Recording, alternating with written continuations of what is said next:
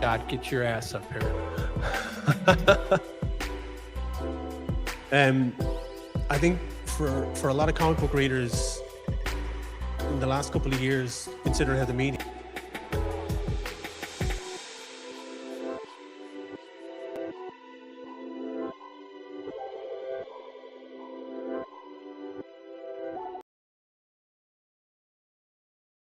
your writing and your titles over the last couple of years have influenced a lot of people, be it in film and writing and putting books together specifically for those characters. Maybe. Yeah. I don't know. I don't even think about that kind of stuff, really. You know, I just write the books. If they're influenced, I think that's cool. I mean, even to go as far as like the look and the feel of your Joker book, and then the Joaquin Phoenix film and his attitude in that. Do you feel that you might have impacted it slightly? Sure, why not? And let me see. I know what I impact by how much discretionary money DC gives me. Wow. So that's how much you impact. And as a writer of those characters, and even look, you've done everything in this, like, and particularly as a reader myself and as a comic book creator myself, books like 100 Bullets, those titles as well. Just their impact. Are you like, you have to be aware of that at some level, because I mean, I know you can say, well, yeah, I'm happy to take the check from DC, but they are hugely influential over the years and have been for a lot of people coming into the realm of comics. Do you feel that like you take some comfort or joy from that? No. You're never gonna pry it out of him.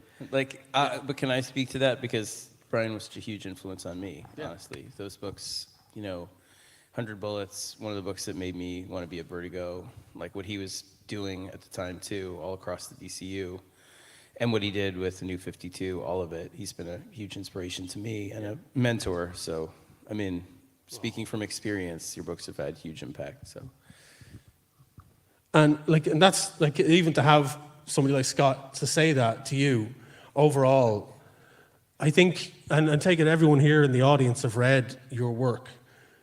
Do you feel that all 7 of them? All 7 of them. Like, this is the problem of putting eight. This is the problem of putting a panel on at the first, as soon as the doors open. Yeah.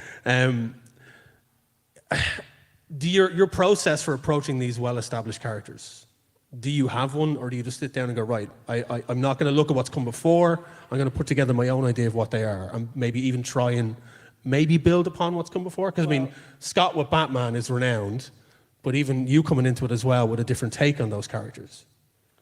Well, I think that one of the things about Batman, and you'll agree with this too, he's like silly putty. I mean, you can do anything with that character as long as you stick to the core. I mean, he can be stretched in a lot of different ways, I think. As far as like process, if I don't have something new to say about these characters, I just won't say it. Really. Like, but even with the likes of The Damned and the Joker graphic novel, I've had talk to people and friends that have read those books and said that there are fresh ideas and fresh takes on those characters in there. Oh, I think that, no, I said if I don't have something fresh to say, I won't say it. Oh, okay, sorry.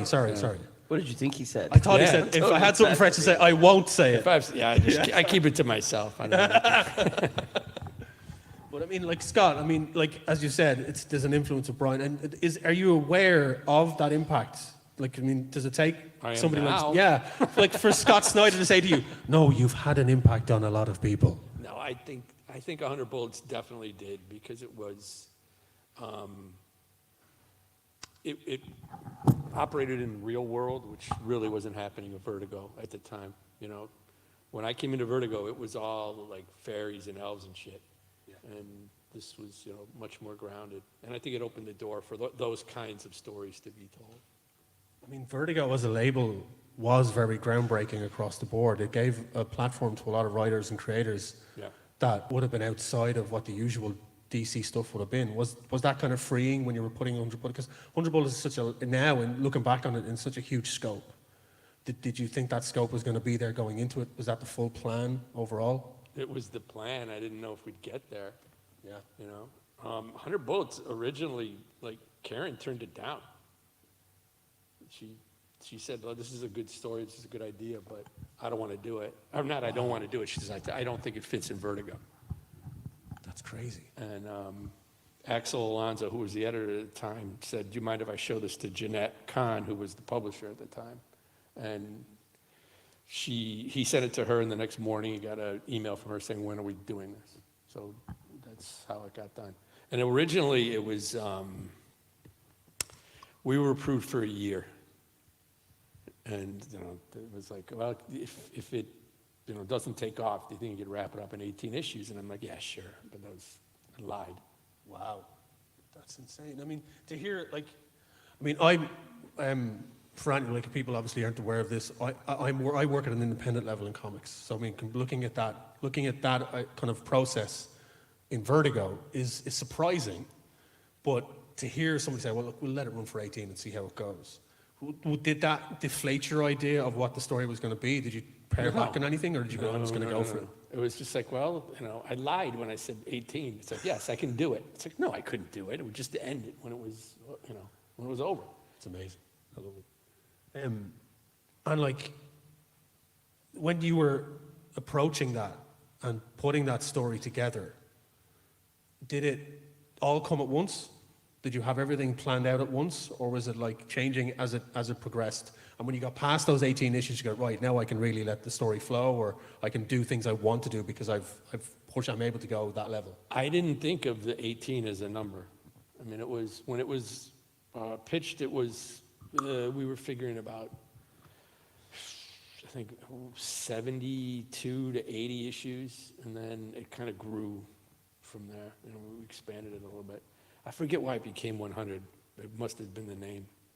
I think I said something once when it was just like, oh shit, I shouldn't have said that. But And Scott, since we have you here, of course, I'm going to direct some questions towards you, because I feel like having Scott Snyder just sitting in the corner and not being asked questions is a... No, it's nice. But, I love my son and my wife, but they both snore like chainsaws, like sawing chainsaws in half. And so I was up all night watching the Yankee game, and then woke up just before, so I apologize for being late. I'm really sorry. But yeah, so I'm here for anything. That's all good. These are watching. I'm going to be an unapologetic baseball fan here, because I don't care, because I didn't know I was going to be doing this. But you're watching the Yankees game? Or you just... Oh, yeah. No, I mean, I was listening to it, John Listening to Sterling, and we're both big baseball fans. Yeah, me too. Unfortunately, I'm a Cubs fan for my own sins. I'm So a Cubs fan. yeah, So I have season tickets. yeah. So unfortunately, this season is just, Oh, it's terrible. Yeah. I can't believe what they're doing to us. yeah. So we'll see. But that's more people are coming, so I'll stop the baseball talk. We can talk about that later. Let's talk about football. I mean, Premier League today, right? I'm not a football fan. Oh, I am. Sorry, sorry. So, from a standpoint of how comic books are essentially have been so influential over the last over 20 years now in mass media, as creators of some of the most influential books, do you feel that there has been a knockback into comics for popularity, so the sales have transferred? So, say for example, the Marvel films have done so well, the DC films have done so well. Does that translate into your books getting into more hands, do you feel? I don't know about that so much as I think the like nerd culture is just more ubiquitous in a good way, and like watching my own kids, they're not as keen. I mean, they get such a fill of DC and Marvel through TV and movies. They're always interested in sort of checking in on what's going on, but I think they're much more comfortable finding things they can lose themselves in that are their own as well.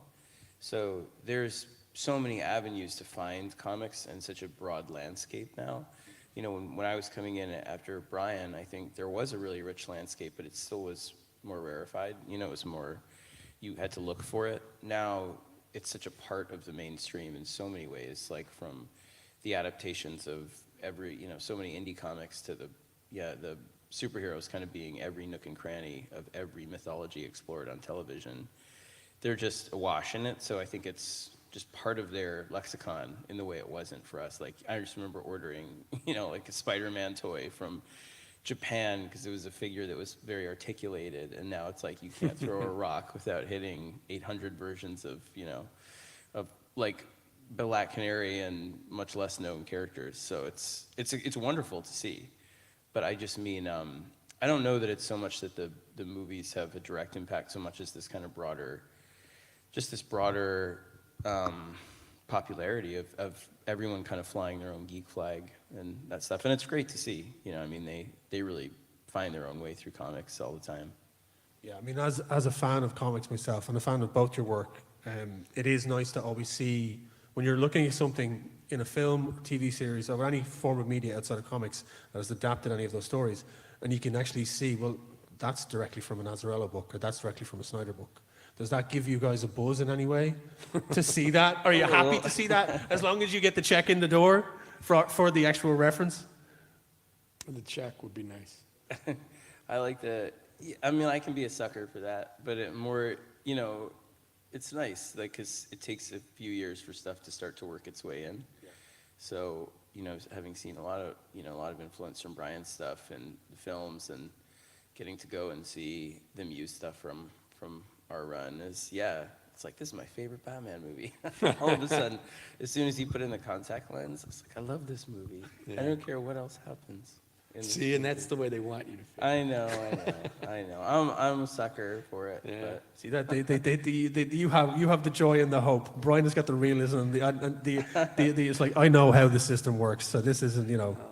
But I mean, like, there still has to be a buzz about it, or else you wouldn't do what you do. There's definitely a love. I disagree with that. Really? Yeah, I do what I do because I really love writing comics. Well, that's what I meant. Sorry, apologies. That's what I meant. Whatever happens beyond comics that doesn't really have anything to do with me.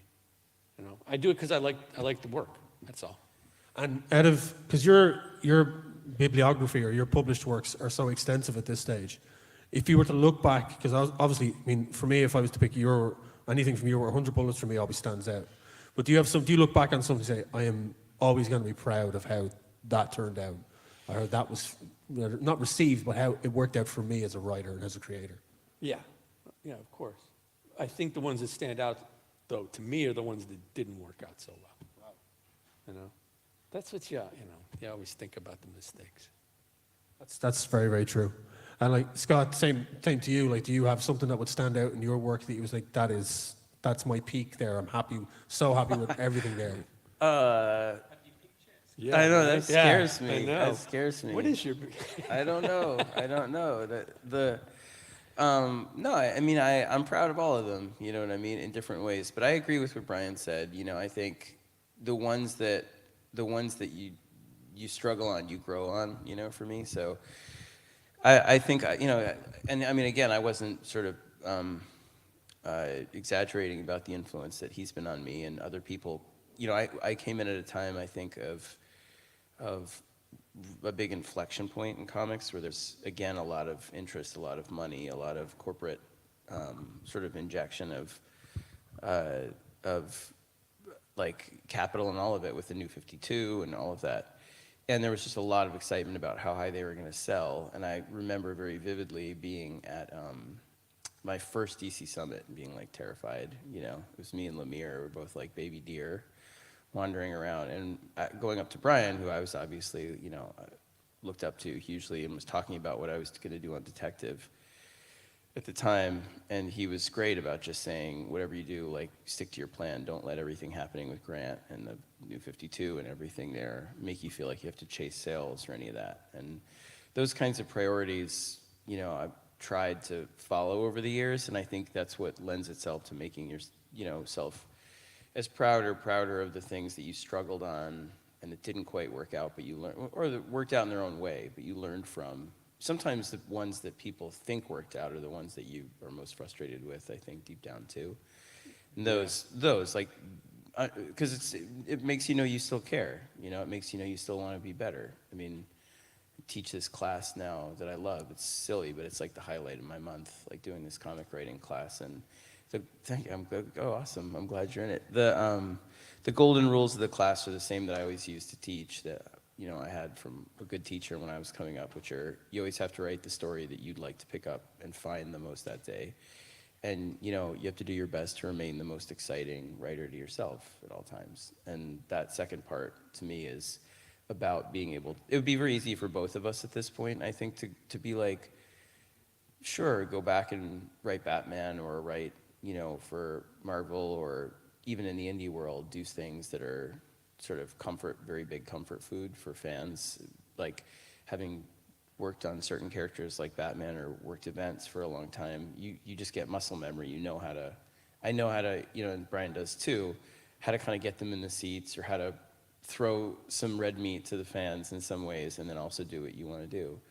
But, I think both of us really try our best in our own different ways to, just to stay exciting to ourselves. And that means maybe really embracing kind of the ones that, or trying things that you might not be able to do well, but still giving it a shot. So I'm just going to ask one more question. I'm going to open it to you guys. Then there's microphones here and here, so you can ask your questions. So talking about like saying, you have the hooks that you definitely would put into certain stories for certain characters. Have you felt that you've been able to do that and also tell the stories you've wanted to tell over the years with established characters like Batman, like Joker, like Superman, like outside of your own independent stuff, like stuff that you created yourself? Do you feel, have you ever felt constricted by those characters, or have you always felt free to be able to write the way you want to write? I think things have gotten more constrictive. Oh yeah, much more. The more this goes mainstream, the tighter, the company wants to hold on to these characters. You find weird moments, like, I think we were both really lucky, or I'll speak for myself. Like, I was lucky in that I came in at a moment when the attention on Batman was elsewhere. It was really on Grant, rightly so, with like just dazzling, epic, legendary run, and Pete, just other areas. So it's those moments when you get lucky and they're like not paying attention quite as much and let you do things that you want to do. And then even on the New 52, for me, I mean, it was like Bob Harris and them, we joke about it now, but like, when they put me on there when I was super green, like I had only had a year on Detective and did not deserve that book, and was terrified of that fact. It's like baseball reference, but being single A and then suddenly like the lowest sort of level of professional baseball, and then somebody's like, you're going to pitch in the World Series in Game 7 tonight, and you're just like, I'm not ready to live my dream at this point. But then like they had Greg Capullo on the book, who they were like, you could write the phone book and not really screw it up. And they also had, they weren't worried about, they were like, you can't screw it up that bad. So that gave me an opportunity to tell a longer form story and gave me freedom. And then once you get to a certain level, like Brian and me, I think they give you more latitude. But coming in now, looking at it and seeing what creators go through, I think there's pockets, there's areas where they want to experiment with the characters, but because it really has changed in 10 years. I mean, Iron Man, I remember seeing Iron Man in the movies and being like, this is really going to change things, and then watching that universe develop into something that was so multifaceted and wonderful. I loved going as a fan. But, in DC expanding too, that I think you knew in some way that the thing was just going to be also constrictive in some ways in comics. Like they need certain books to do certain things now, and it doesn't mean follow the movies. It just means hit a certain level of sales, always be, and because they have their bosses. I mean, not to talk too long on it, but the thing is, like, when I was coming in, DC was just DC Comics, same as him. It was in New York. Marvel was Marvel, and then in that very first couple of years, they were bought by Warner Brothers. They were bought by Disney. Then Warner Brothers was bought by AT&T, and then they sold to Discovery Plus. And that level of corporate investment doesn't always translate into them coming down and saying everybody now has to have an AT&T phone in your comic, but it comes down to your bosses sometimes being hyper aware of their own vulnerability within a very volatile system, and that can mean them wanting to play it safer, and that can be frustrating. And just on that, like obviously with all the controversial Warners at the moment, with the way they're just slashing projects, do you think that's going to translate into books? Do you think that'll even filter down into anything? Man, I don't think they have any room to slash anything anymore. Yeah, I agree with that. I mean, they're bare bones right now. Really? Yeah.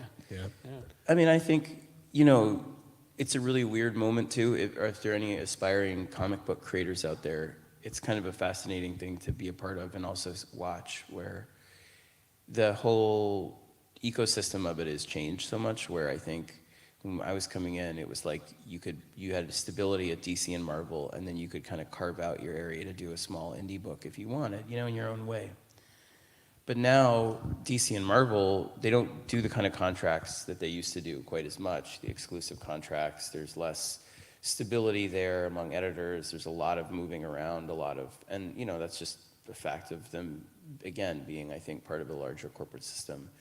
But the thing that's both exciting and scary, if you're out there wanting to make comics, is there's more opportunity out there than ever to make your own comic in all kinds of ways. It doesn't mean it's going to work, but you've got, you know, self-funded stuff, you've got Kickstarter stuff, and then you've got all these companies that didn't exist 15 years ago that take varying degrees of your rights, so you have to be hyper aware, I think, of like what you want. Like I made a deal with Vertigo when I came in, you know, for ancillary rights for American Vampire that was terrible, where I finally am getting them back like this year after 15 years, you know. But I'm glad I made that deal. I would not change a thing about it. I had great partners there, and that's what got me in. But my point is simply, there weren't many varieties of deal back then. You know, you would either kind of go to Vertigo or DC or a place where they would take the stuff, and there wasn't a lot of transparency. Or you went out on your own and you owned everything like an Image. Now there's just dozens of companies, from Boom to Vault to what Dark Horse is starting to do more too, IDW, where Doyle is our, you know, another dear friend from Vertigo. And so you can go out there and make a comic in all these ways, and there's more opportunity than ever. There's just less stability. So there's like a pervasive, I think, excitement and an anxiety right now to the whole endeavor. That's kind of great and awful all at once. You know? I can speak as an independent comic book trader. I run an independent label here in Ireland with 2 other people, and we've got a large cadre of creators, and I can totally speak to that as somebody who it's put together a label together ourselves. We self-publish, so it is a very tough thing to do, and it is a very daunting thing to do. So I completely agree with what you're saying. Right, do you folks have any questions? Yeah, you can jump over to the microphone there. All right. Yeah, or you can shout it. We're close enough. Or you can do both. Cheers. First of all, it's awesome to have you both over here. And I know there's not like tons of us, but like after COVID and everything, it's really special to have both of you travel all the way over and see us again. I just want to extend a bit of gratitude. Well, thank you. Thank you. I'm so happy to be here. Me too. Woo! I was so happy he was going to be here too. I saw.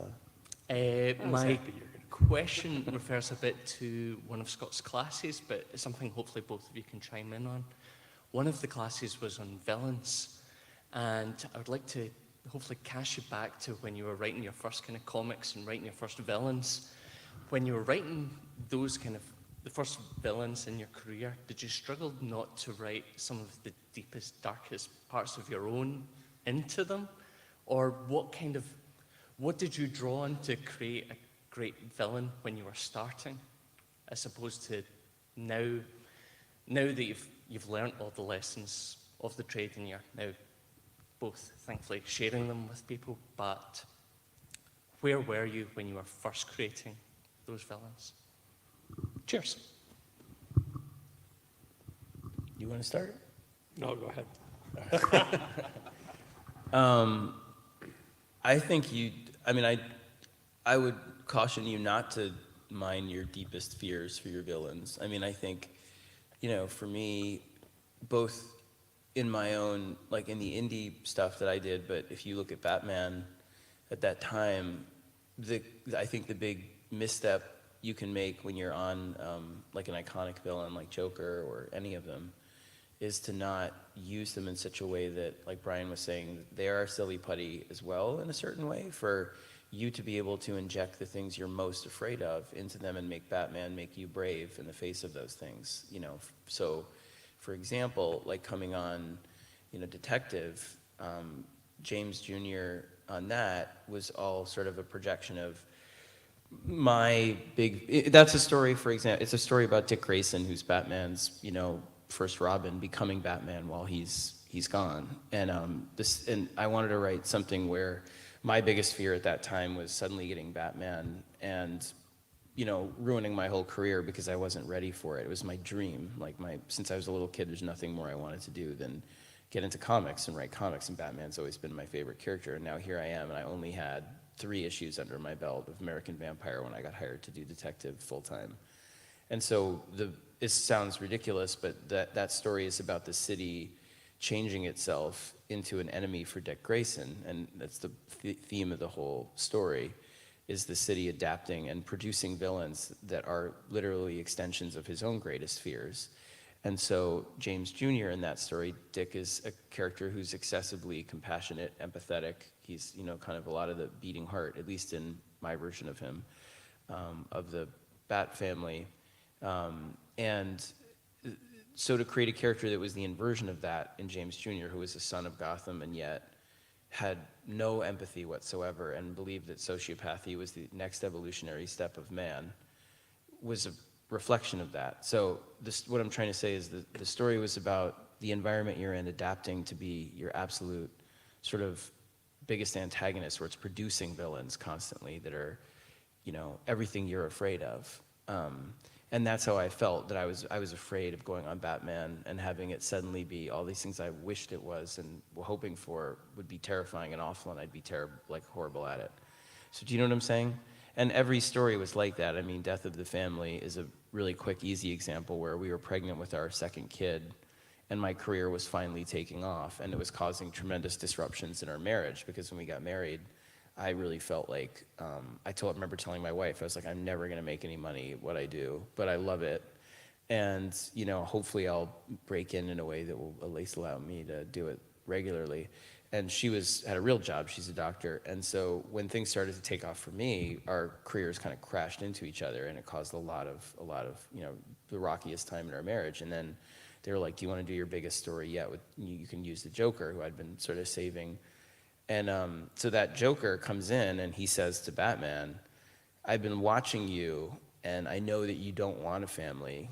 Deep down, you just want to go back to being you and me. And if I'll show you beneath this face that looks like it's made of flesh is a clown, like is the Joker card.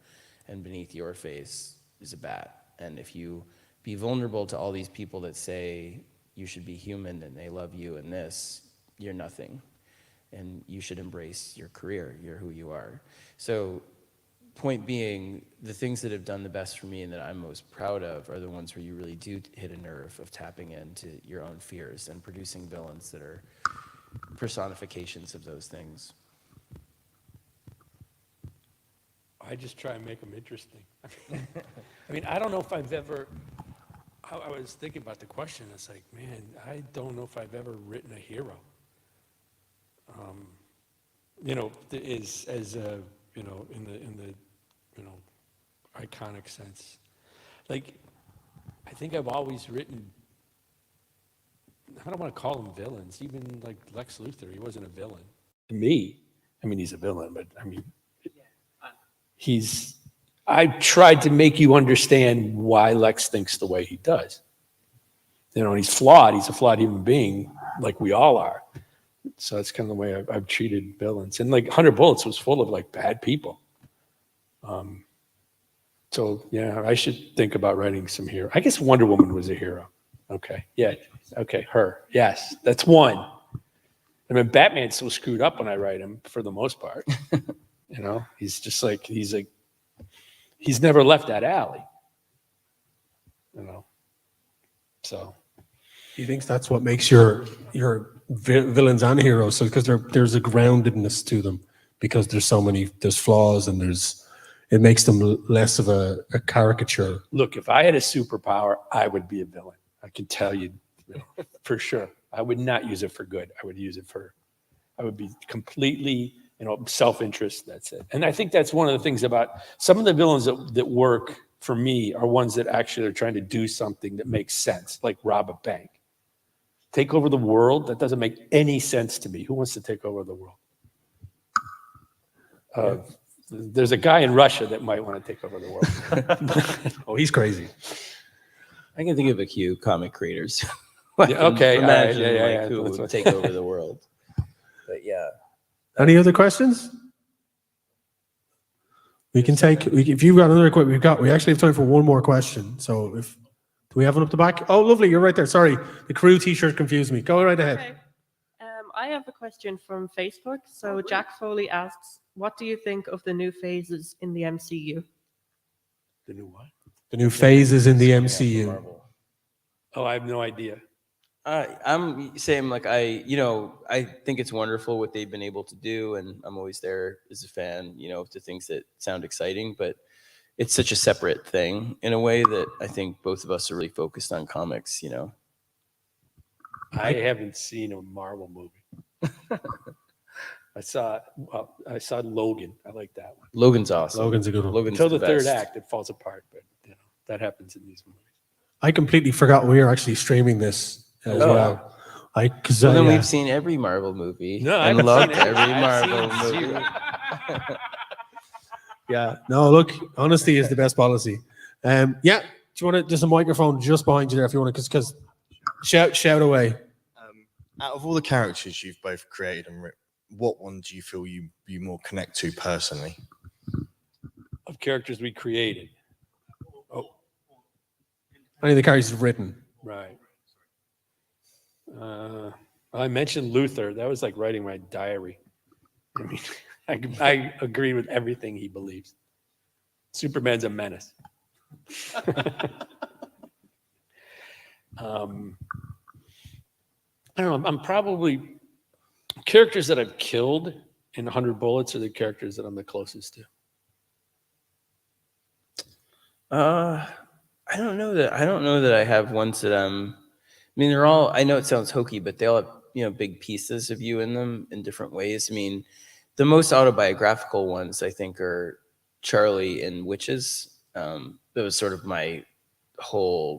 all my fears about fatherhood and sort of pitfalls, like written very honestly on the page in some ways. So, I mean, I think the key for me is like, trying to go for that level to some degree with each project, but you translate it sometimes into the language of like comic book lunacy. So like something even as out there and as kind of bombastic and ridiculous as metal or death metal, those like death metal is a deeply personal like story about what I wish comics would do, about, especially written in a time when things were so difficult and dark during COVID, about embracing the idea that all stories, every story, if you've read one story, you're a fan, and that every story you've ever read counts in one way or another, and creating a universe that would reflect that. But you read it and it's Wonder Woman with an invisible chainsaw and bat dinosaurs, and so you might not take it as the personal story, but under that matrix of demands of writing an event, you learn how to do that. So like for me, probably the most personal Batman story, or the thing that I can think of as like, was 0 Year, because I wrote that one for my kids, and the project was like, redo the origin. They're doing the new 52. There's pressure to do it and that stuff. And I was like, I didn't want to do it until one day my kid, he's here, he's 15, he's coming later. But at the time he was like 4 or 5, and he was at school, and they had a lockdown drill for shooters, active shooters. And they didn't realize he was getting water from the water fountain. And so they locked him in the hallway, and then he would never go back to school without a thermos the whole rest of the year. He would never go to the bathroom. He was terrified. And I remember just being like, well, year one spoke to me so deeply as somebody growing up in New York City. It felt so real and immediate and resonant that what if we did our own version that was about the fears that I see my kids grappling with that are very different than the ones I had. And so that book is done maximalist and hypercolor and all those things to set it apart. And it's got Riddler bots and Batman fighting a lion and all of the most ridiculous stuff that I had done in Batman at that point. So it doesn't seem personal at all. But the villains in it, the Red Hood is an extension of gun violence. The way the Riddler takes over the city is an extension of the fears that we had at that time, particularly in New York, about terrorism and all these kinds of things. So again, I think the point is, they're all personal. You just sometimes you learn how to channel it into different ways so that it might be more or less obvious, in that way. So the ones that sometimes look the least personal might be the most, and the ones that seem the most, can be equally no more so than another one. Thank you. Okay, folks, we're going to wrap it up there. Thank you so much for coming in. Please put your hands together for Brian Azzarello and Scott Snyder. Thank you guys for getting up and thanks. coming. Like, I would echo what Brian said. Like, I haven't been here. John Hendricks was pointing out last night. I was like, oh yeah, when I was here, you were pregnant with your kid. And he was like, no, that was like 2 kids ago. And I was like, oh my God, I can't believe how long it's been. But I think we sat in this auditorium last time, and you've such great fans over here. And thank you so much for having us and for showing up here, but especially for hosting us over here so kindly in Ireland. We're glad to have you. You're both going to be at your tables because of the spacing and the way everything is being done. There is a comic book guest section in the artist alley, but you guys are going to be in with the media guests. You've got your own separate tables. Yourself, the 2 of you guys, and Will Sliney are in there with the guests on the media, and then the comic book guest section around the other side as well. So do come check everyone out on the floor, and I take it you guys will be at your tables throughout the day, signing things and having chats. So thanks very much, folks, and on to the next panel, and enjoy the rest of your weekend. Yep, Thank you. all. Wherever you get your podcasts.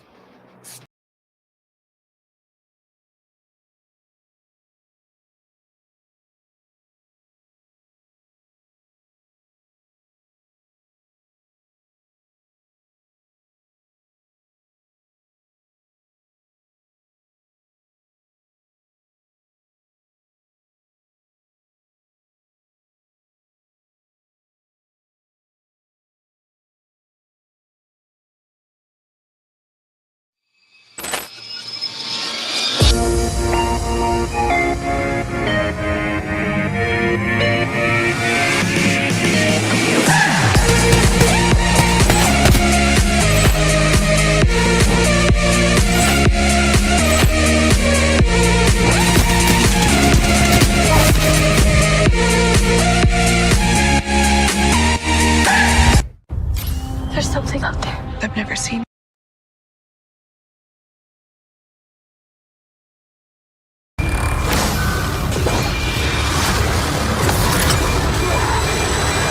Prey.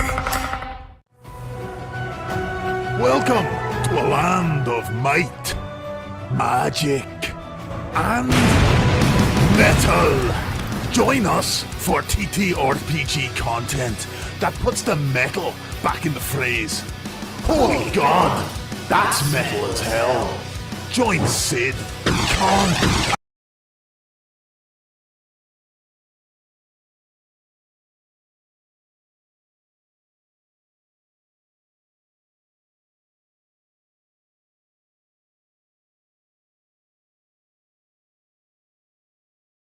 RPG podcast, streaming now on iTunes, Spotify, or wherever you get your podcasts. Stay dangerous.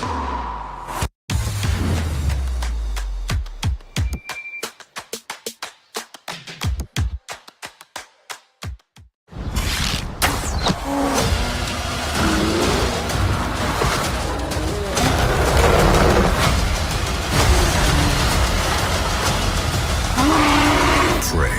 Watch the full trailer online now. I am a lawyer who do things by the book.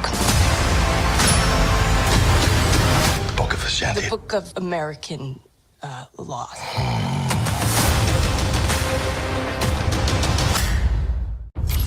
There's something out there. I've never seen anything like it.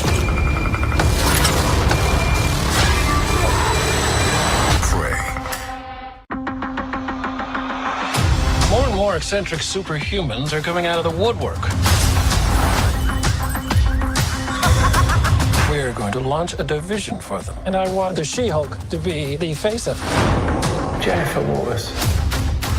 Nana stay. I have a serious conflict of interest. This man tried to kill my cousin, Bruce. Yeah, that's quite all right. Oh. Jen, do your thing. God, I really like this outfit. I'm not proud of this. Whether you like it or not, you're a superhero. Let's do this. Our universe is on the edge of a precipice. I am a lawyer who do things by the book. The Book of Ashanti. No, the Book of American laws.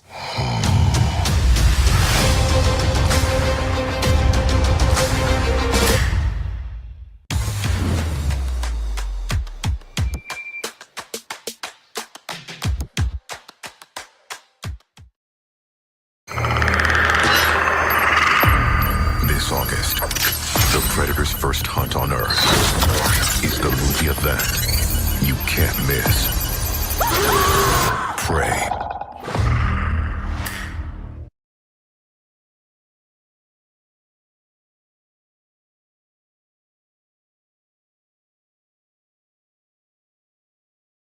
Cassian Ander, wouldn't you rather give it all to something real? This is what revolution looks like. I'm tired of losing. Andor, new trailer online now.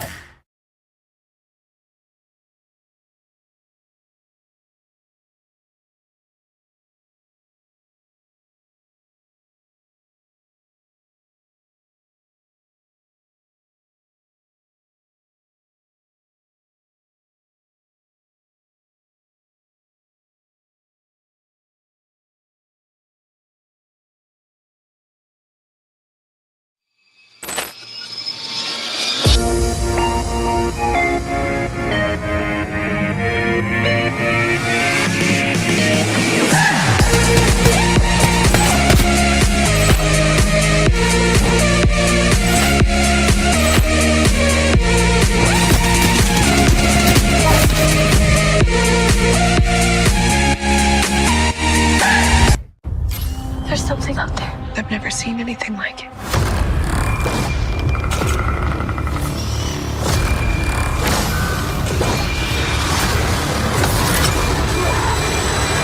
Prey. Welcome to a land of might, magic, and metal. Join us for TTRPG content that puts the metal back in the phrase. Holy God, that's metal as hell. Join Sid, Khan, and Fink as they tour their way across the land of Letuan, taking on all manner of monsters, aberrations, and the foulest foe of all, mankind's hubris. Heartfire Tales is an Irish TTRPG podcast, streaming now on iTunes, Spotify, or wherever you get your podcasts. Stay dangerous.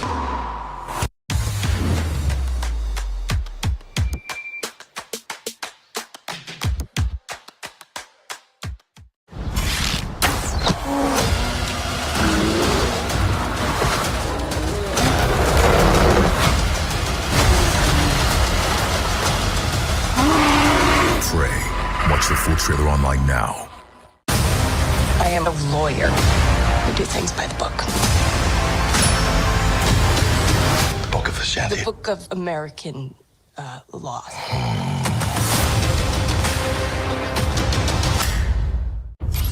There's something out there.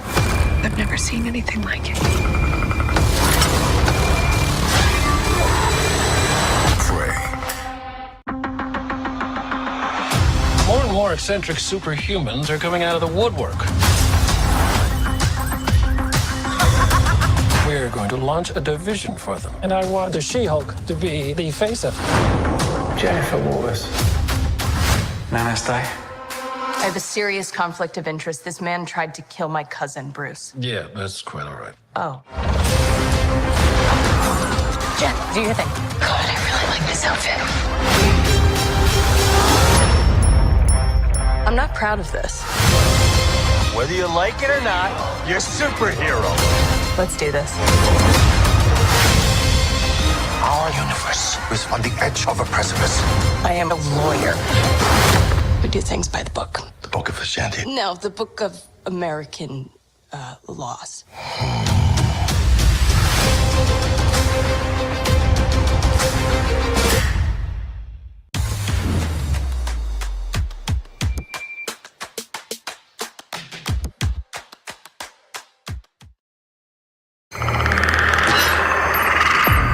This August, the Predator's first hunt on Earth is the movie event you can't miss. Prey.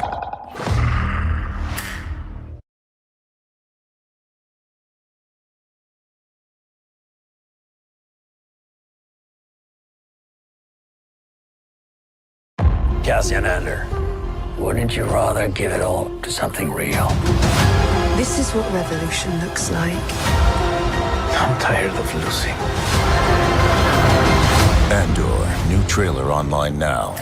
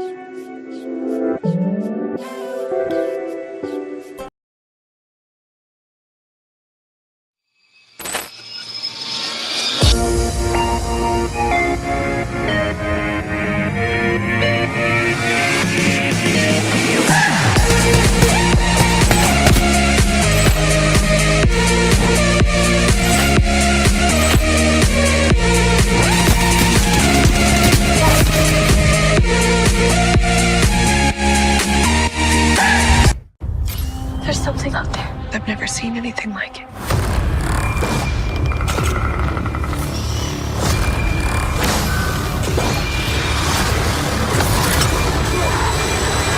Prey. Welcome to a land of might, magic, and metal. Join us for TTRPG content that puts the metal back in the phrase. Holy God, that's metal as hell. Join Sid, Con, and Fink as they tour their way across the land of Letuan, taking on all manner of monsters, aberrations, and the foulest foe of all, mankind's hubris. Heartsfire Tales is an Irish TTRPG podcast, streaming now on iTunes, Spotify, or wherever you get your podcasts. Stay dangerous.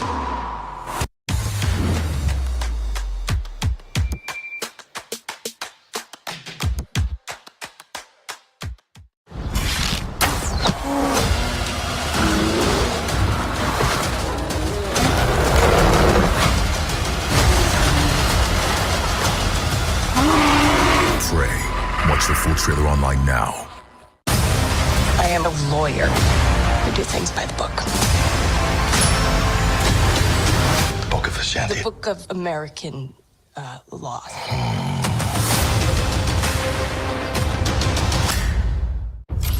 There's something out there. I've never seen anything like it.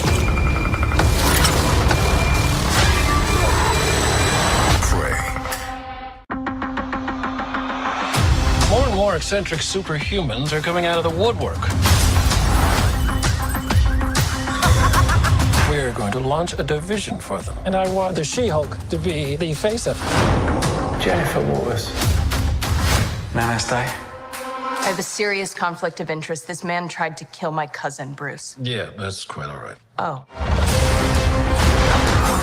Jen, do your thing. God, I really like this outfit. I'm not proud of this. Whether you like it or not, you're a superhero. Let's do this. Our universe is on the edge of a precipice. I am a lawyer. We do things by the book. The Book of Ashanti. No, the Book of American laws.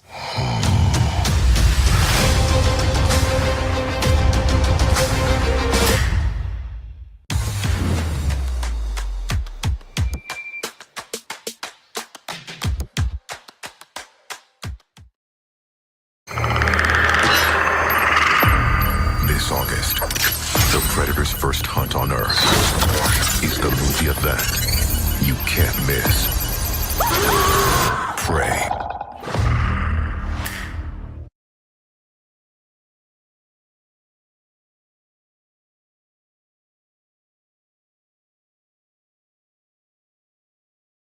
Cassian Andor, wouldn't you rather give it all to something real? This is what revolution looks like. I'm tired of Lucy. Andor, new trailer online now.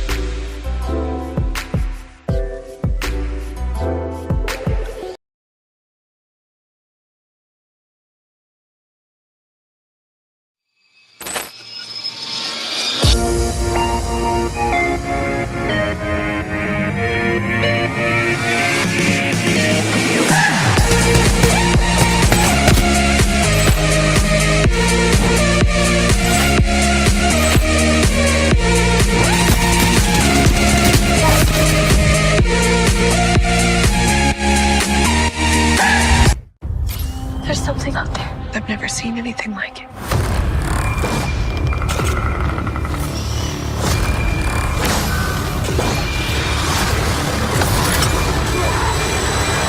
Prey. Welcome to a land of might, magic, and metal. Join us for TTRPG content that puts the metal back in the phrase. Holy God, that's metal as hell. Join Sid, Con, and Fink as they tour their way across the land of Letuan, taking on all manner of monsters, aberrations, and the foulest foe of all, mankind's hubris.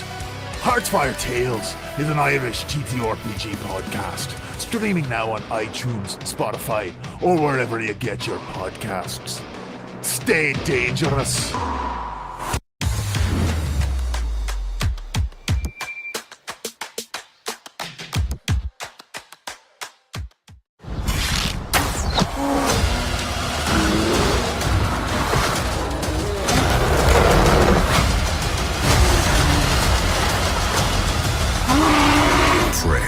Watch the full trailer online now. I am a lawyer who do things by the book. The Book of Ashanti. The Book of American law.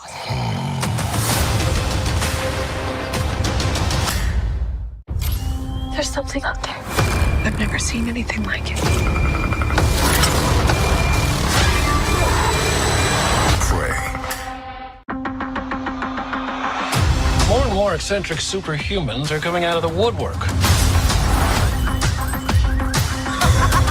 We're going to launch a division for them. And I want the She-Hulk to be the face of it. Jennifer Waters. Man, I stay. I have a serious conflict of interest. This man tried to kill my cousin, Bruce. Yeah, that's quite all right. Oh. Jen, do your thing. God, I really like this outfit.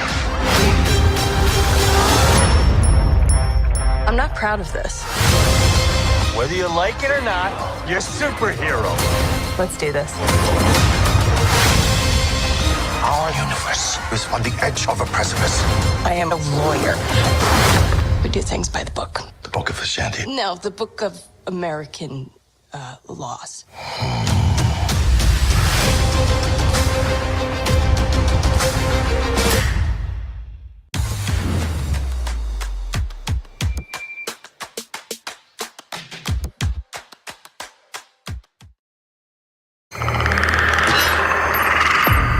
This August, the Predator's first hunt on Earth is the movie event you can't miss. Prey.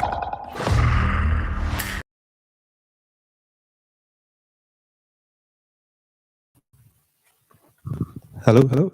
Perfect. Ladies and gentlemen, you're very welcome here to Dublin Comic Con. My name is Andy McCarroll. I am the host of We Love Movies on Spin 103A.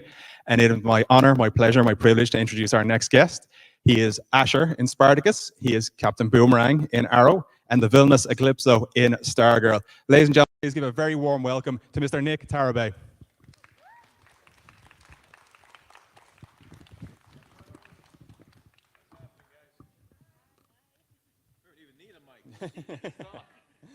What's happening, brother? Hey, brother. Good to see you. And if at any point you have any questions for Nick, just throw your hands up and we'll be happy to call on you there. There's microphones here, but as Nick said, you can probably shout from here. Before we start, please, guys, don't be shy. Ask whatever comes to your mind. It's an intimate group here. First of all, Nick, how are you? It's your first time in Ireland, I believe, is it? It is, yeah. It's my first time in Ireland. Yeah. I'm very excited to see you. Oh, sorry. You heard me before this, right? Almost don't need it. Yeah. We're streaming as well, so we need the mics. Yeah, no, it's the first time in Ireland, and one of the reasons why I said yes to this was because I want to see Ireland. That was always on my bucket list. So I'm always iffy about coming to certain conventions, but this one, I was like, oh, I get to go to Ireland. I'm very excited to be here. Very, very excited to be here. Of course, your first two roles that you started acting, Sex and the City and The Sopranos. Not the worst start to have to a career. Yeah. You're the one who saw this, huh? Yeah. This one is, Yeah, that was early in my career, man. That was, yeah, I was actually kind of stumbling into it. I still didn't know anything about it. I didn't know anything about what acting is, what having an agent means, and any of this stuff. And I remember I was living in New York at the time, and they said there was an open call for Sex and the City and Sopranos. And there's a huge funny story about Sopranos. It was even in the newspaper. But yeah, just, beginner's luck. You just go there. You don't know anything. You just like, okay, let me stand in line and see what happens. And it worked. You're like, okay, go over here, say these lines, and go, okay, bye-bye. And that was it. I was like, all right. I was always doing theater in the beginning, and then afterwards, it was like film. So I had to get used to having cameras and people, and then doing the scene over and over. That's something, I don't know if you guys know about this, but I started in the theater. So in theater, this is it. So I'm very comfortable in this sort of circumstances. You come over, you do your performances, and you're on. But in film and television, you go in and you do the scene over and over and over, and then they do it from this angle, and then close up, and then not close up, and then a master shot and whatnot. So for somebody, now it's normal for me, obviously, but in the beginning, I'm like, oh, we're doing this again. I'm like, oh, okay, yeah, and then, oh, we're going to do it. I'm like, what the fuck is that? I'm like, and I was thinking, am I doing something wrong? Am I messing up somehow? Maybe that's why they're doing it. But it turned out to be, a really fun thing. And not knowing what I'm getting, I really didn't know anything about it. Nothing at all. And somebody approached me, he's like, hey, do you have an agent? And I'm like, what's an agent? Like, this is how naive I was about the whole thing. I'm like, oh, you need an agent that represents you, and this is how you get called. I was like, oh, so it's not all open calls, and you stand on lines? And so they're like, no. You did that like 2 of the biggest shows of all time as your first 2 roles. Like, this acting thing is... Yeah, that's exactly what I was thinking. I'm like, oh, this is not so hard. I don't know why people are bitching about this. Is easy. You just stand in line, you'll get your role, and you'll be in the newspaper, and that's it. I've actually just rewatched The Sopranos, and you kind of sold yourself a bit short there. I feel like it's a fairly significant role, and you're also mentioned in, I think it's the season 6 as well. Kind of, Chris mentions you become this, you're the link to the I think it's the Palestinian drug trade. So your character is one of the Pakistani. Pakistani, I beg your pardon. Sorry, yeah, bad meant the Palestinians. I apologize. So what was that experience like on the set of that? Like, because you came into it when the show was The Sopranos, so it wasn't as if you came in like something like Spartacus that grew. What was that like, mentally being in something that big? Again, I was naive. I didn't know the magnitude and how grand this show. I mean, I've known obviously about The Sopranos, but the story of The Sopranos was actually quite unique. How I got The Sopranos. I remember I was dating someone at the time. Again, living in New York. They said there's an open call for The Sopranos. And it was in Jersey. And they were like, it's at 9 a.m. You go there and, again, another line I had to go. I was like, oh, okay. So I was like, all right. So it was at 9 a.m. And I'm thinking I'm going to be outsmart everybody, right? This is what I was thinking of. So it was 9 a.m. I was like, I'm going to go at 8. So I'm ahead of the line. This is what I was thinking. For The Sopranos at its peak. This is what I was thinking. So I was like, all right. So I go at 8, and as I was driving, there's all this traffic. I mean, there was traffic everywhere, and I'm like, what the fuck is happening? Why is there so much traffic? So was the open call was in a high school, kind of like almost a stadium like this, right? But it was a block, and the beginning of the line and the end of the line were meeting. The line were all around the block. I mean, people were camping there. And here I am thinking at 8 a.m., I'm outsmarting everybody. So I go in, and I'm like, what is this? I was like, oh, you got to stand in line. Go to the back of the line. And I'm thinking to myself, I'm like, I'm not fucking doing that. There's no way I'm going to the end of the line. But I looked, it wasn't organized. It wasn't like 2-2 or 3-3, whatever. It was just a bunch of people standing. So I was like, why not just go stand in front of the line? Again, when you're naive in the beginning, you just don't give a shit. So I was like, all right, I stood in line. And they were like, wait, but you have to have a number. Apparently, as soon as you come in, you have to give you a number, and then you take that number, and then you show it to. They had the bouncer also, so it's like going to a nightclub. So I was like, you know what, fuck it. I was like, if it works, it works. If it doesn't, it doesn't. So I get there. The bouncer goes, "What's your number?" I'm like, "I don't have it." He goes, "What do you mean you don't have it? You got to go to the end of the line." I'm like, "Look, dude, I've been here since 6 a.m. Here's another. My acting started before I even started acting. I'm like, I've been here since 6 a.m. I've been waiting for the lady to give me the number, and she hasn't. So please don't make me go in the end of the line." He's like, all right, just go in here in the hall. It's like a hall right outside of, let's say this is the main event where it takes place.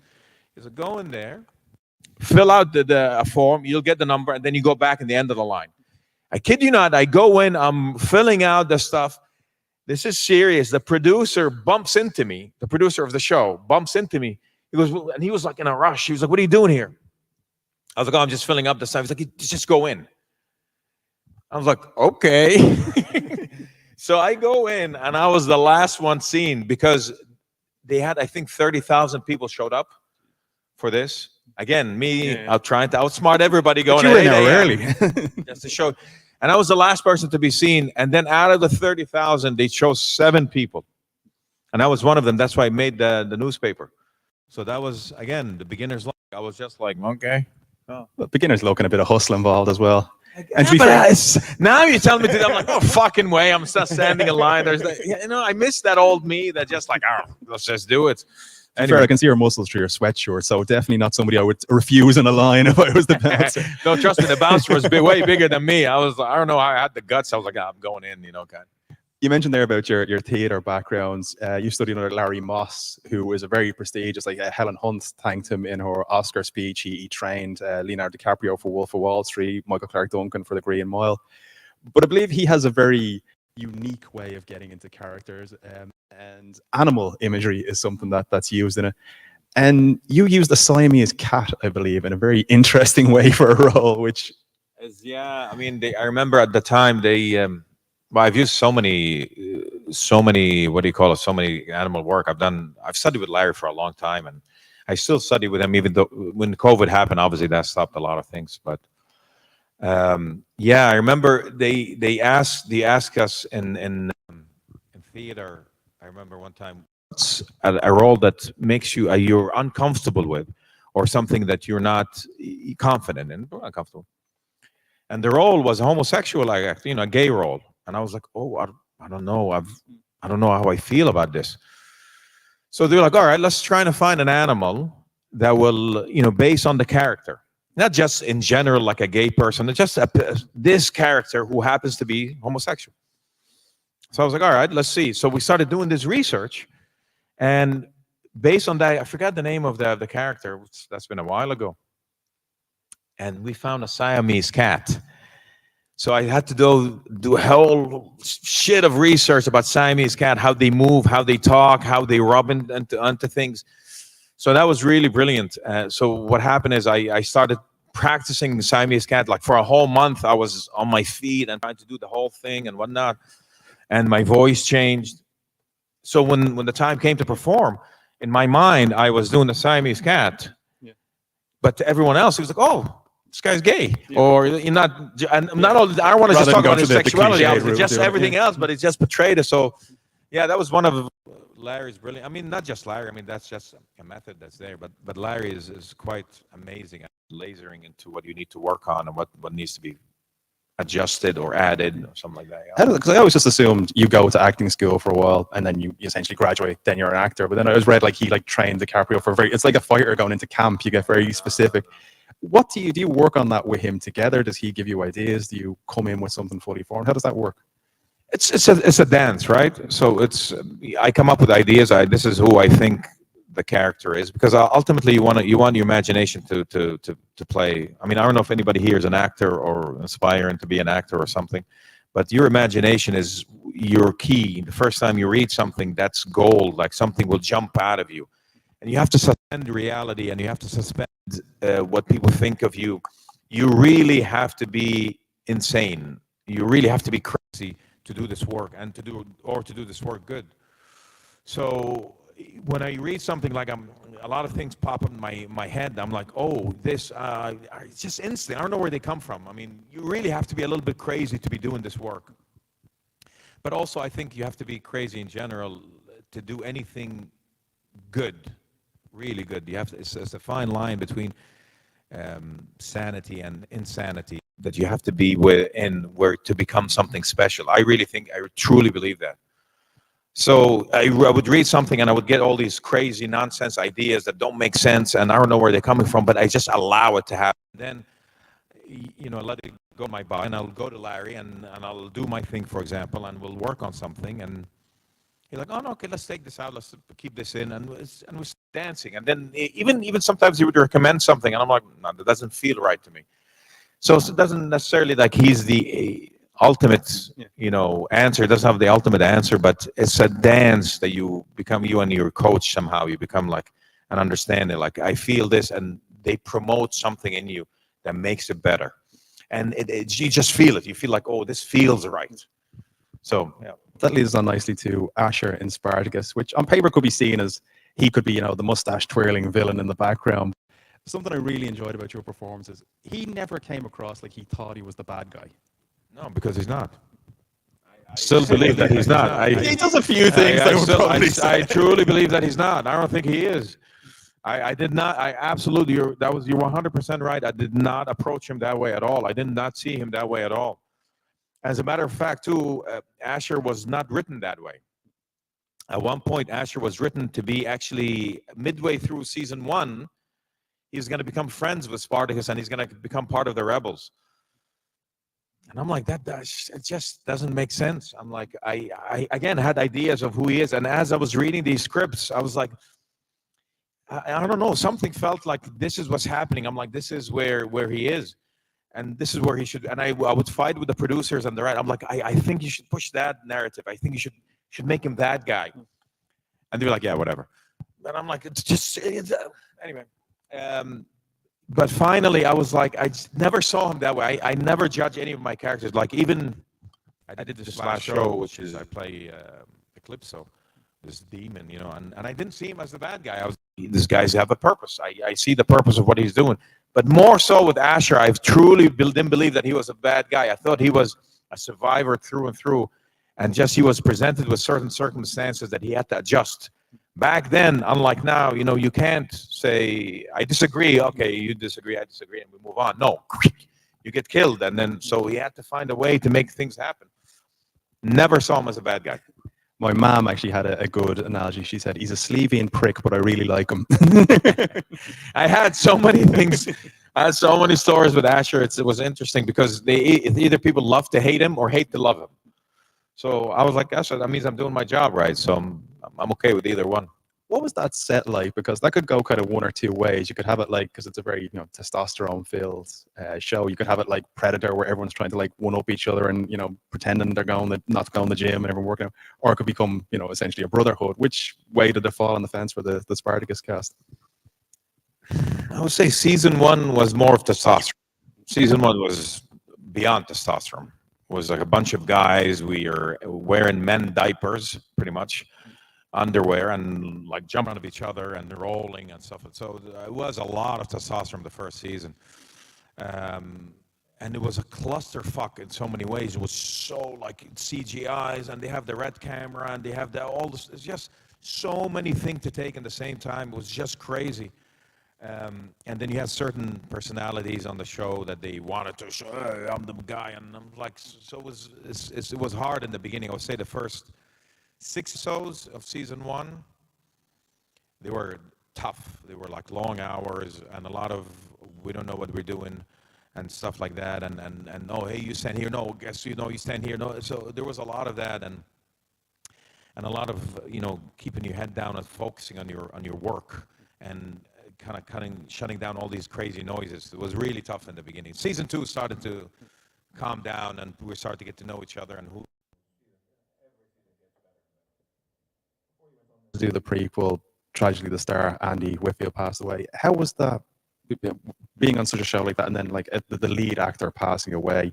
How was the response from yourself personally and from the cast? It was sad. Obviously, we knew Andy personally. We knew him for the first season. For 9 months, we worked together. So it was surreal, kind of, because he got better and we saw him afterwards, and then all of a sudden we got a news that he passed on. So I was like, it was a very quiet day, I remember, on set, because he wanted to do we did the prequel for him, obviously, so he can recover. So in season 2, where he was supposed to come back, then he said no, he can't because it came back.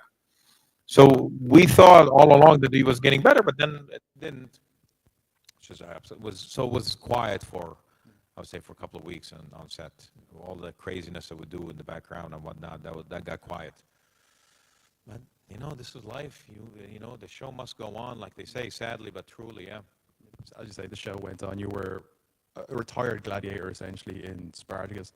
Then you were in your prime in the prequel. What was it like going from, not that you were in bad shape in the first one, but having to go into basically shredded beef in the prequel? How was that transition for you?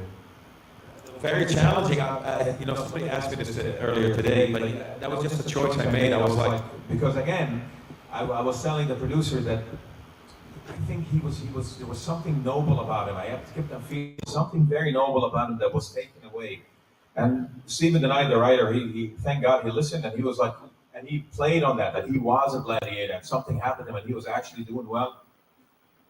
So when they came up with a prequel, I was like, I want to change him completely. I want the people to see what I've been fighting for. Like this is, so I made the decision to buzz the hair and to really go work out. And I was actually training with Navy SEALs before we went to gladiator camp. So I was training with these guys. When I say training, I was barely keeping up with them. I'm not a Navy SEAL performer by any means. So their warm-up was my workout. That was it. And I was very glad that I keep up with their warm-up. Like, oh, I made it. And they're like, all right, you rest now. We got to go work out. I'm like, okay. So that was a humbling experience as well, So, but yeah, I just had an idea. I was like, I want to change him. I wanted to. So I think that the audience also felt that, and they kind of sympathized more with him, and because of the prequel, because Chris did this to him and fucked him up in a way. So I always blame Manu for all of this. So I can relate to that because when I saw you come in, I said, okay, so get in. Yeah. You mentioned there Stephen tonight, who was the showrunner, of course, he done Daredevil as well. He cast you in Pacific Rim, Uprising. Then, what was that like working on one of the biggest films of all time, basically? And then you're kind of looking, I don't know how much of practicality it was in that, and then have to go to, okay, this is a 250-foot robot, but it's 10 12 go. Yeah, absolutely. That's actually it felt for such a big budget movie, it felt so small. Spartacus felt way bigger. Because it was intimate sets. We were like shooting in intimate sets, and yeah, we have to imagine that there's something, but there isn't obviously anything. So it was just the actors and those giant imaginary things, so it felt very small in comparison to, and a couple of times we shot outside and the cameras were on drones, so that was interesting. So we didn't feel like there was cameramen or video village anywhere. We were just a drone that we can barely see capturing every move that we're doing. It felt very small in comparison. Spartacus felt way bigger. Even The Expanse felt way bigger. Pacific Rim felt small. I was like, oh, I thought I'm going to go in and be like, holy shit. No, it just felt so very, very intimate. I saw a clip, John Boyega running through kind of the green screen and the cardboard, and someone, how was that? He goes, I have no fucking idea.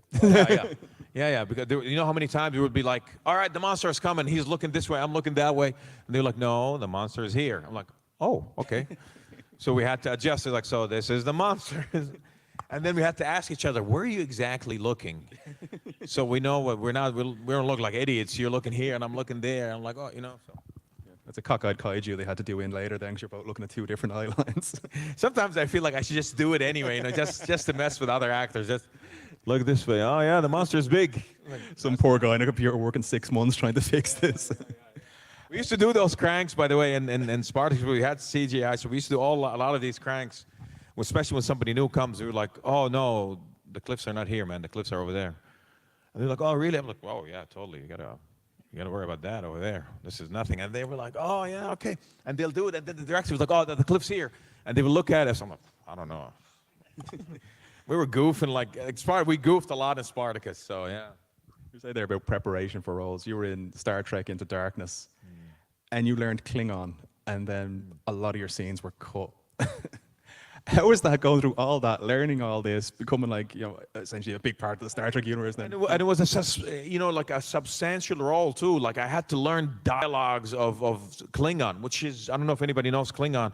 It's not easy. There's nothing to relate to. There's a lot of, I felt like I was sick the whole time. I'm like, all right. So it took us really to practice the lines alone a month and a half.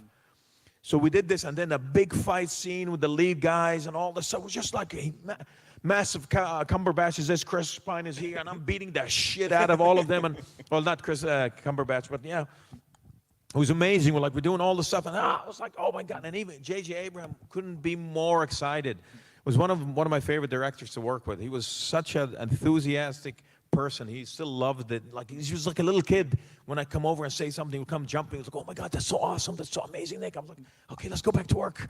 You know what I'm saying? Couldn't believe that I was telling the director, can we go back to work now? So, and that's J.J. Abrams. Man, maybe that's why he cut me off. You know, come think about it. He's like, this fucker doesn't want to play. Put you in your place. That's why, you know, because I was like, oh, let's go back to work. I'm like, before I forget the lines, man, they were hard. Yeah, that was a lot of fun. Then I found out, I was like, oh, they took it out. I was like, what? Do you find out beforehand? If anybody wants, you never know in Hollywood. You just never know. Yeah.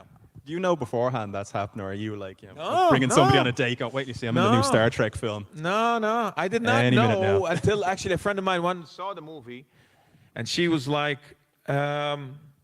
which one were you? I'm like, what do you mean? It's the guy that does this, and I started explaining to her all the things. She was like,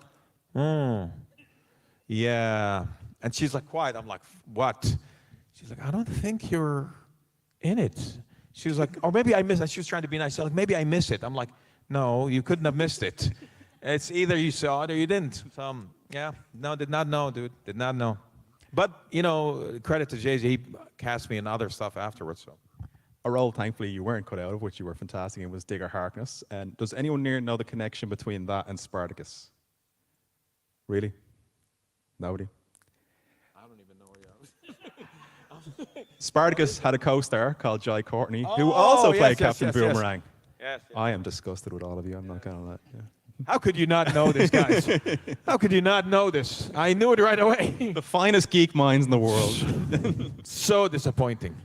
What was that like? Because, again, you're probably going to tell me he wasn't the villain, despite the fact he comes in and attacks the Green Arrow. He was not a villain. I actually, and even same with Captain betrays the Boomerang. Arrow.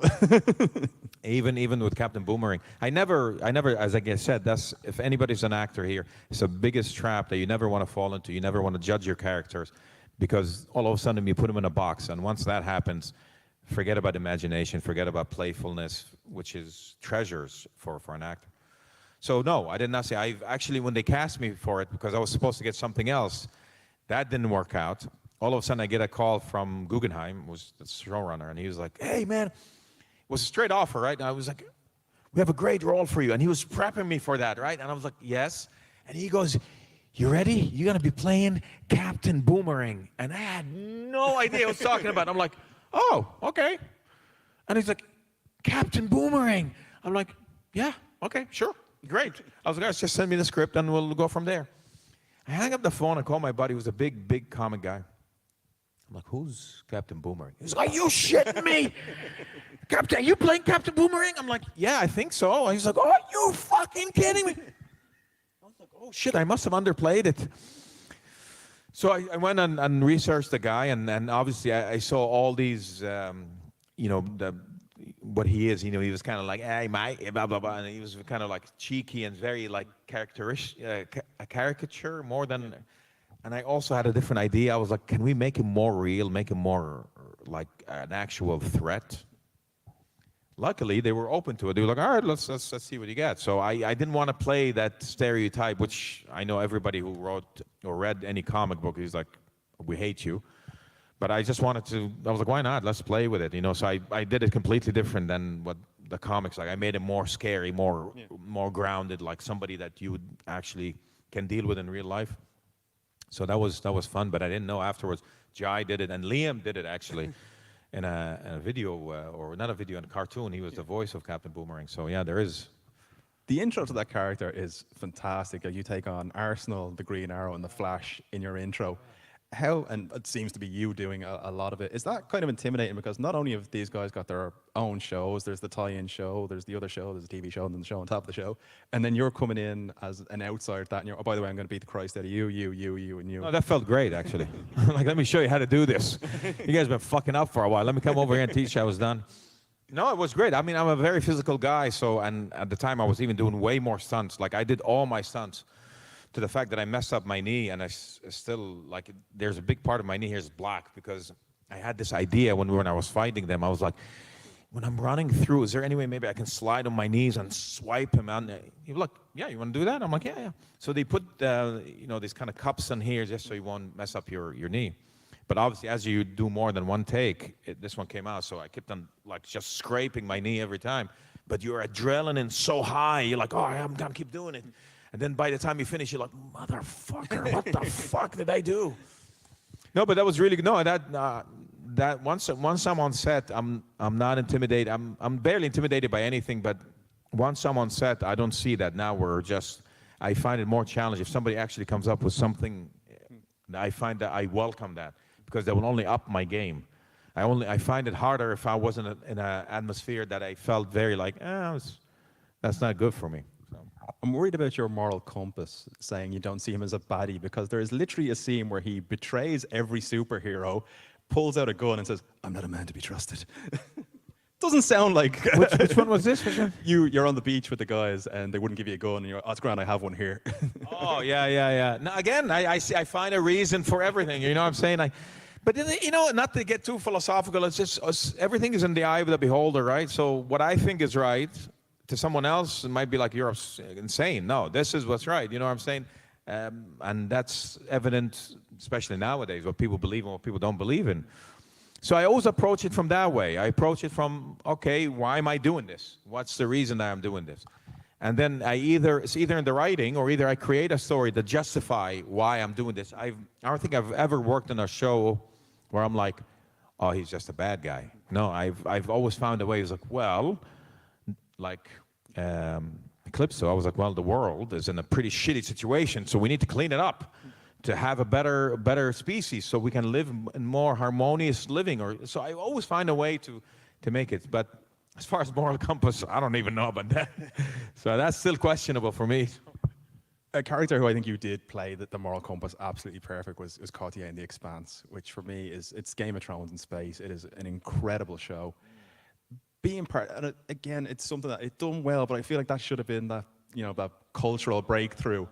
Working on that, did you go in thinking this is something special? And how disappointed, because it was such a fantastic arc that character had, and it didn't get the recognition it deserved, I feel. It's still done well, but it wasn't Game of Thrones going well. Yeah, and you know, you're 100% right, because most of CGI, if you see on sci-fi, most of the sci-fi show, they're kind of cheesy if you watch them. Like, you know, when there's a plane or a ship landing, it looks like a toy that just came in, and you're like, oh, fucking A. You know, so it always looks cheesy, and you look, whatever. The storyline is never really good. It's all about the effects. Yeah.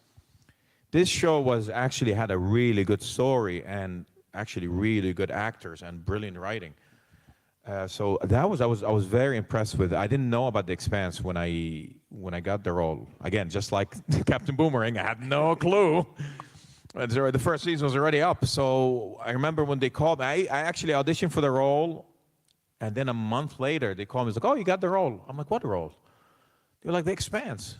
I'm like, what's The Expanse? I had no idea. Again, maybe that's why sometimes some people don't want to work with me. I'm like, what the fuck are you doing? I have no clue what I'm doing. So I went into it. I obviously didn't know what's going to happen.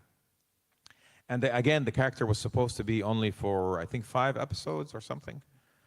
But me and Sheree, who played Ava Sarala or something, the lady that was protecting, we clicked right away. We were still good friends, and something happened. Every time we were working, we were having fun, and the writers saw this and like, oh, let's do more of this. So we ended up being 2 seasons after that. So that was an absolute fun. The people were very nice, and funny enough, I kept on waiting. I'm like, is he gonna betray somebody in the end? I feel like I'm like, oh, are they gonna do this with the character? Is he gonna be bad in the end? Like Asher or any of the other. I was like, is this what they're going with this? And then finally, he was a kind of a good guy. I'm like, oh, it's so nice to play like somebody who actually does something that I don't have to justify. Yeah. In a way. It reminded me of Battlestar Galactica. You were saying about the effects. Like, none of the moments you remember in Battlestar Galactica are, when the ship crashes into something. It's all the character moments, which I thought that done really well. And I thought maybe that's the way they could have pushed. Oh, this is the new Battlestar rather than this is the newest sci-fi thing. Yeah.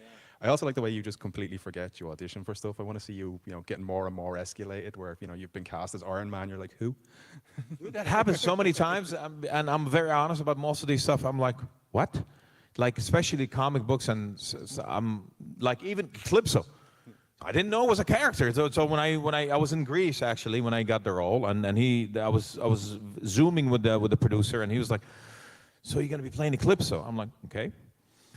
And that was it. He was like, okay, so let me show you the CGI and what the prosthetic, right? I didn't know there was going to be prosthetics in this. And I remember it was on Zoom. I couldn't fucking see. I didn't have my glasses with me. And I looked. I'm like, oh, that looks all right. I see. I only saw purple. I was like, I guess they're gonna put some paint. It should be fine. Lo and behold, 5 hours later, I'm in makeup. I'm like, what the fuck did I say yes to? And I didn't even know it was based on a comic book. I did not know it was a comic book character. I had to research again. I was like, okay, sure. You need an agent or a life coach just following you around with comic books. I need a lot of help. Sometimes I think I need a lot of help, just in general. My girl goes through a lot. I'm like so many personalities, and I'm like anyway, yeah. What's that process like getting the prosthetics on? Because we hear stories, 5 hours, 6 hours, and you kind of rub it off. But the thing I remember is for the Grinch, when Jim Carrey, you see the first time he does the makeup test, and he just freaks out and leaves. Yeah. He's pulling the thing apart, and they had to get like Navy SEALs in, or who were interrogators to show you this is how you stand up to interrogation techniques, just to get the prosthetics on. Was the process that bad for you? It's absolutely. You really have to go to a place, dude. Like you have to be in a very calm Zen place, because it looks like somebody's doing this to you the whole time. You really feel caged, in a way. It's a unique experience. I've done it in Star Trek. It was worse on Star Trek. And I was like, I didn't want to do it again. But in this one, they were very accommodating. So it was pieces. They were putting pieces, so I didn't feel like I was in Star Trek. It was one piece. It was just covering me. In this one, it was pieces, so that was a bit better. But still, when you're on it for hours, you have glue on you. You're completely. It's a hard feeling. If you're claustrophobic, it will mess you up big time. So I can totally understand someone like Jim Carrey saying like no, and there were so many times by the end of the like Star Girl, I just we're like, okay, are we wrapped? Are we done? Like and I would just rip it off my face, not wait for them, because they're supposed to put oils and take it out so it doesn't mess your skin. I did not give a shit. I was like, just get it off of me, and I would just rip it off, and I was like, and on top of it, I had the costume, which was very restricting. I couldn't eat. I can barely drink when I'm. It's a rough experience. If you're claustrophobic, do not do it. Not.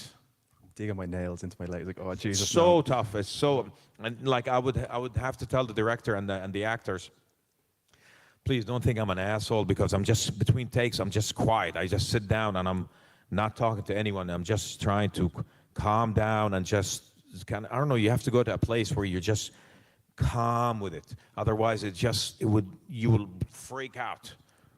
Is there ever any moments, because I remember when I saw there was a behind-the-scenes clip of you going onto the set, and the costume, it kind of looks a bit like Ivan Ooze from Power Rangers, and it didn't look fantastic, but then when they show it on the screen, it's completely different. Like it's lit perfectly, it's shot really well. But is there ever any moment you're putting this on going, oh good God, what have I done? Oh, every day.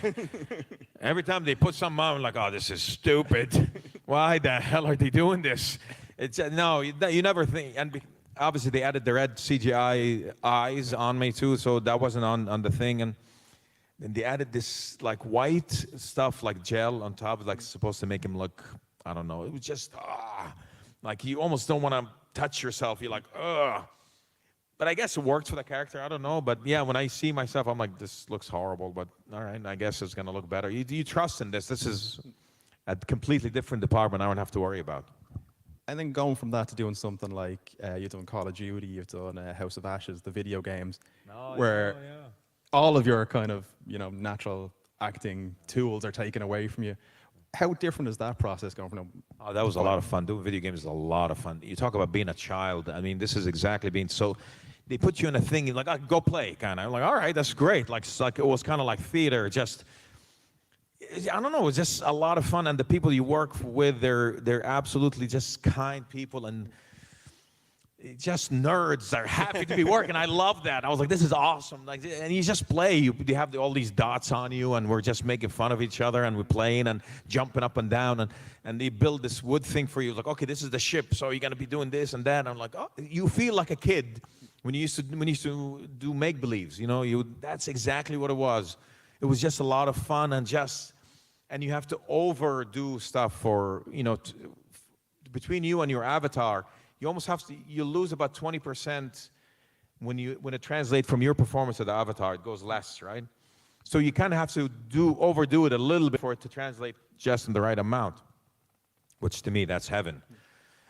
Because I am in real life very goofy, very physical, love to play and do all the stuff. So I was like, oh yeah. They were like, oh no, they encourage this. I was like, great. So I was very like crazy on set and adding a lot of stuff, and they were just like, yeah, let's keep that in. So they were open to that too. Do you play it yourself? Like, do you No, turn I'm around not a and go, gamer at all. No. Another thing. So you don't go to another room and play with yourself then, no? I'm not a gamer too. Like people were talking about like Anthem or Call of Duty. I'm like, oh yeah, cool. I have no idea. I'm like, oh, I've heard of it. I'm like, I have no idea what it is.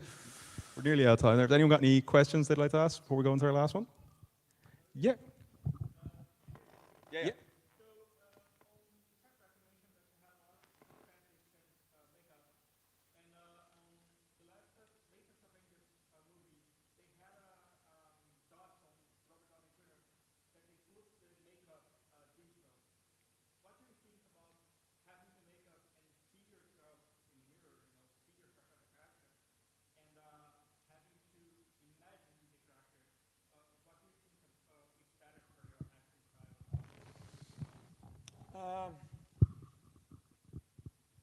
It depends. I mean, it's a good question, but it depends really. Like in Anthem, I did a video game called Anthem.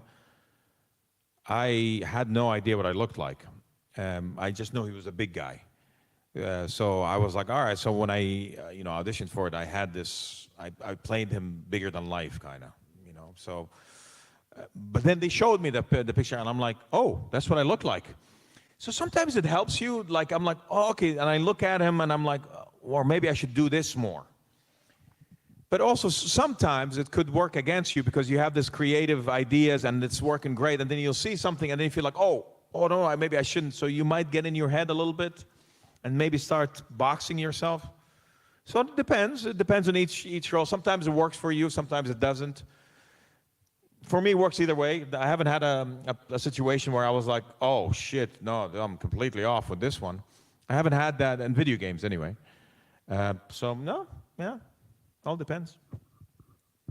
We had Magnus Braun here from the Assassin's Creed game last year, and he was telling a story about how it was basically a room with 3 cardboard boxes and a cardboard sword, and he was told there was just 2 guys, and he goes, one of them was smoking, take off your top and just jump over that, and he's kind of, is this like an OnlyFans situation or something? And then the next day they come in and it's him jumping off a waterfall with this like perfectly realized world, and he's like, oh, okay, fair enough, now I'll give it 110 next time.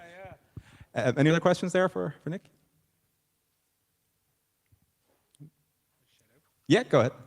Hello. Hiya. How's it going? Hey, brother. How's it going? Just on Spartacus. Hello. Hi. Yeah, I see you. You can't miss me. You have a couple of great lines in Spartacus. Yeah. You have what, like. sorry? Hold on. There you go. There you go. Good man. Good man. Thank you.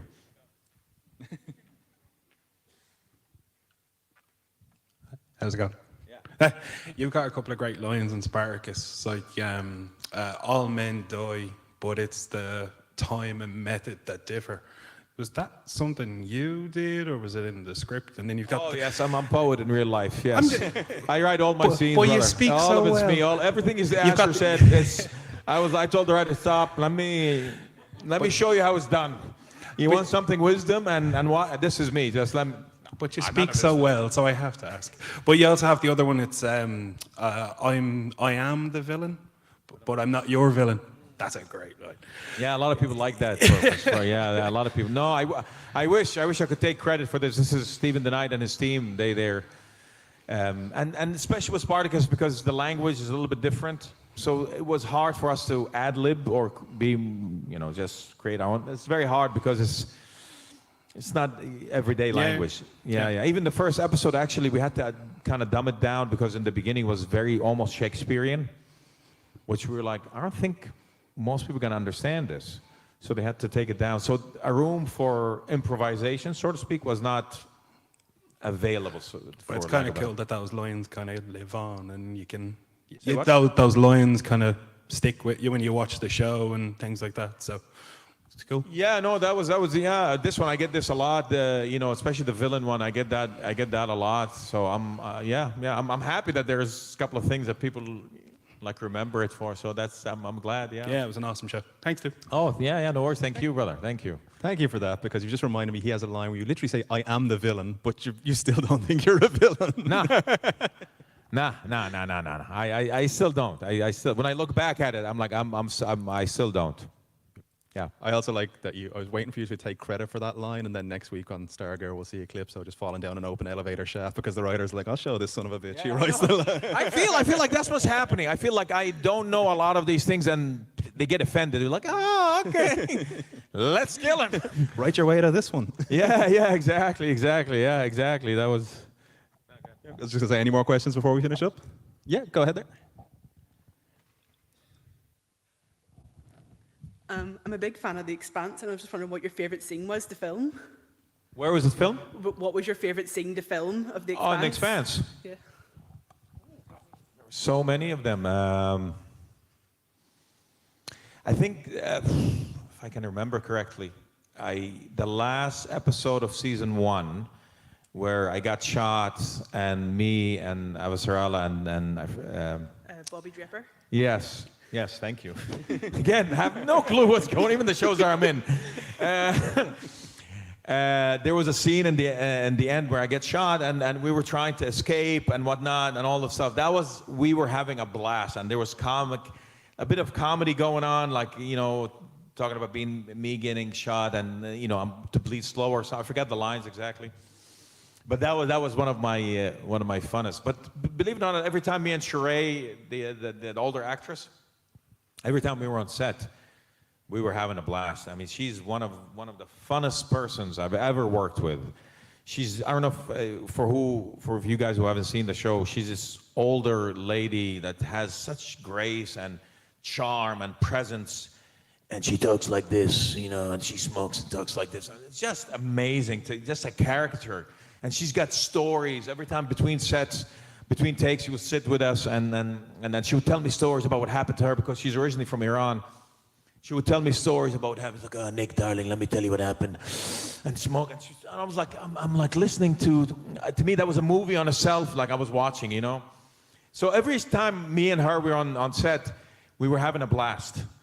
So, but if I have to pick a scene, I would say probably that would be it. Thank you. Oh, you're welcome. You're welcome. You keep calling her an older lady. She's 36. She's what? She's 36. No. I'm only joking. No, I'm like, is she? Don't smoke. If she is, smoking makes you look way older. Don't smoke. We have time for one more question there, if anyone has one. Don't be shy. Or be shy. I'll ask one more then. Yeah. I have a podcast called Extravision. Extravision was a video store here, kind of the equivalent of Blockbuster in the States. And the idea behind it is, if you had a chance to go into a video shop one more time, what 3 films would you pick?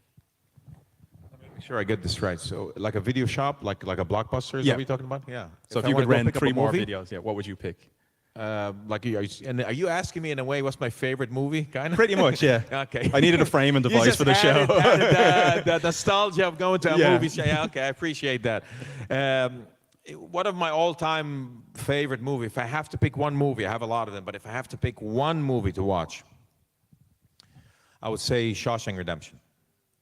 That would be my I mean, I have so many that I can say these are my top movies, but if it comes down to one movie only, Shawshank Redemption through and through is just a beautiful movie. Almost 3 hours of just pure dialogue, and it passes by like this, where now you know, everybody does 3-hour movies, and you're like, oh, can you just finish already? Where this one, you just seen just beautiful story and human story, you know, just 2 people, 2 friends connecting. Because I think ultimately in every movie or every TV show, it's all about the human connection, I believe anyway. Is how we relate to one another. So it's all about connection, just like in life, you know. It's all about connection and a relationship to something, whether it's objects, whether it's people, whether it's places. It's our relationship to it, and its relationship and how it makes us feel. So that movie encompasses that. That movie it's the absolute idea of that I absolutely love, and I still watch it, and I'm like, I still get like sad, and even though I know what's happening in the end, and I get that good energy, like they meet at the beach in the end. I don't know if I'm ruining it to someone, too bad. That movie's been out for over 20 years, so, you know. But it's amazing. Yeah, I love that. I have a thing though, because he never gets found innocent. So technically he's still a murderer on the run. Yeah, but we know he's not, right? Yeah, we know he's not. So it's kind of, this is how I felt. See, this is how I felt as this character, because all along he's like, I'm innocent. Where everybody was like, yeah, sure you are. This is how I felt about doing Asher or all this. I'm like, no. And everybody would tell me, no, you are. I'm like, no, I'm not. I'm innocent. This is not, no, you're the one who's messing up. And I actually can give you examples how it's actually other people's fault. I can actually go there. I'm like, it's right here. But that just remains my opinion. Unfortunately, that's all we've got time for. Nick is on No the worries, no auditorium worries, no floor. If you want to come down and argue, I wouldn't get too close though, because I would not trust you as far as I can throw you after this. Nick, it's been an absolute pleasure to speak to you. Thank you so much. Thank you for your time, Ladies and everybody. gentlemen, Thank you so Nick much. I Tarabay. appreciate it. Thank you.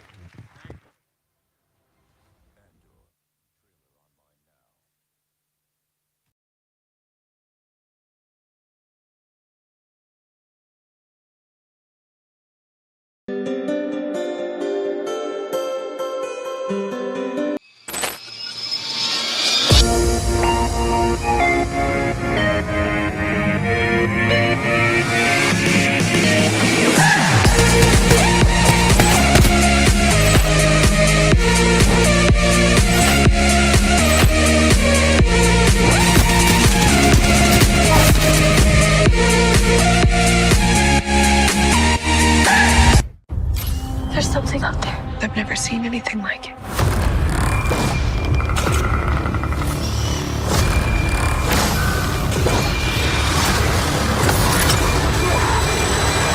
Prey. Welcome to a land of might, magic, and metal. Join us for TTRPG content that puts the metal back in the phrase. Holy God, that's metal as hell. Join Sid, Khan, and Fink as they tour their way across the land of Letuan, taking on all manner of monsters, aberrations, and the foulest foe of all, mankind's hubris. Heartfire Tales is an Irish TTRPG podcast, streaming now on iTunes, Spotify, or wherever you get your podcasts. Stay dangerous.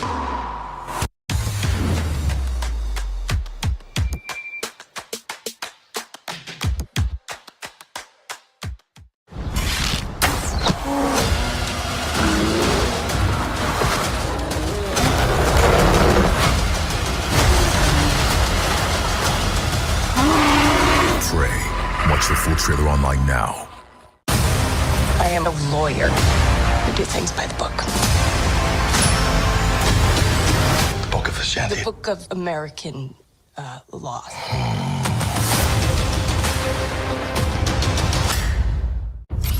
There's something out there. I've never seen anything like it. Prey.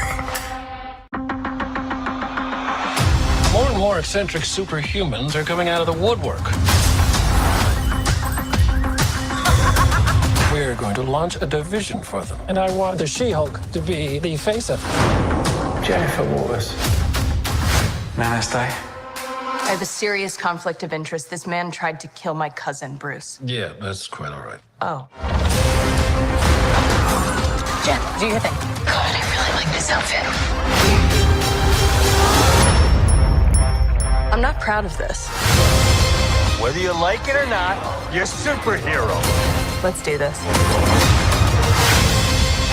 Our universe is on the edge of a precipice. I am a lawyer who do things by the book. The Book of Ashanti. No, the Book of American laws.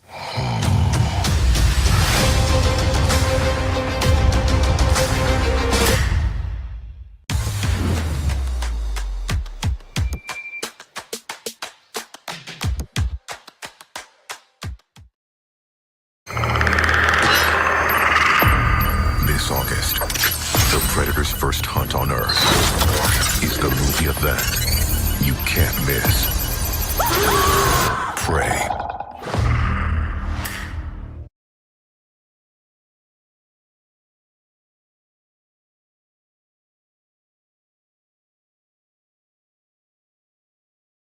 Cassian Andor, wouldn't you rather give it all to something real? This is what revolution looks like. I'm tired of losing. Andor, new trailer online now.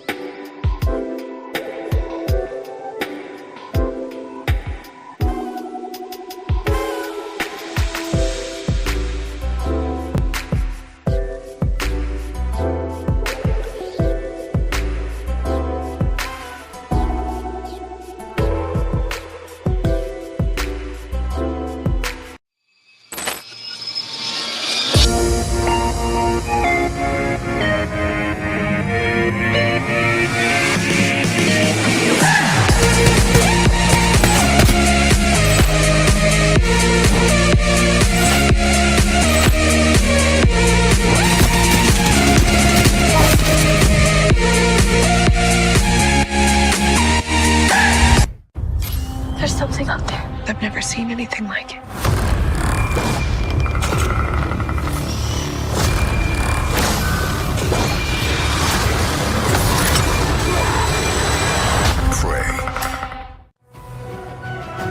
Welcome to a land of might, magic, and metal. Join us for TTRPG content that puts the metal back in the phrase. Holy God, that's metal as hell. Join Sid, Khan, and Fink as they tour their way across the land of Letuan, taking on all manner of monsters, aberrations, and the foulest foe of all, mankind's hubris. Heartfire Tales is an Irish TTRPG podcast, streaming now on iTunes, Spotify, or wherever you get your podcasts. Stay dangerous.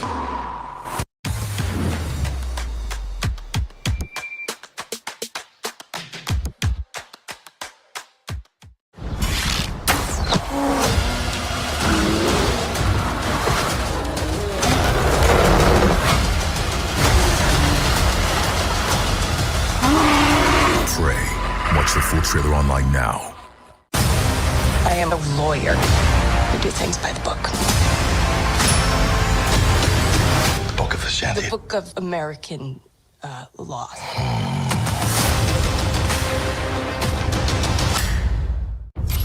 There's something out there. I've never seen anything like it. Prey. More and more eccentric superhumans are coming out of the woodwork. We're going to launch a division for them. And I want the She-Hulk to be the face of it. Jennifer Waters. Namaste. I have a serious conflict of interest. This man tried to kill my cousin, Bruce. Yeah, that's quite all right. Oh. Jen, do your thing. God, I really like this outfit. I'm not proud of this. Whether you like it or not, you're a superhero. Let's do this. Our universe is on the edge of a precipice. I am a lawyer. We do things by the book. The Book of Shanty. No, the Book of American Laws.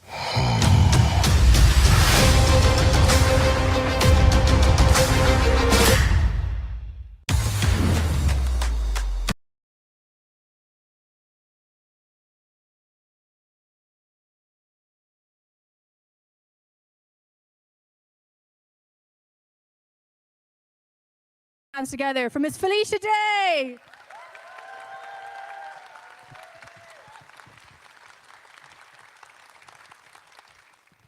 Wow, it feels like I'm doing like a dance recital. This is a very interesting venue. Hi, everybody. Thank you for being here. Oh, thank you. I appreciate it. I'm so full of potatoes. I'm not kidding. I just ate like so many, what is it? Cheddar and onion? Cheese and onion? Cheese and onion crisps, is it? They're really good. But my breath is terrible right now. I'm sorry, microphone.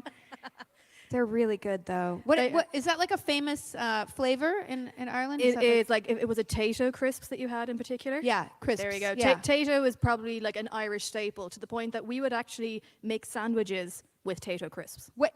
As the bread? Not as the bread, as a filling. Wait, tell me more.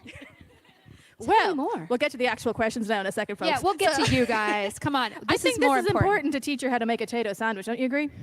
I've never heard of potatoes on a sandwich, but that seems like a very Irish thing to do, to put potatoes on literally anything you can, right? Yeah. So you get a sliced white pan.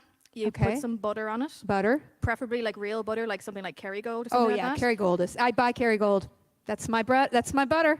There you go. Yeah. This is why we like her.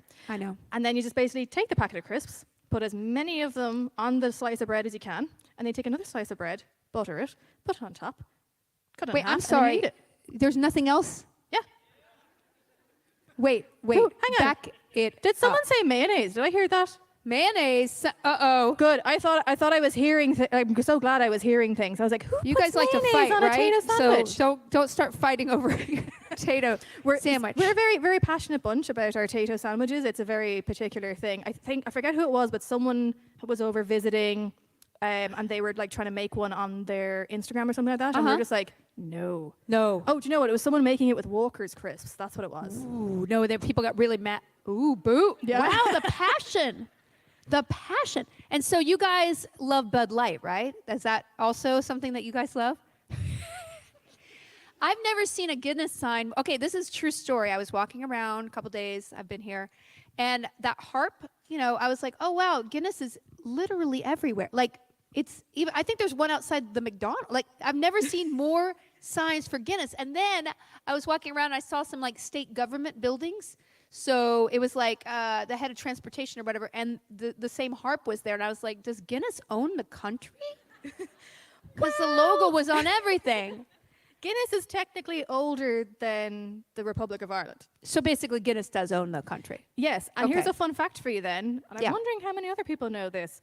Guinness actually owns the copyright for the harp, and that is why for government buildings the harp is actually facing the other way. It's because when the reversed? Irish government tried to copyright it, Guinness already had the copyright. The only way they could get around it to use it as a symbol for the country was to switch it around. What? Please tell me somebody else knew Wow. that. That is not as many hands up as I had hoped. But yeah, and I know that because I used to work in Guinness, and that was one of the things that we were told. as Oh, part so of, you like, know the some spiel. secrets? Do you have more secrets about Guinness? I've lots of secrets. What do you want to know? I mean, I will, I'm going to admit something to you that might turn everybody away and they might leave, okay? I've only had one sip of beer ever, and it was Guinness, and I got a little bit sick. I'm so sorry. It just felt like I was drinking bread. And I just couldn't tell you acclimate exactly myself. what went wrong is because you sipped it. Oh. One of the reasons we would always say, so one of the jobs that I actually did when I worked there was I was in the tasting rooms, and they always say never sip a Guinness because you won't actually get past the head of it. You actually need to get like that proper Guinness mustache. That was the going on. problem. So I have to gulp it? Yep, nice big mouthful. Okay, I'm going to try it while I'm here because I think any restaurant will have Guinness. Like literally any restaurant will have it. I can give you a list of the good Guinnesses. Okay, good. This is good. I'm in good hands. I still don't understand this potato chip sandwich, but okay. Butter and chips and bread. I was like, this is what I was prepared for. I was prepared for, okay, we have a slice of bread, we have some butter, we have some chips, then we have some ham, lettuce, maybe a tomato, and then, but no, it's just plain. It's like carbs on carbs. Okay, well, I'm from Alabama, and we have a Cheeto sandwich. But then you can't talk. I'm just kidding. I've never heard that, but actually it sounds delicious. I wouldn't be surprised if there is a Cheeto sandwich because they are just so sure, massive. it's crunchy. I mean, listen, there's nothing wrong with Cheetos. Like, Chinese chicken salad? Yeah. Yeah, you can put some Cheetos in there instead of the wonton things. You know what I'm saying? Oh, we should have like our own cooking show. We should. A trashy cooking show. With the side of Guinness. Exactly, with the side of Guinness. And then the mustache just right there. Anyway, you probably have other questions, don't you? Yeah, we can get into the other questions now. But like, I was looking at your resume, which is just too long. I'm sorry. It's not too long at all. It is too long. It is so admirable. Like, it is one of those things of when we had been trying to get you to come to the show for so long. I know, and I was just I took COVID to put some big brakes on my life to be like, why don't you do the things you really want to do? Which is one of them. Come here. I really appreciate the invitation, and it's been so lovely. Yeah, because it's one of the things of we would basically say it's like you are like the geek queen. Like everything that you have done is something that I think fits into the culture, the community, and things like that. So just to say, just from the start, like thank you for coming because it is just. Aw, thank She you is. so much. She really is. I appreciate it, you guys. That really means so much. Thank you. And like in a lot of your work, you were a trailblazer for web series. Let's just put it out there. Like The Guild was the web series that everybody hoped their web series could be. Yeah, I'm sorry. Turn that web series. Well, I mean, I kind of always knew that Hollywood would take over video on the web. I just didn't. I thought that maybe there'd be other success. I mean, there were a lot of success stories, but I think in the eyes of Hollywood, unless you turned it into a TV show on their platforms, it wasn't really legitimate. I mean, it's so weird. The Guild never got optioned. Hollywood never really wanted to have much to do with it. I was always confused, but I think unless you're in their world of success, then you don't exist. Mm-hmm. And I'm just so grateful that I got to tell a story that they would never tell my own way and with the support of the fans. I've sold many TV shows or tried to sell a lot of TV shows about geek women, about geek girls, about geekdom in general. And nothing has ever either gotten sold or it never got made because I genuinely think that the people who buy things and the people who make TV, they don't care about geeks. They really don't. They don't understand them, and unless it's a genre piece, they don't really want to see the lives of geek people, people who love geek things. And yeah, it's kind of broken my heart over the years, but at the end of the day, I always know that I can make my own stuff and release it directly to my audience. And however big or small it is, I'm making what is close to my heart and I think deserves to be represented. And so that's the power in what I get to do. I do it on a smaller scale than Hollywood, but I really am gratified that I could do it my way. 100%, and it is actually just so important to have that kind of representation because as much as being a geek is so much more popular these days than it ever has been. Yeah. And I think with things like The Guild, I think it was just probably just ahead of its time in a way. Yeah, I think so. You're right. And I mean, it was also just, I was kind of arrogant in that I just was like, I need to represent who I am to the world. I need to show the world that we exist. And this is because I think, especially always playing the weird character who always just has a walk on and the main people are always making fun of the characters that I would play and being an outsider. And I was like, you know what? I have a life of my own. I'm not just a secondary character in this mainstream blonde girl's life or whatever. And it's, you know, the same thing happens now. I have a 5-year-old, and my life has changed quite a bit having a child. And the other day she asked me, Mama, why are women always the bad guys in fairy tales? And I said, what? And I kind of thought about it. I was like, yeah. And a lot of fairy tales, especially ones that are kind of celebrated, you know, the bad guy is a witch or a stepmother or an older woman who's trying to take away the agency of a younger woman. And I'm like, I didn't realize that. You know, I didn't really add it up. And I told her, I was like, well, I think these are stories that are mostly probably created by men who want to teach women that, you know, they shouldn't look to mentors and women as to inspire them so they'll be more in their control. And then she looked at me and was like, what? I was like, women should help women.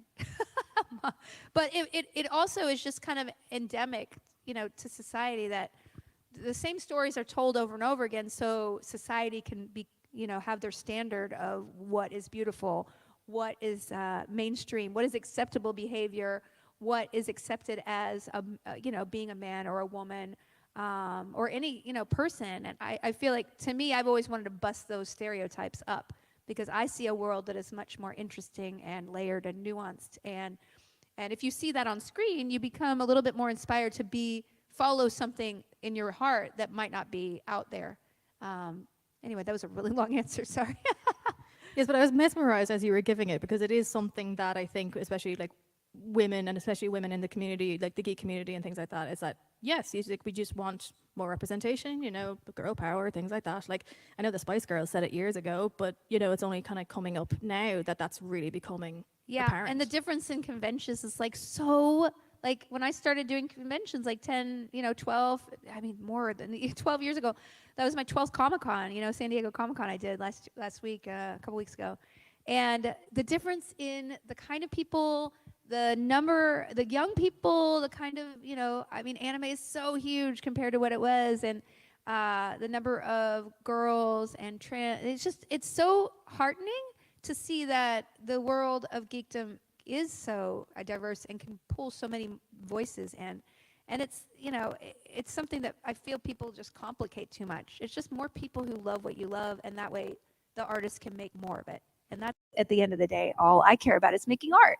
Exactly. And one of the things that you've been doing recently is something that I think just goes to show just how in depth that people want to go into in certain shows is the after show specials with Netflix, with The Witcher and Stranger Things. And it was just like the minute it was announced that there was going to be these episodic things on YouTube and it was going to be hosted by Felicia Day, and I went, yes. Thank you. That is correct. Because it is the thing. It's like, I couldn't imagine anybody else hosting a show like that because you cover such a wide variety of what falls under the geek umbrella. So like The Witcher would be like from the books and gaming sort of inspired for TV. And then Stranger Things, of course, has like the tabletop gaming. And I came dressed appropriately for this conversation. You did. I like your shirt. I very like your shirt. So for that, it was just like, yes, this is what I would say is like this. You were the perfect person for the job. Thank you. So how did that come about? How did they approach you? It was because I started doing a podcast with my friend Tom Lank. I don't know if any of you watch Buffy.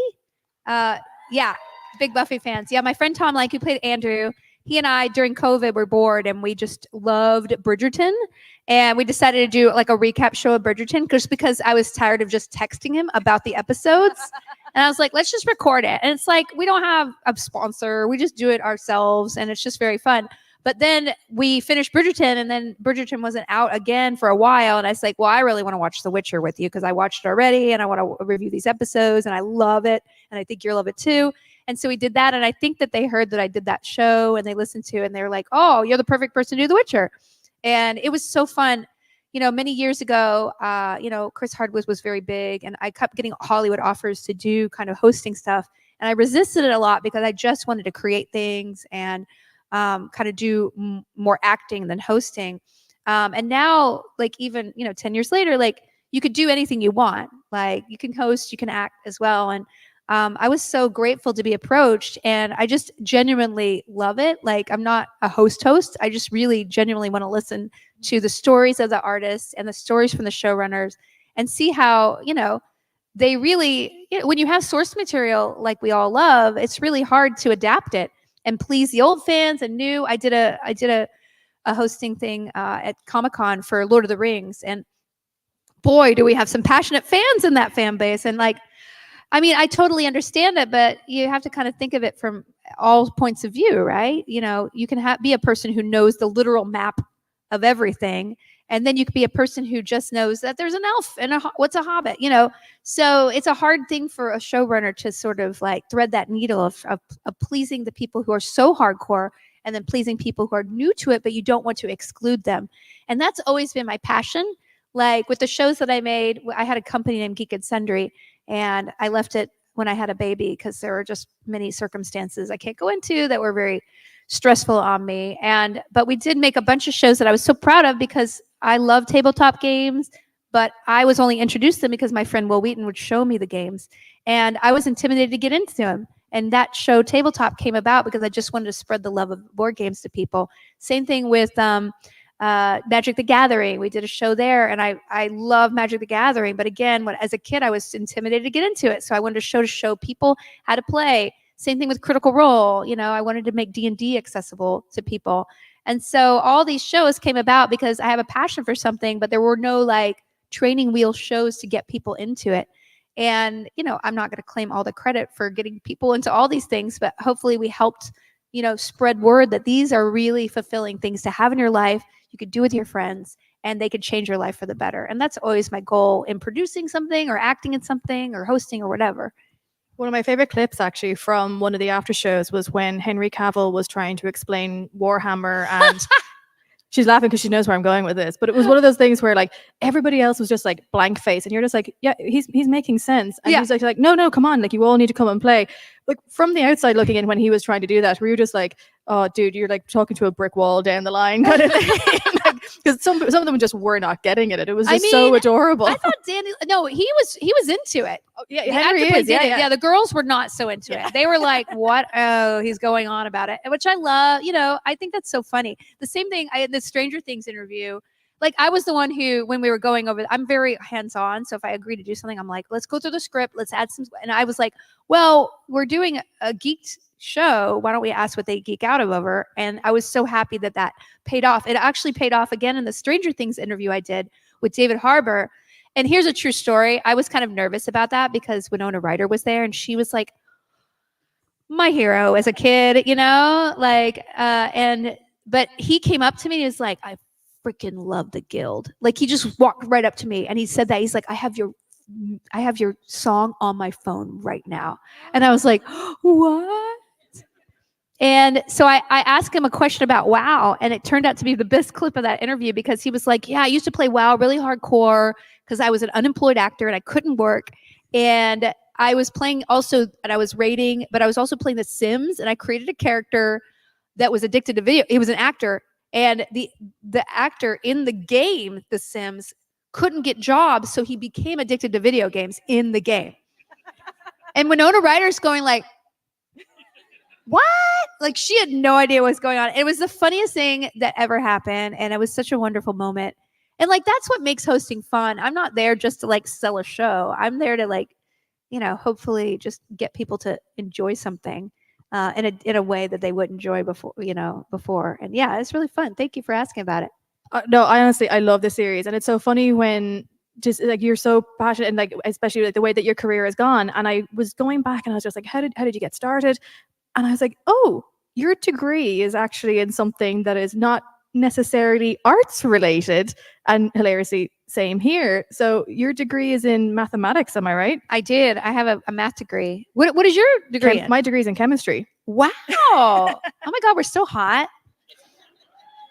We really are. You know, I got a degree in math because I really like math. And my dad said I had to get a real degree before I went to be an actor. Same. So I aggressively I was like, real degree? What about this, Dad? 4.0. Group theory. Eat it. Bye. You know, like it was pretty funny. I mean, I wouldn't say that it served me.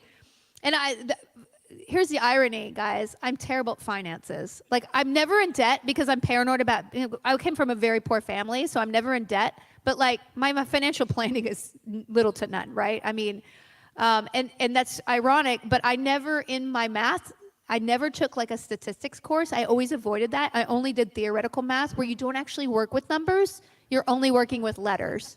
So, I don't know. I don't know what I did with this life, but I'm still doing it. It's fine.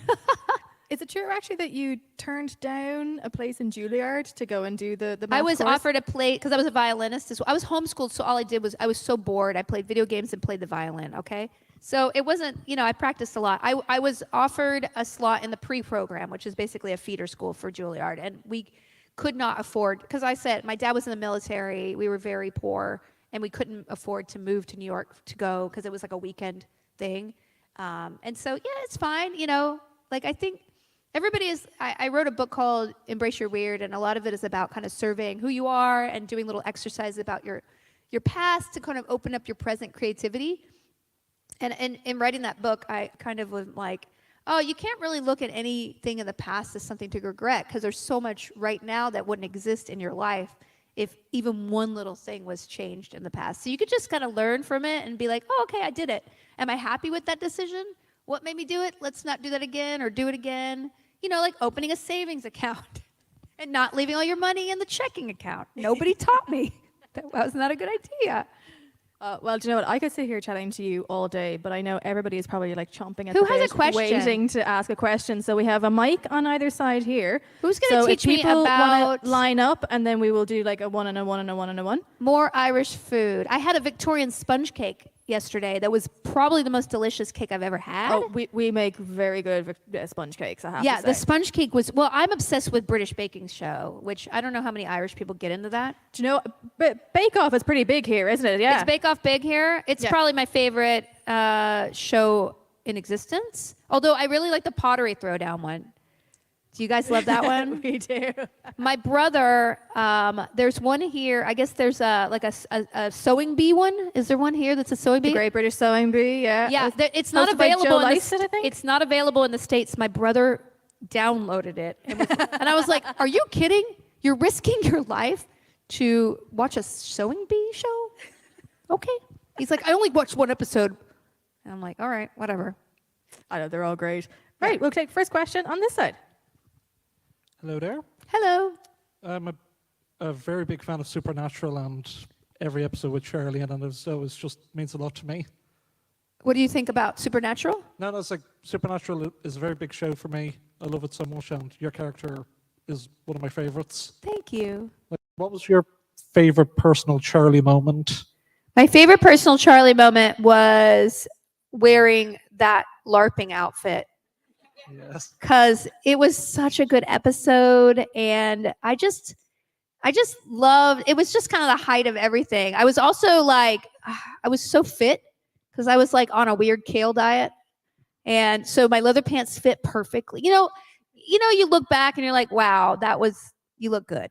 Okay, you just have to acknowledge it sometimes. I look good, and I think in that LARPing outfit, I was like, I think I'm the hottest that I've ever been. In those leather pants. Yeah, it was just wonderful. And it was just a wonderful set. And everybody really cared about representing LARPing in an authentic way, which I really respect. And the sets were so cool. I kissed a fairy. Like, what more do I do this for? Thank you. Thanks for asking. Awesome. We're going to go this side now. How do you put this down?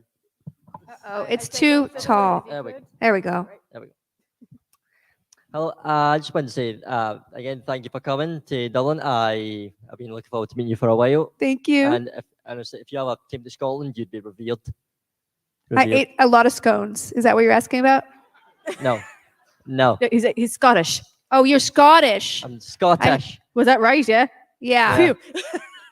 I thought he asked me about scones. I know you're Scottish. I can see that far, kind of. Yeah. So I'm a big Supernatural and a Eureka fan as well. Thank you. And I loved you in both. So I just have just two questions, they're really quick ones. First of all, in Eureka, when you got the scripts and you had to go through all the technical and science jargon and all that, how much of that did you actually understand? Oh, all the technical jargon? Yeah. I'm very lucky that I have scientists in my family. So, and I have a math degree, I have a math degree. So for me, and my dad's a doctor, and my mom was a biochemist, and my grandfather was a physicist, and I have mostly scientists in my family, and so doing technical jargon of that kind is super easy for me. I have had a lot of trouble in the past doing auditions for legal shows, like court things, because I cannot remember any of that stuff. Like Darcis Stacey's, and I'm like, I can't pronounce the Latin. I don't know how to be confident in front of people, and that's not good for lawyers unless you're Ally McBeal. Like that's the one show in history where an unconfident lawyer was okay. Anyway, so those I could never remember that stuff, but all the technical jargon. That's why people hire me, that I can do all, because the regular actors are so tired all the time because they're on set. So the guest stars get most of the dialogue. And then the main characters are like, looks good. Let's go. Stop it. That kind of. So like, if you'll notice that they always give most of the technical dialogue to people who don't work all the time, because they have the time to learn those lines, and they're not tired all the time and doing all fancy press stuff. So I'm grateful for it, because I love learning dialogue. I love representing really smart, nerdy characters. And yeah, like I said, it's easy for me to remember that stuff, but don't ask me to be a lawyer ever. Thank you. And just the other question was, I know you were a guest on Supernatural at first, and then they promoted you to stay on. And I know that happens very often, like with cast and all that. That was, they just decided the fans love you. So, what was it like when they asked you to come back to do more, because we all love you?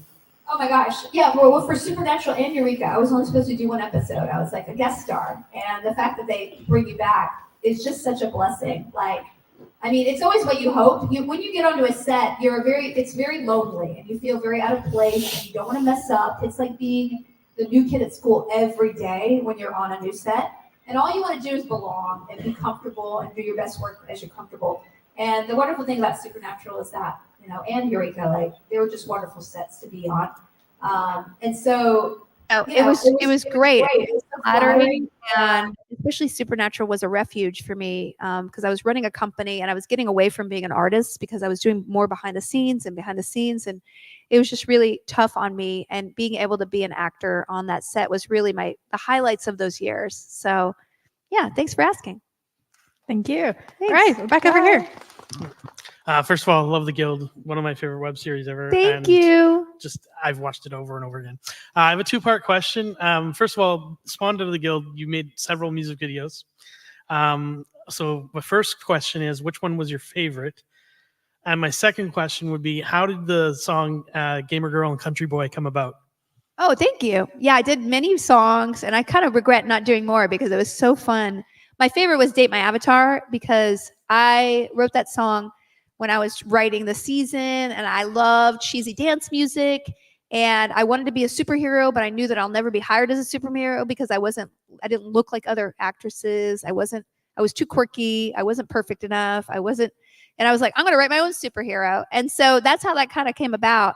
And it was so wonderful to write a song and have Jed Whedon, who co-wrote Dr. Horrible. He wrote the song to that, and I wrote the lyrics. And having that happen, it was just such a blessing.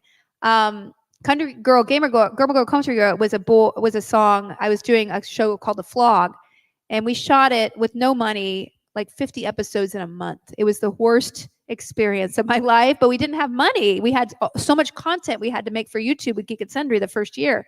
It broke me. It really did, mentally and physically. I planned out all 50 episodes. I was like, I have to do a music video or two because it's my favorite. And thank goodness I know my friend. I was like, I've never seen a country gamer, song before, and we just came up with it. It was the worst experience of my life because I know a lot of people love that song, and that's great. But like 4chan got a hold of it and made it like literally a weapon of mass destruction against me, and it was very traumatic for me because the hate, and they doxed me like over that song because I had given them something to make fun of me instead of because I was very smart. Like I understood that, especially back then, there was sort of that Gamergate kind of quality to some parts of the internet, but it was just brewing. And I knew that as a woman, you have to be very razor thin careful about how you present yourself online, which is really unfortunate, And so I was really careful about, the things that I did up until then. And because I said gamer girl, I'd never called myself a gamer girl. And because I said gamer girl in that thing, they jumped on it and used it as an example of me being fake and inauthentic. And there's thousands of people who are really awful to me. And looking back on that time, I realized I had PTSD because of that and the thing that happened later with Gamergate about standing up to what was happening and the being attacked and having people follow me and game companies not hire me after that because I was too controversial for just saying people should be nice to people. It was a really traumatic thing. And now I'm like, I think people nowadays just kind of put up with this sort of abuse online that we should never have accepted in the first place. We should be able to protect ourselves. It's as emotionally bruising and hurtful to be bullied online as it is to your face. In fact, it's harder because they don't know who these people are. You don't know how imbalanced they are. It's sad. It's a sad, and especially women have to sort of like walk this weird line of, if you look really pretty, you get more likes, but if you're too pretty, then you get hated on. And it's just it's hard. And I really feel sorry for especially young girls who are just trying to get their identity out there and who they are and representing themselves and having to have this be a constant consideration in this world that we live in online. And so anyway, I'm here for you, and just be who you are and just block whoever bothers you. All right? Shut the door on them. That's all I can say. But it's almost like that was like you were being trolled before there was a word for trolling kind of thing. Yeah, I mean, I was being. It was more just like the mass bullying of it, right? And you know, online, if 100 people come up to you and say how much you suck, like it's terrible. It's really, really unfortunate, and yeah, it's hard to. And at the time, I had a company, and even the platforms didn't give me the tools to block people, and I had a company that needed to have as many clicks as possible. So I didn't want to risk my company by even trying to ban people. And so as a performer, you're just like, what can I do to please everybody? And you get so careful. And that's why I didn't write for like 5 years, because I was so traumatized that what I would do would trigger people or be unpopular. Like, it was very psychologically hard. And I'm not saying I'm the most psychologically resolute person. Like, I'm a very sensitive person. But at the same time, having kids grow up in that environment, especially in teens, and having all these judgments on you, and not having a safe space to just be yourself, like that is really important to find who you are, to be able to mess up a little bit. And we don't really have that nowadays. No, we definitely don't. Next question over here. Hello. Hi. With all the celebrities you have met over the years of yourself, like doing the geekdom for like Netflix and all that, like talking to like Neil Gaiman and all that crew, and like doing The Witcher, Henry Cavill, and having friends with Will Wheaton, that is amazing. He's okay. It's just showing like everyone how you can be normal, and everyone is normal. And what you were like, just coming off what you were saying there, 100%. Like, when I was younger, there was nothing like that. There was not really much internet then as well. Yeah. And just be yourself. That's how. No, I appreciate that a lot. The problem is, I don't want to get too deep, but like, the older I get, I realize that, a lot of it is very conditional. The popularity you have, the likes that you get, it's all very conditional on your looks. And so as a woman, especially, like, I want to share the thing that I worked 6 months on, that I love, the piece of art, and I'll get a certain number of clicks. But if I post a picture in a bikini, it's going to be 10 times of that. And I'm not saying it's just men, it's men and women. We are kind of conditioned to reinforce this sort of fantasy of what women should look like, and what people want to see. It's almost like eating candy all the time, right? But that isn't what that person is. Like, people have filters on. They have like 10 people making them look good. They don't look like that every day, and if they do, that's their full-time job, and it takes thousands of dollars a day to maintain that. And yet we're sitting there eating candy all the time, looking at beautiful people and beautiful houses and stuff, and we're steeping ourselves in something we don't have ourselves. And how can that make us happy? We're eating it, but inside we're kind of rotting because we're not really feeding something that we can attain ourselves. And so I kind of think about that a lot, because I don't comb my hair a lot online. when I do Instagram, and I'm kind of like, I just do who I am who I am. And like, I met like an agent, and they were like, well, I guess a shampoo company wouldn't be interested in sponsoring you. I'm like, what? My hair's okay, right? But I guess it isn't perfect enough for a sponsor. But I'm like, well, I don't want to show that to the world because that's not who we are, right? Like, that's not who I am. Like, I'm scooping cat litter during the day. Like, I'm not. we all, and like, I feel myself getting depressed when I'm looking at only these things that I can't get, and I just think it's not healthy. It's not healthy, in a way. But it's human nature, and so what do? You just do what you do. Yeah. Right. Be yourself. Yes. Thank you.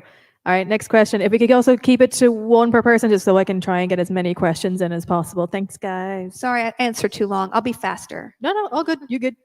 Hi, I really love your character in Supernatural. Thank you. I know this was already kind of asked, but I just wanted to know like what that was like, and did you enjoy it? What was I like when I was acting on it? Or like what was like filming it like, and like What was just the being atmosphere there? like? Oh, the atmosphere. Okay, everybody wants to know if Jared and Jensen pranked me.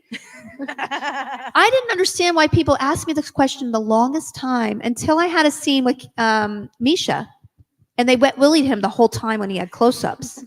And so I was like, oh, this is what people were talking about.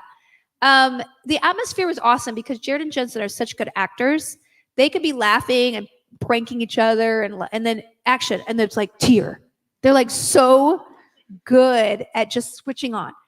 And I just love them. They're just really kind, like cool, but they take care of their set. And they were kind, and they treated everyone like an equal. Like some sets, it's like, oh no, the actor's on set, and they don't know the name of the crew, and they don't really treat anyone like they're, it's different. It's a very like, they're royalty, and then everybody else is, just working for them.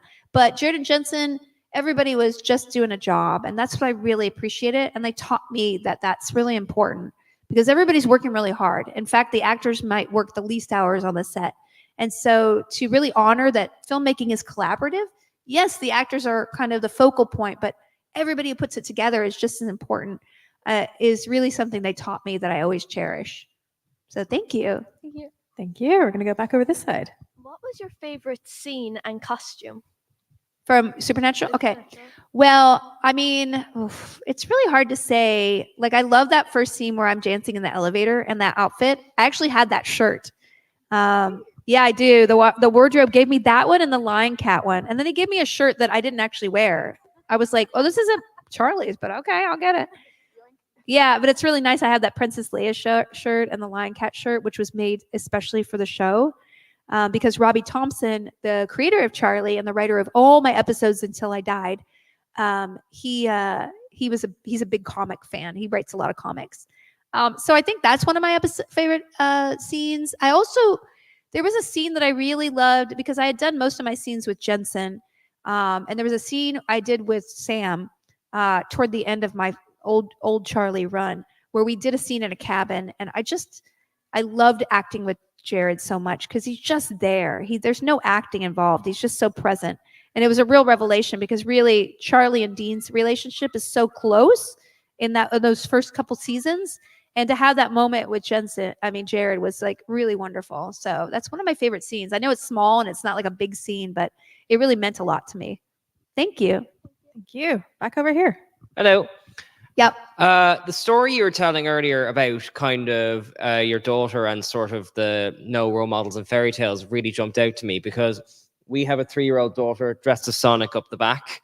And my question is, do you have any kind of role models, be they fictional characters or otherwise, that you are planning on introducing to your daughter kind of as she grows up? Because we're looking at that kind of stuff now, Oh, wow. That's really nice. I mean, we read a lot of we do read a lot of fairy tales and mythology. I really love it.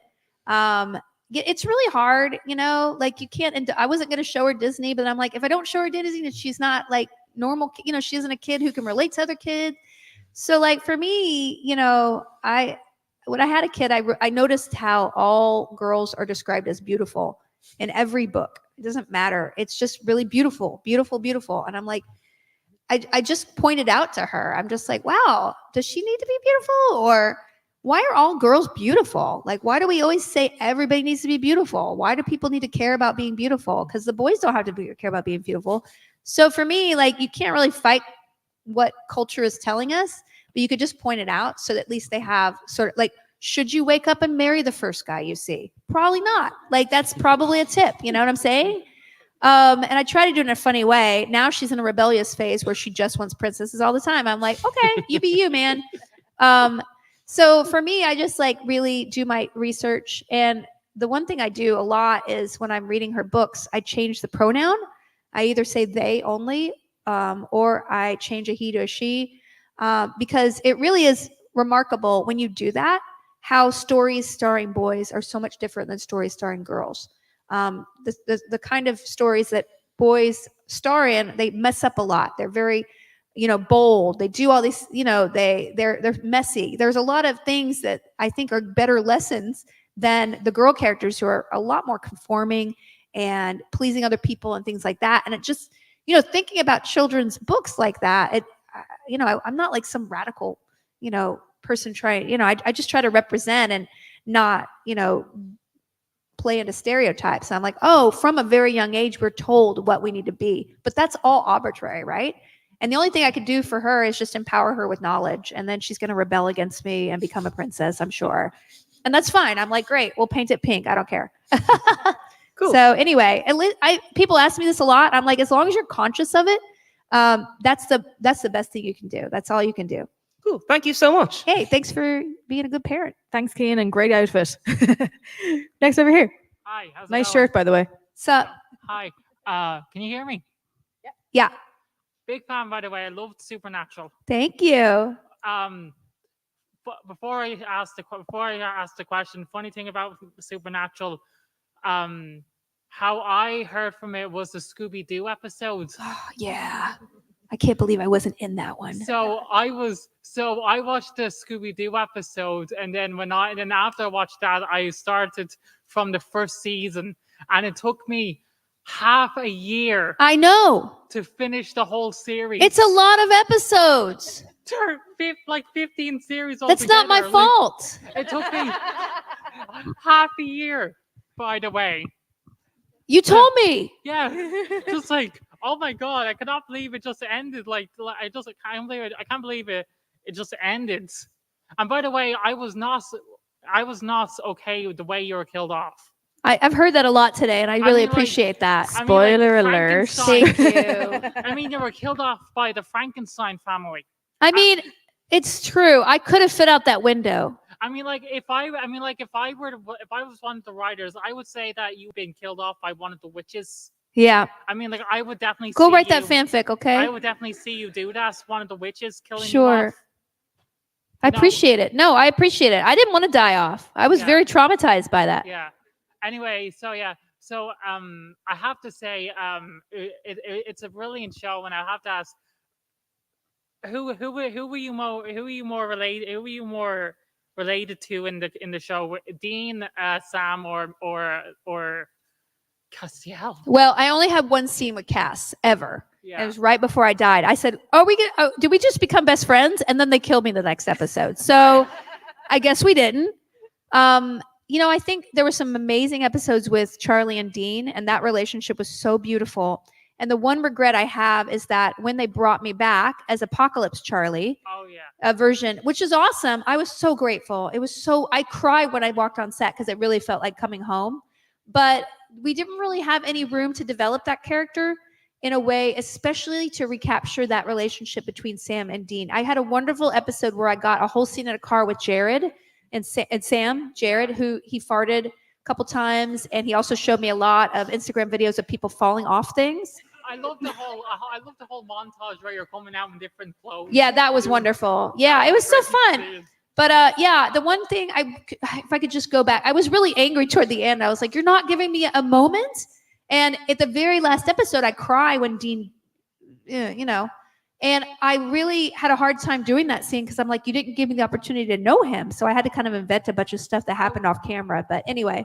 I would love seeing an episode with you and what's the witch's name again? Oh, Rowena. Well, we were supposed to go on a road trip together, and I would love seeing that's the fanfic you need to go write. Yeah. Well, thank you. Sort of you two, okay? The witch and the bounty hunter or something. Yeah, that would be. Listen, spinoff.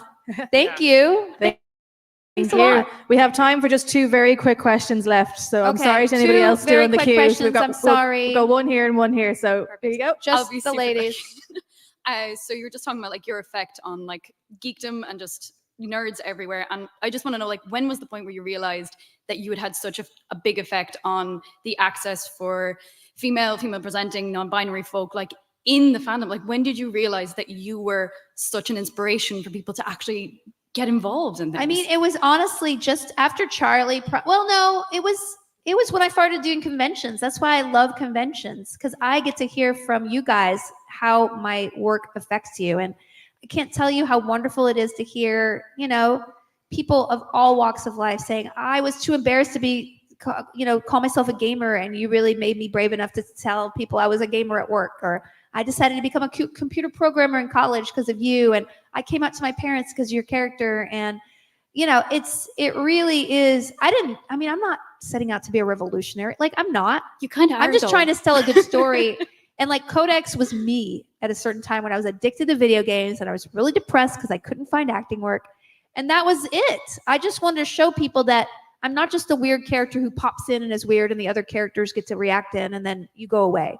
I wanted to own my own story and show it to the world. And I think if you're an artist or a creator, that's what's really important about what you make. You need to make something that nobody else can make. You see the world, every single person in here sees the world in a different way and has an experience that nobody else has experienced. And you, through your writing or art or crochet, whatever it is, get that out into the world while you have a chance, because nobody else can do it. And if you want other people to understand you and your perspective on life, then art is the best way to do that. So I'm so grateful to have played the characters I play, and thank you for asking that question. Thank you. And finally. Hi. Hi. I just you were like one of my favorite characters in Supernatural, and Thank you. I think I spent half a season thinking like, surely she's gonna come back. Surely she didn't just die off like that. Oh. But yeah, I had was there ever like a celebrity you were like really kind of like terrified to meet? Was I what? A celebrity that you were kind of nervous to meet, or Oh, nervous to meet. Oh, yeah. I mean, Winona Ryder, I was a little bit nervous to meet because she's like a god. Like, she's probably me to somebody who loves no, way more. I was like super. I mean, she's like she was the odd girl when I was a kid, and I looked up to her when I was, 10, 11. Like, there was nobody else out there who was like, oh, she's cool and she's weird and like she's not like everybody else. And like so I met Obama and I was nervous. There's some people where you're just like, oh, they're just life side. But most of the time, I'm more nervous meeting writers like Neil Gaiman and Pat Rothfuss and George R.R. Martin. I'm kind of friends with them now, but like when I first meet them, I was like, oh, because people who build worlds like that are really the people I fan out over. Actors, I'm like, I know what you do, man. Although there's some people like Julia Roberts, I would be like, oh my God, it's Julia Roberts. Or like Harry Styles. Anyway, a lot of people can relate to that last one. Oh, yeah. Anyway, well, thank you. Thanks for asking that question. Honestly, guys, I can't believe I have to actually call it now, but please put your hands together and thank Miss Felicia Day. Thank you, guys. Thanks a lot. I hope to meet you this weekend. Stay tuned. We're going to have Andy McCarroll back on stage momentarily with Charles Martinet.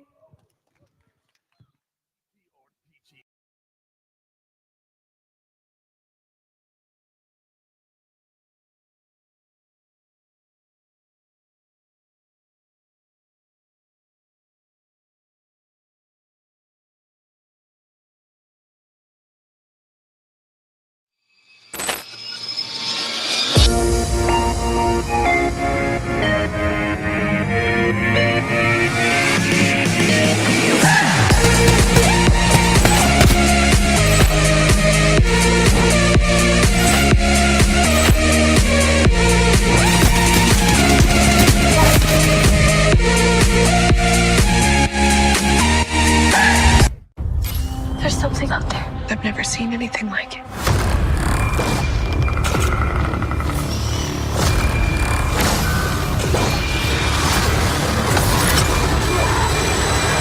Prey. Welcome to a land of might, magic, and metal. Join us for TTRPG content that puts the metal back in the phrase. Holy God, that's metal as hell. Join Sid, Con, and Fink as they tour their way across the land of Letuan, taking on all manner of monsters, aberrations, and the foulest foe of all, mankind's hubris. Heartfire Tales is an Irish TTRPG podcast, streaming now on iTunes, Spotify, or wherever you get your podcasts. Stay dangerous.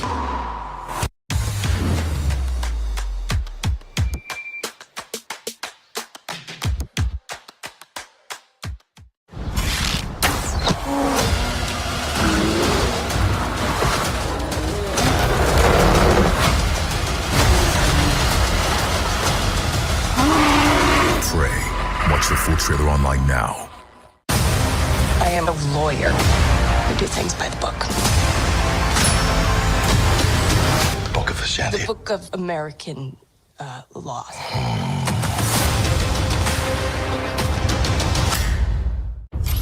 There's something out there. I've never seen anything like it.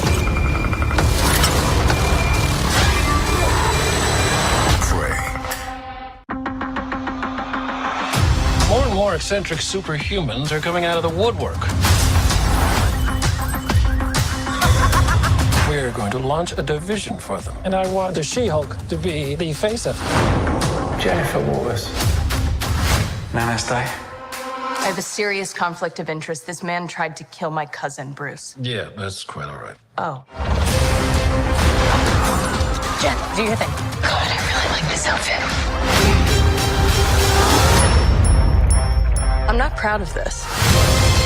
Whether you like it or not, you're a superhero. Let's do this. Our universe is on the edge of a precipice. I am a lawyer who do things by the book. The Book of Ashanti. No, the Book of American laws.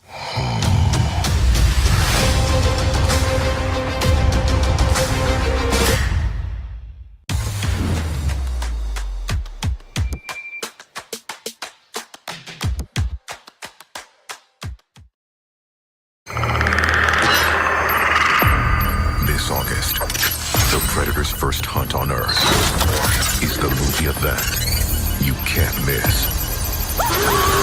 Prey.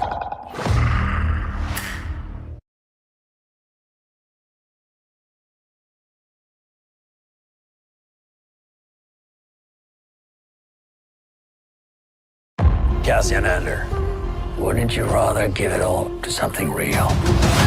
This is what revolution looks like. I'm tired of losing. Andor, new trailer online now.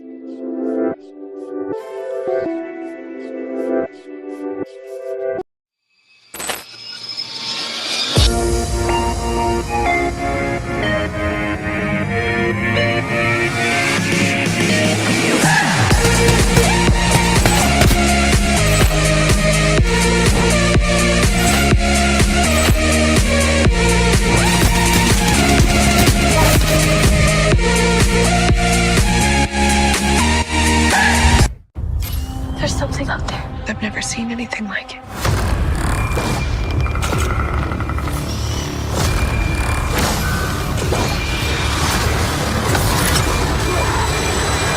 Prey. Welcome to a land of might, magic, and metal. Join us for TT RPG content that puts the metal back in the phrase. Holy God, that's metal as hell. Join Sid, Con, and Fink as they tour their way across the land of Letuan, taking on all manner of monsters, aberrations, and the foulest foe of all, mankind's hubris. Heartfire Tales is an Irish TTRPG podcast, streaming now on iTunes, Spotify, or wherever you get your podcasts. Stay dangerous.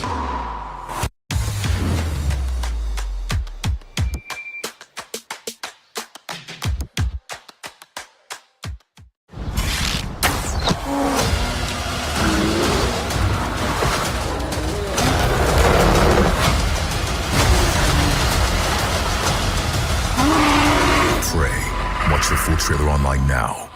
I am a lawyer who do things by the book. The Book of Ashanti. The Book of American law.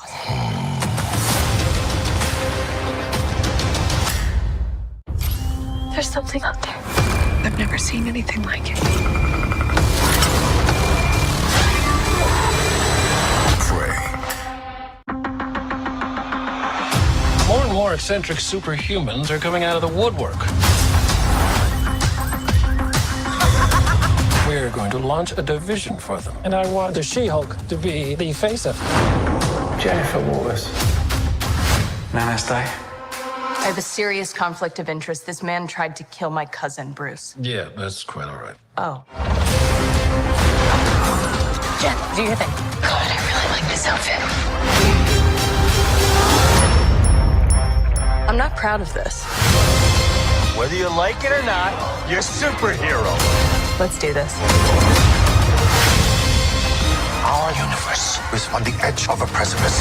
I am a lawyer who do things by the book. The Book of Ashanti. No, the Book of American laws.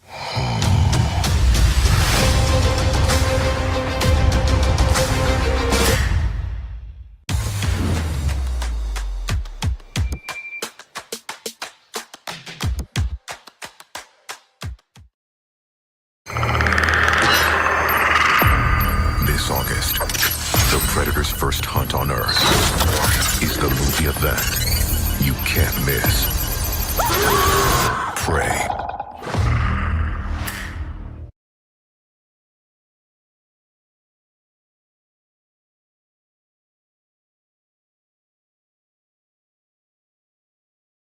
Cassian Andor, wouldn't you rather give it all to something real?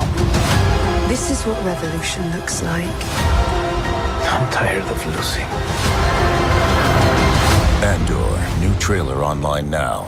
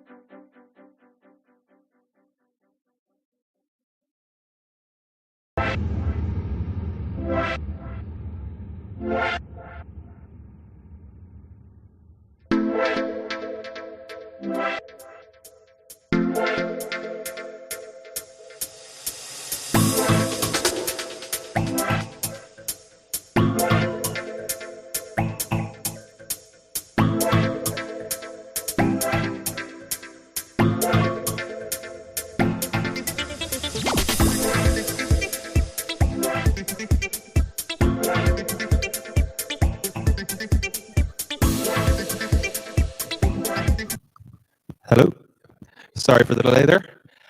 Ladies and gentlemen, my name is Andy McCarroll. I'm the host of We Love Movies on Sin 138 and one of the contributors for Geek Ireland, which the logo is supposed to be behind me, which I've just noticed it is not. My next guest, it is a pleasure, a privilege, and an honor to introduce. He is the voice of my childhood and far too much of my adulthood. He is Mario, he is Wario, he is Luigi. It's a Charles Martinet. Hello, it's me, Super Mario. Woohoo! And Luigi too. Luigi number one. Ho ho. And Wario, have a rotten day. Yahoo! Oh wait, I forgot. Mommy said say something nice. Oh yeah. And well, Luigi, everybody cheat with me. and baby Luigi and baby Mario. Let's go. Woohoo! Hello. I love this. I'm not needed at all. I'm so sorry for being so late. We got so far behind on photographs and food and things like that, so my apologies. I hate to make people wait because I don't like waiting.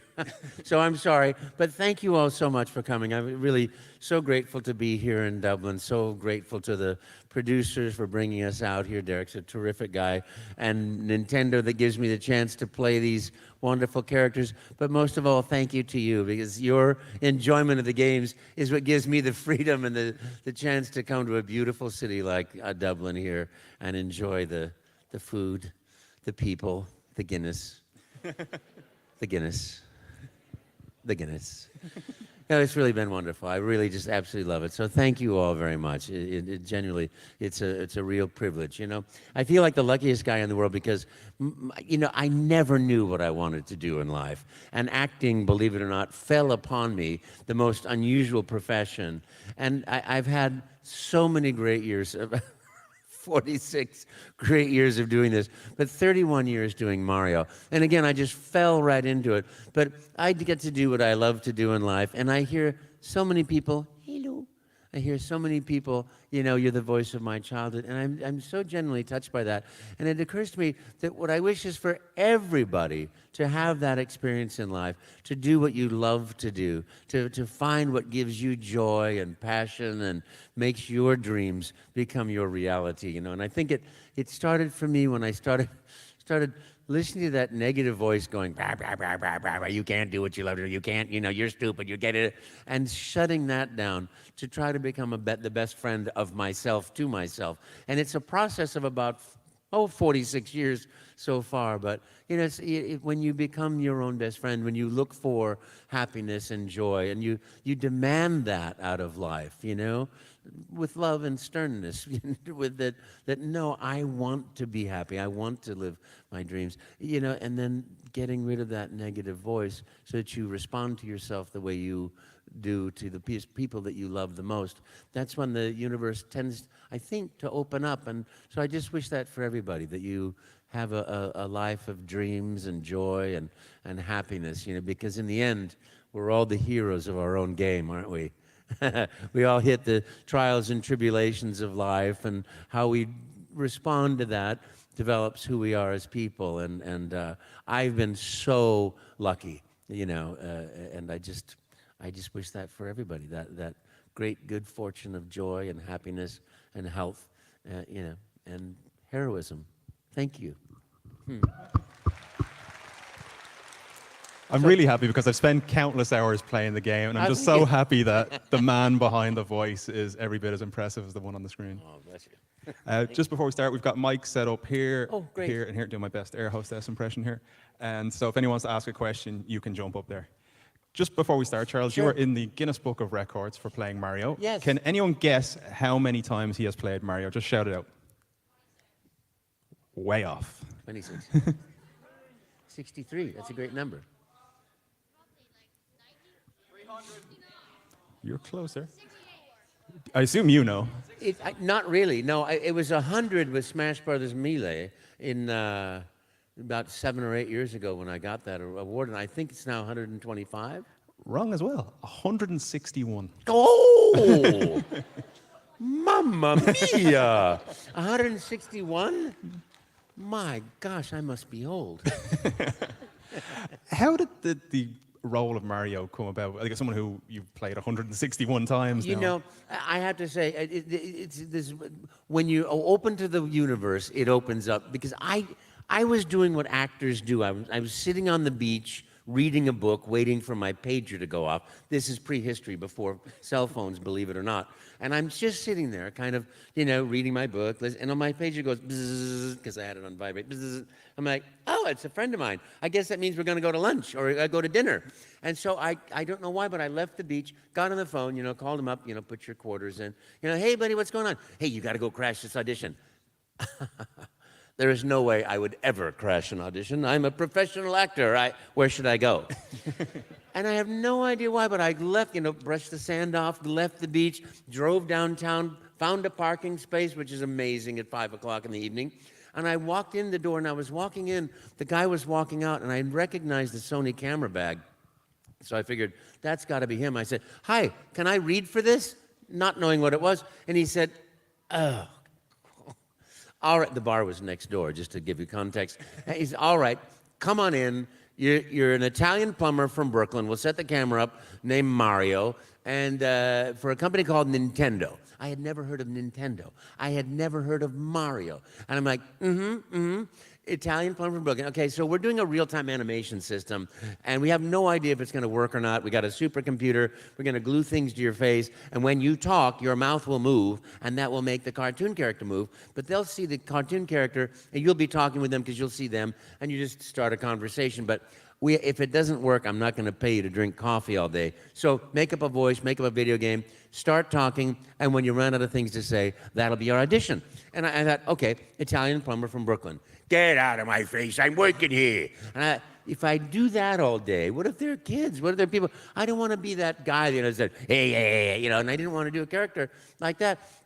But I had played Gremio in Taming of the Shrew a few years earlier. Nice Italian guy, talk like this. In an adaptation, Petruchio was like 1947. He was a GI going to Italy to find a bride, and I was the father. And I thought, well, I'll just do that, but I'll make him younger, and I'll just make up a video. I didn't know anything about video games except wacka, wacka, wacka, wacka, wacka, and tok, tok, tok, there's and ping pong, And I thought, well, I'll make up things about food because obviously that's a passion of mine that I wear with me every day. And so he said, action. I said, hello, I'm a Mario. Let's make a pizza pie together. You go get some sausage. I'm going to get some spaghetti. He put spaghetti and the sausage in the pizza. And then I'm going to chase you with the pizza. And if I catch you the pizza, you got to eat the pizza.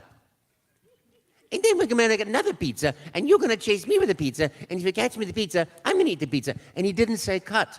But I remembered one thing, don't stop. So I went through then we're going to go to lasagna. And I chase you down the hill with the lasagna pan. I catch you the lasagna pan, and you're going to make a meat lasagna. Chase me and then we're going to make a tortellini. And I went through every pasta that I knew, and then started inventing pasta. And then we're going to make a rosto di tortellatello. It's a great pasta. I'm going to chase you with the spinach rosto di tortellatello. And if I catch you this rosto di tortellatello, you got to eat the rosto di tortellatello. And I just kept going and going and going and going. I was having a good time because I enjoyed the voice. It was fun. And it was like doing a sort of character that was just absolutely silly, and which is me. And I finally heard, stop talking. Cut. There's no more tape. Thank you. We'll be in touch. And I thought for sure, okay, that's the end of it. There's the door, folks. And I left, and I went back to the beach. I ended up having dinner with my friend, and he gets on the phone. He calls Nintendo and says, I found our Mario. I got him. And that was the only tape that was sent to Nintendo. Mr. Miyamoto liked it, and 2 days later, I was in Pasadena, California, getting things glued to my face. And that was 31 years ago. 31 years ago. I'm absolutely starving after hearing that now. So it's like pasta. Yeah, that sounds fantastic. It was just amazing. But it's been 31 years of absolute joy and happiness. I was doing, I went in one day, and there was Wario in the real-time animation system. They said, put a voice to this guy. And by the way, he's modeled after one of these guys. Oh, have a rotten day, And then one day I walked in, there's Mario Tennis or golf or something, and he's in there. Go ahead, put a voice to it. So it's just been one gift after another, Really fun. You seem to genuinely love it. Like it do. explodes out of you. What for Yeah. you was the best part of playing this character? The best part is when I do the voice, somebody smiles. If I go, "It's me, Mario," I did actually try not to do it as that well. makes it like it's the first time ever in my life, you know. So, and that gives me so much joy. When I grew up, Jackie Gleason had a TV show called the Jackie Gleason Show, and I used to go, there was a character who said, "Hi, Joe. Hello, Mr. Donnie." And he would laugh like that, and I would do that, and my mother would laugh. There it was. The writing was on the wall, and I didn't know it. Did you get to see Mario before you were doing the voice? No. No. If you would have saw that character of that face, would the voice have been different, do you think? Oh, that's a great question. I really don't know. Probably so. You know, probably so. I don't know what it would have been, and I can't try to do that. But but on the other hand, as I watch it, it's the right thing, you know. And I was really lucky because we did before I did the Mario games, I did Mario Fundamentals and Mario Teaches Typing, and it was the most marvelous gift because I go to the session for Mario Teaches Typing, and I, open the script, and it's like, "Oh, you failed. Bad job. You have to start over at the beginning and do it again." And I went, "Can I please just rewrite this a little bit?" "Yeah, oh, sure, go ahead. We don't know the character. Guy, sure, go ahead, "That was great, but I know you can do even better. Let's try again." "Oh, that was great."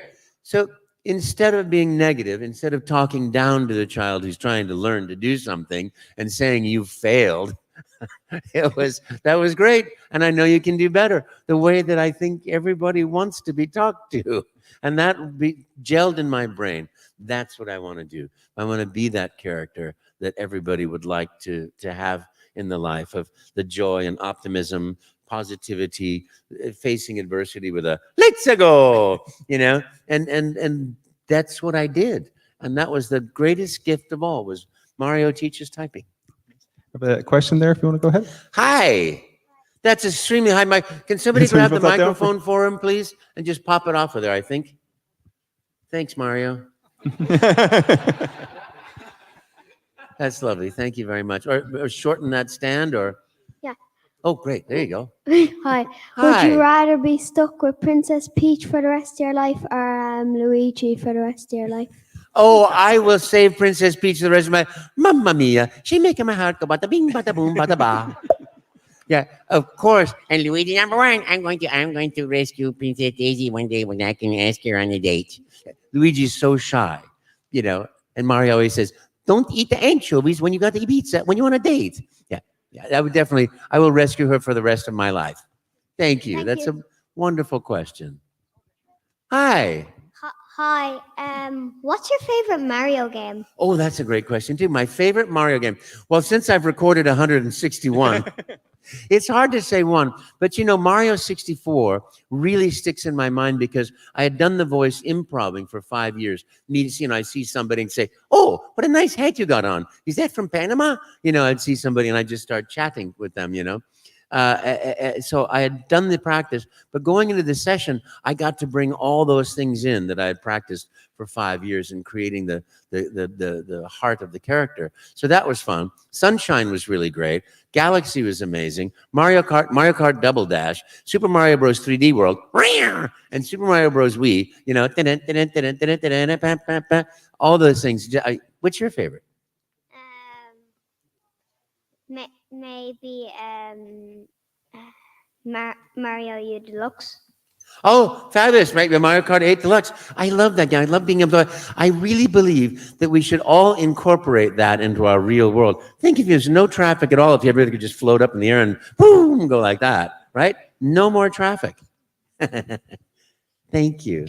Okay. And thank you for playing my games. Hi. You were so adorable. I was kind of really hoping he'd go villain there and say Sonic was his favorite game. I know we had a little Sonic in a little pram who was asleep today. It was so adorable. My goodness. Should we be going back and forth, or what do you tell me? We'll do one over here and then we'll go over to yourself. Hi. Hi. Is it easy to do your voice, and what's your favorite line? It's easy for me to do voices because these characters are around me all the time. I wake up in the morning, if it's going to be a good day, I'm like, da-da, da-da, da-da, yippee, oh yeah, yeah, yeah. And when I spill coffee, I'm like, wah, what did that happen to me? Wah. So they're very present. And I also dream as Mario, so that's when all my flying dreams are Mario. Because Dreaming in 2D. yeah, I dream in 2D, flying over mountains and a lot of purple water. I don't know why the water's purple, but it's always purple. What was the second half of that question? What's your favorite line? My favorite line. Well, there's something to be said for "It's a me, Mario, woohoo!" But I also love "You, the superstar." Thank you. Thank you. Go with you over here. Oh, yeah, Captain America. Thank you very much. I was wondering, what do you think of like the other interpretations of Mario's voice that have been over the years, like in the cartoon from the 80s? Like, I think it's always adorable. I mean, those were way before my time, Yes. the things like that. Really wonderful. Lou Albano was apparently a really terrific guy, ex-wrestler or something like that. Really a super guy. And, I love it. I love fan art. I love that creativity inspires creativity. Yeah. And that is one of the gorgeous beauties of it. My belief structure is that creativity can be born out of joy and happiness, but I've known a lot of artists who, you have to suffer for your art. There is no art without suffering. And I always joke, I suffered for my art. Now it's your turn. But I just think you can do joy and happiness. And I know that's not exactly what you asked, but yeah. Oh, well, thank you very much. Thank Go you with very the much. lad over here at the tight. Hi. The back here. Sorry. Hi. Yeah, I was just going to ask two things. So I think you're very aware of the new Super Mario movie coming out next year, I think. And I just want to ask, did you get a choice in who got to voice that, or did you get offered to voice Mario? They're making a movie? Yeah, Chris Pratt is going to be Mario. Who's that?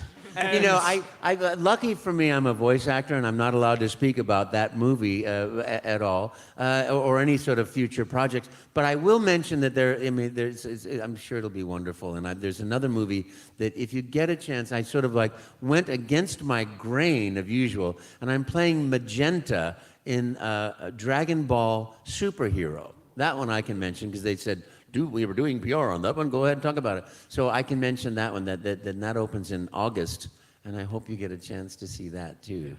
And I hope you watch the Mario movie too, of course. Yeah. I'm sure it's going to be a lot of fun. Yeah. Chris Pratt is apparently doing a thick Brooklyn accent, so we might get to see the "I'm walking here, Mario" finally. Back here. Hello. Hi. I've been playing your games for like 5 years, and Yippee! It's an honor to meet you, really. Thank you. Thank you very much.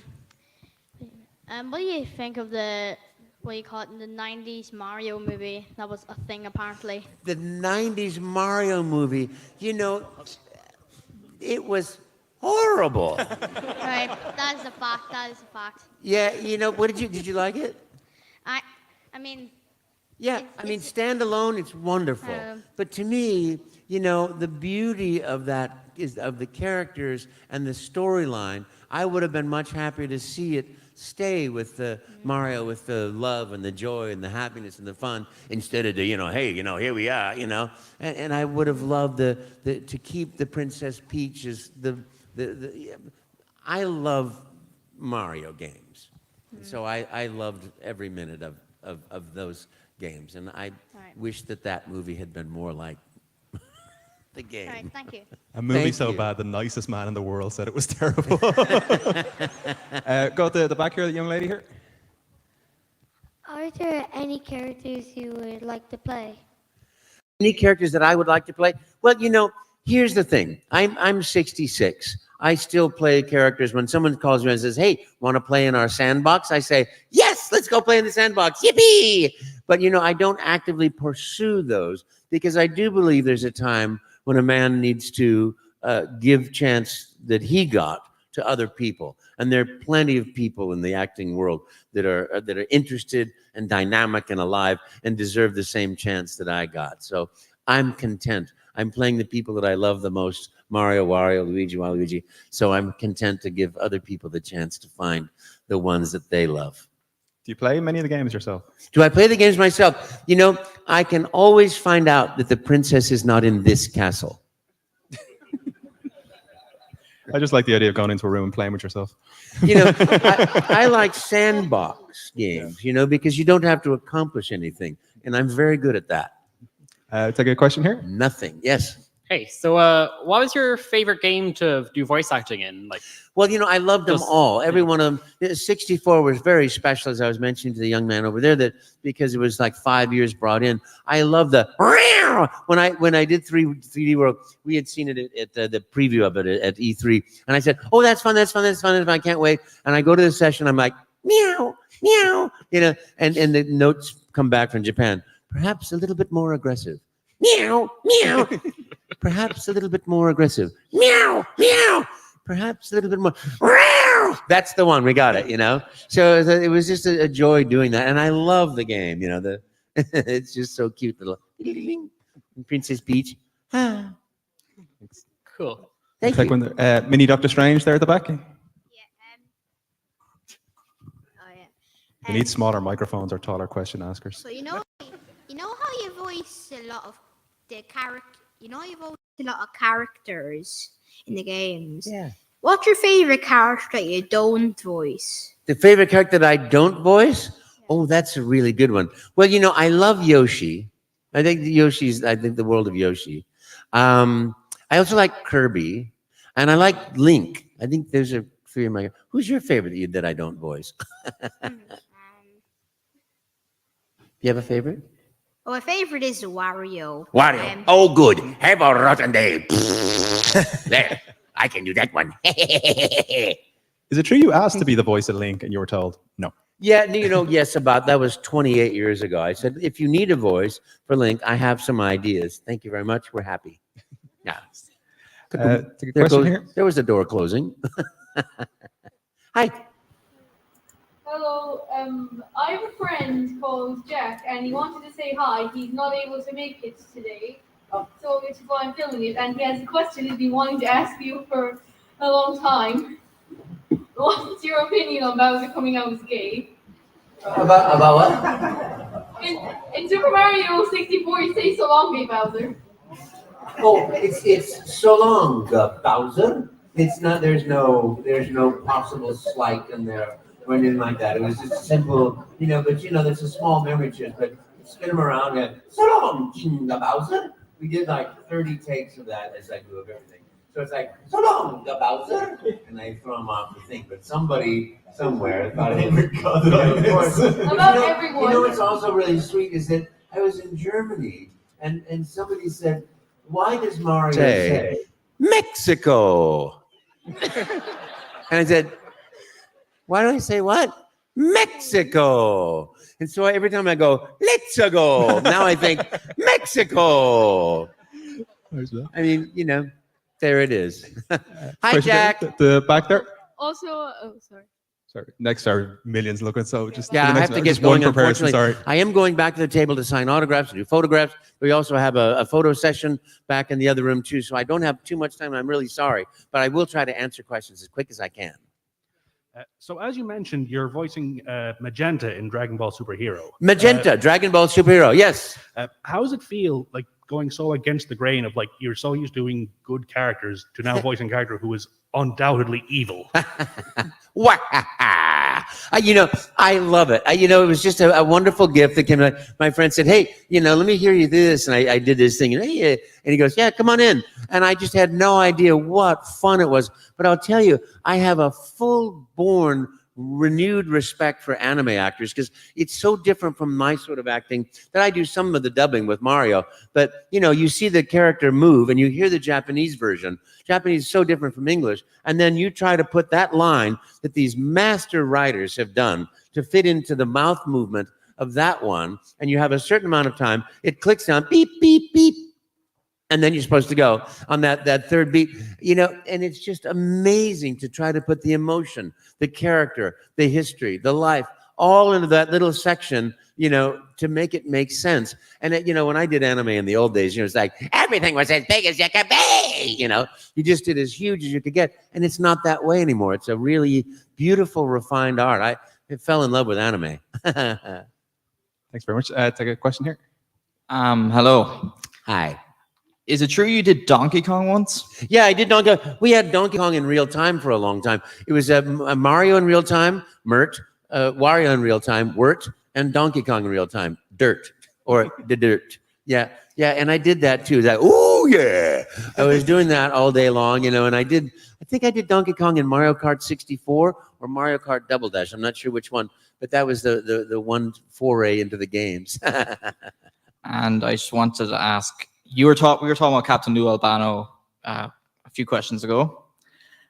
Do you know of the song "Do the Mario"? Yes, I've heard that before. Do you know the words of the song? Not in the slightest. He's not a jukebox. He doesn't do requests. Yeah, you know, it's so funny because I love all that other stuff, you know. But I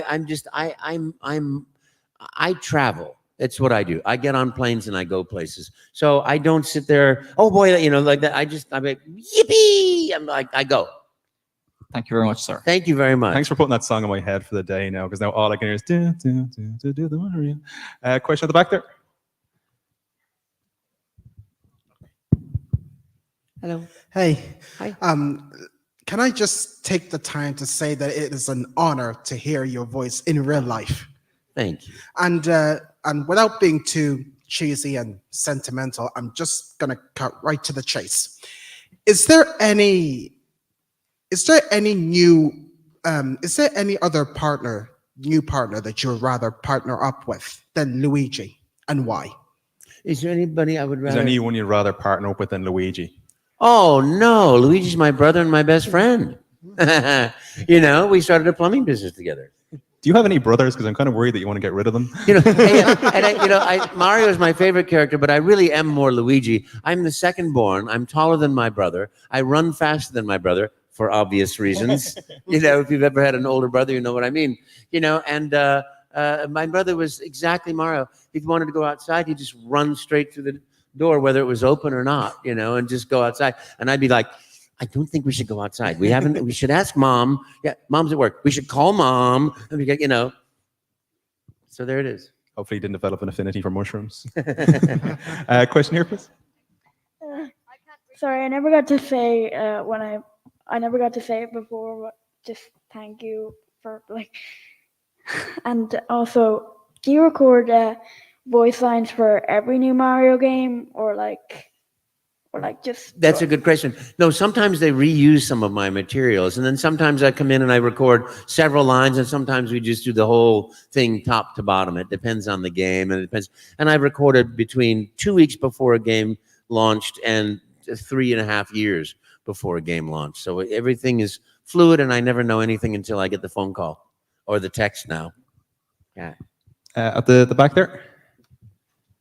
Hello.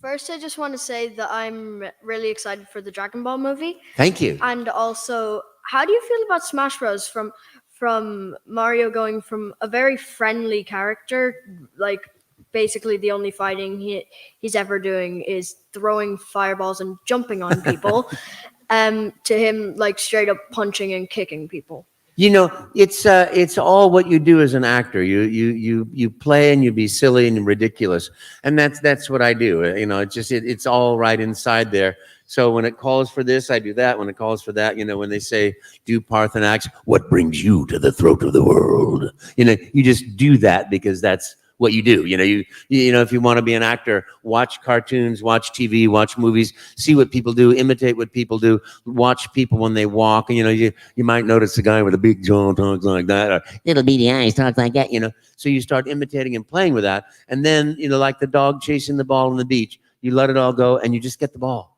Just get it and bring it back, get it and bring it back. Because that's what you do. You leave that voice that I was talking about first on, that watches you from the outside, that says, no, that's not good enough. No, do it like this. He wants that. Instead of being the voice inside the dog is, ball, get the ball, get the ball. You know, just do what the character it wants you to do, you know. Let's take a question from her. First, I want to say thank you for your legendary work that you've done for everyone here. Everyone loves you. Thank and, you. First, have you ever felt starstruck from any of your colleagues or any of the industries that have wanted you to work for them? And if you have, how have you conquered your fear for being so starstruck or nervous around them? I was so nervous the first time I did a monologue. I was my left leg was shaking like this, so I put my weight on it, and then my right leg was shaking like this. So I heard this voice inside, spread your legs a little bit and put your weight evenly between them. So I did, and then they were both shaking like this, and I was convinced. I don't know what the monologue was. This, I died in a fire. It was a terrible death, and I think people were hearing. I was so terrified. But then in the end, it's like people went, "Oh, why weren't you nervous?" That's what acting is just pretending like you're not what you're not and what you are what you are. Thank you so much. Thank you, and thank you for your. Just on that question about being starstruck as well, did you have much interaction? You were in the Deadpool with Clint Eastwood. Did you have any interaction with him? No, I never even met him. He was down in Monterey the day that I was doing the movie. I met Tom Arnold and Hugh Grant and Michael Douglas and people like that. I don't get starstruck, but I'll tell you, when I first started autographing things, I thought, it's so silly. Here I am autographing. I met Barbara Eden, who was I Dream of Jeannie, my childhood hero, and I met Adam West, and Adam West was the most marvelous guy. I miss him every day. I saw him. He was Batman when I was growing up. We watched every Batman, and I was literally, I went to say hello to him, and I completely lost it. I said, "Hi, I watch you every. I really appreciate. I loved, and when I was a kid, and he's so gracious. He goes, "Why, thank you very much. And what do you do?" And I said, "Oh, well, I play this character here." "Oh, who's that?" "Oh, it's Mario. He's a video game character. And how long have you done that?" I said, "Well, I've done that for like 22 years. He goes, "Congratulations. You are a success." And when somebody shines their light back on you that has that much stardom and that much light, I was never more touched. So I remember that always. We're just all people. He just seemed like I bought his autobiography and there was an option for it to sign it. Yeah. And it came back and it was like, "To Andrew, I miss you every day. We had some great times. Adam West." Never met him before in my life. But I'm like, what in the name of God? That's so beautiful. That's him. Oh. He sits backstage, or he did before he died, bless him. And he would just sit there telling stories, just doing stories about he and the co-stars on the things. And whoever was sitting near the table was on the floor laughing. He was so funny. Great man. My friend got his. It just said, "To James." One at the back there. Hello, Charles. Hi.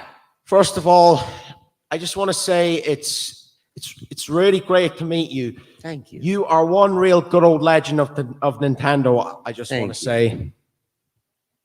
And my question is, how long exactly did you do the voice of Mario? Well, it's 46 years now, and I'm still doing it.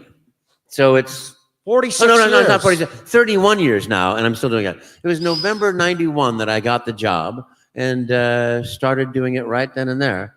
So it'll be 31 years completely. I'll roll my eyes like I'm doing maths in my head. I've done, yes. It's been a while. And who, in general, would be your favorite character to voice? Mario, and Mario.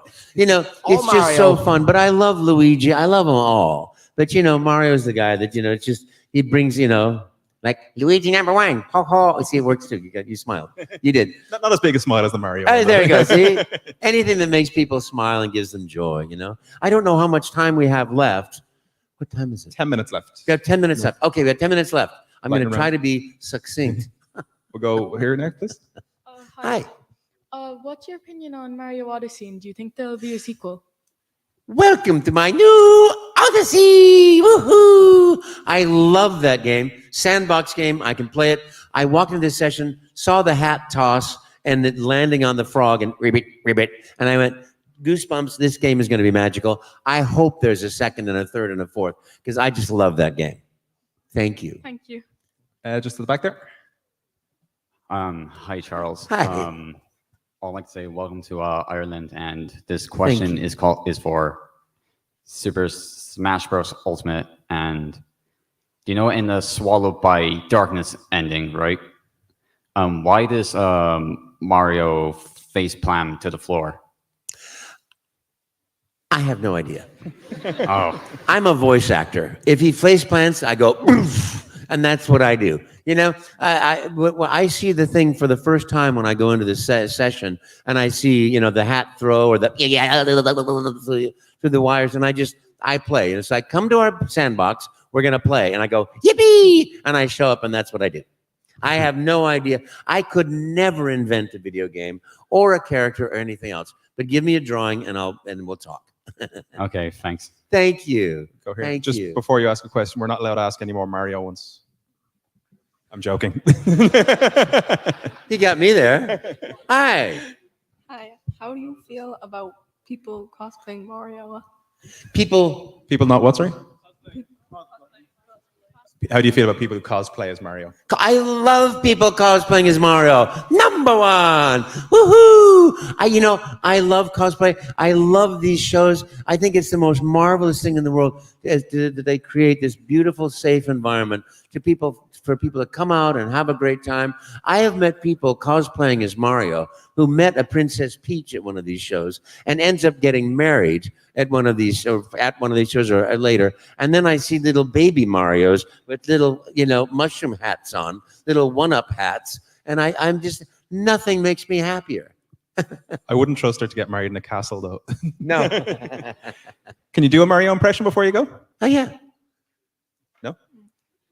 No, it's okay. It's a me, Mario. At the back there, Pips? Me? Yeah, Hi. go ahead. So after 30 years of voicing Mario, do you take a different approach to it now?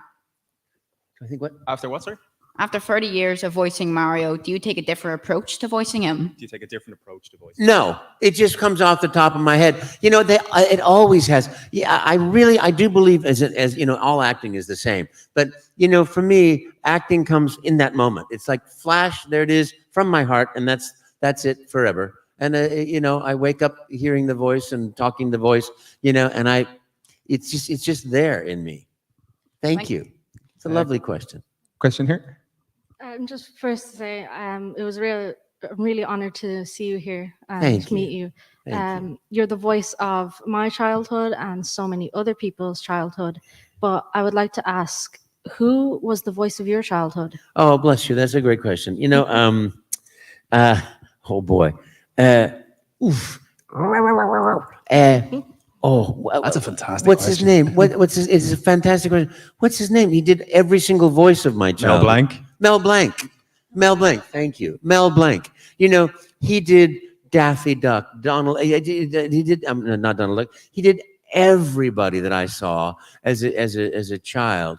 And I think everybody in the world today is in some way paying tribute to him, because I'm sure that somewhere he did a voice that went, yippee! And I heard it and it stuck in my heart. So he was really the guy that was just absolutely amazing. Amazing. Thank you. you. Thank you. And thank you for your kind words. You're saying that about like iconic characters. Like you could take Mario and show him to any corner of the globe. Yeah. Like it's going to outlive both of us. Like how does that feel? Like if you showed somebody that, in Australia, in America, and go, what's that? They'll do your voice. Yeah. What does a legacy character like that mean to you? Lovely. It's just lovely. I am so touched and so moved. That's why I say I just wish it for everybody. Get to know that feeling of being appreciated. We don't appreciate the plumber and the electrician and the guy, but it's like, hey, I plugged in the toaster in for 30 years. My kids, my grandparents, my parents, everybody got a piece of toast in the morning. Thank you. And we all deserve that, Go for a question. We're all part of the same one. What's your... Hi. Mario, Wario, or Luigi? Mario! Woohoo! How about you? Mario. Yahoo! Thank you very much.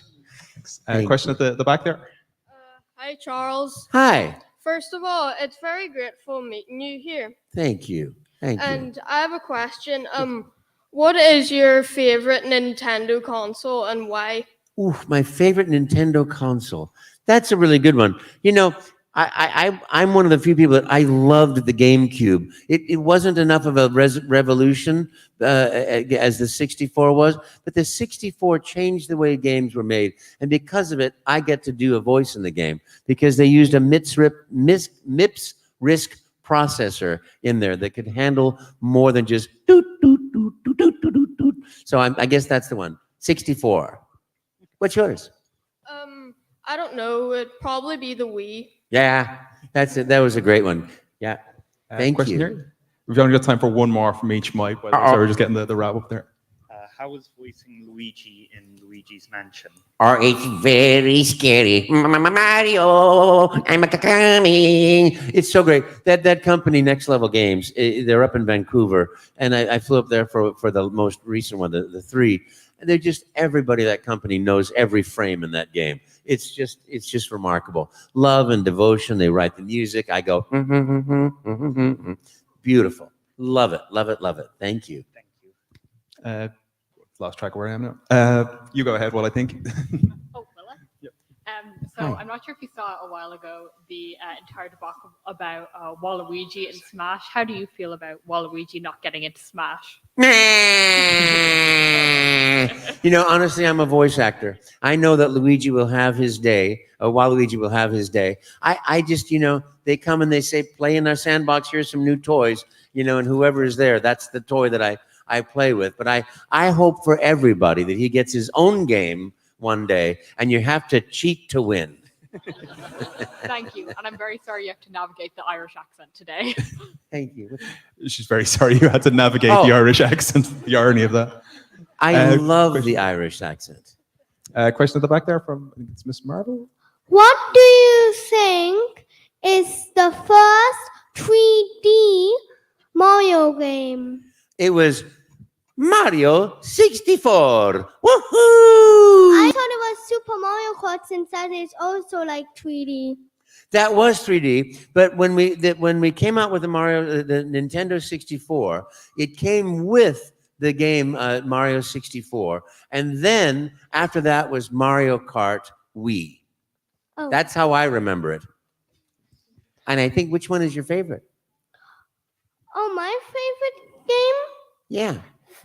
That would be Super Mario Odyssey. Super Mario Odyssey! Yippee! Thank you. I also have a Mario impression. Oh, I want to hear it. Mexico! Woohoo! Bravo! That was great.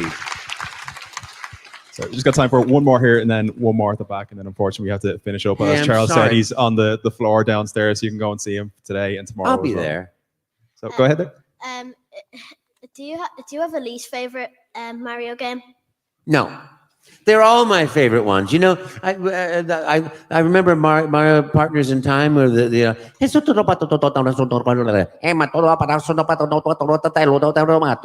know, just doing anything in Mario's voice is fun for me. And every time I see a game, I'm like, this is amazing.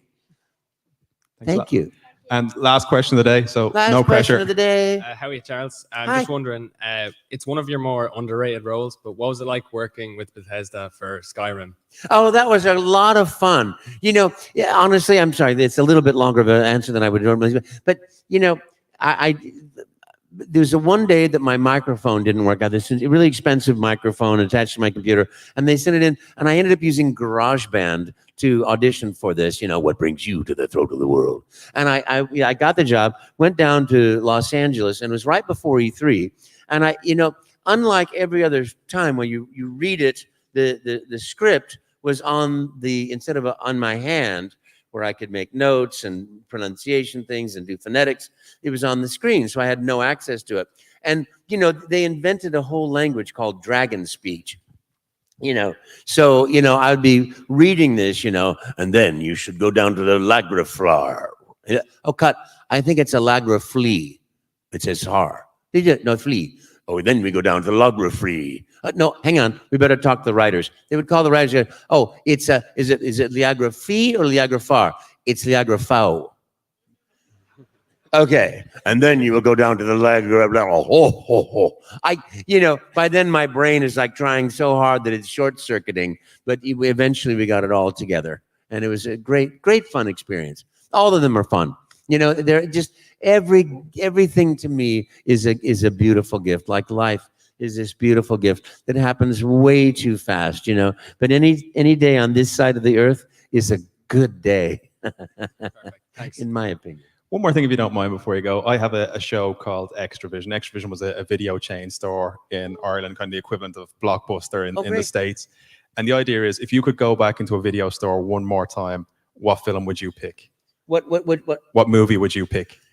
Enchanted April, probably. I just love that. To me, the favorite character I ever played in the theater was Scrooge, because the transformation of character from the grumpy old man to the gleeful inner child in an old man, that transition was huge. And in Enchanted April, I can't remember the name of the actress, but she's a dame now, and she transformed from this, you know, clenched Victorian proper woman to a flower of a human being.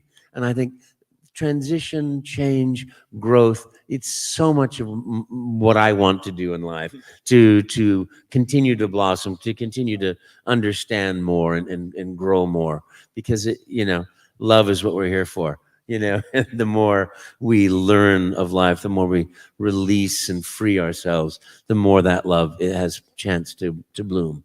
So Charles, that's it has been an absolute honor and a privilege to speak to you Thank today. I wish we had more time to talk, but like I Me said, you're too. down on the floor if anyone wants to come down. Ladies and you. gentlemen, please give a very warm Charles Thank Martinet. you very much, everybody. Thank you. And thank you for playing my games. You number one. Woohoo! Thank you.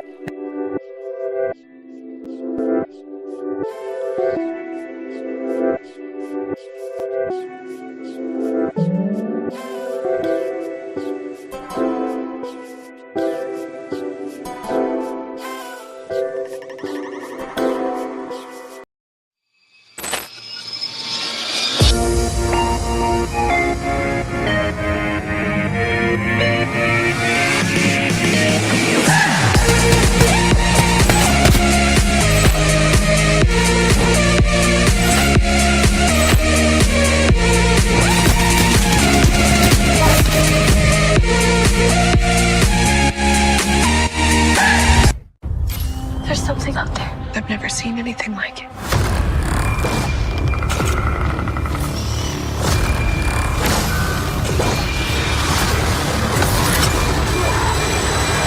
Pray.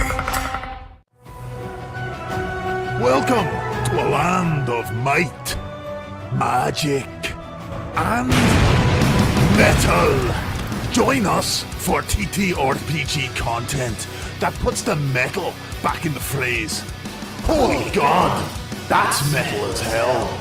Join Sid, Con, and Fink as they tour their way across the land of Letuan, taking on all manner of monsters, aberrations, and the foulest foe of all, mankind's hubris. Heartfire Tales is an Irish TTRPG podcast, streaming now on iTunes, Spotify, or wherever you get your podcasts. Stay dangerous.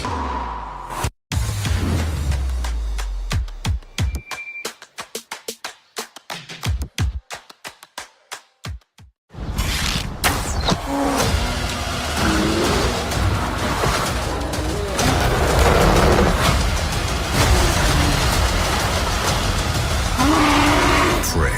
Watch the full trailer online now. I am a lawyer. I do things by the book. The Book of Ashanti. The Book of American Law.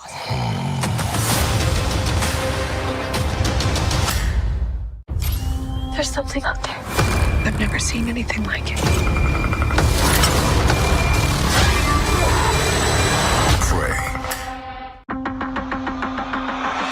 More and more eccentric superhumans are coming out of the woodwork. We're going to launch a division for them. And I want the She-Hulk to be the face of it. Jennifer Waters. Nana's Day. I have a serious conflict of interest. This man tried to kill my cousin, Bruce. Yeah, that's quite all right. Oh. Jen, do your thing. God, like this outfit. I'm not proud of this. Whether you like it or not, you're a superhero. Let's do this. Our universe is on the edge of a precipice. I am a lawyer. We do things by the book. The Book of Ashanti. No, the book of American laws.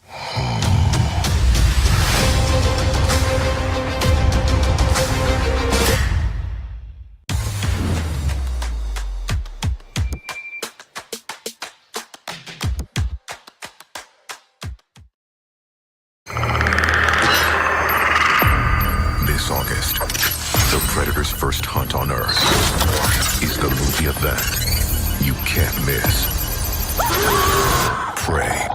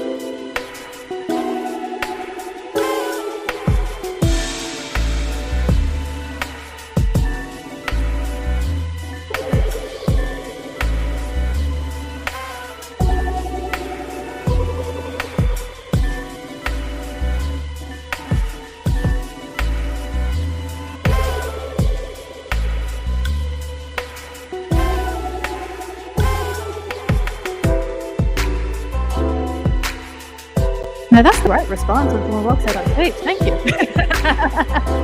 All right, folks. Are we all ready? Last panel of the day? For those of you that were here earlier, you know we can do better than that. Are you ready for our last panel of the day? There we go. Please join me in welcoming Court Parker.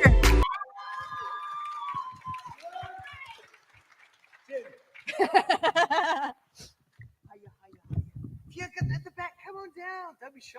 Or are you comfortable up there? They're comfy. Now you're about to sit on your microphone, so you might need to. You're sitting on your microphone. You'll be very embarrassed. What a way to start. That was the chair, by the way.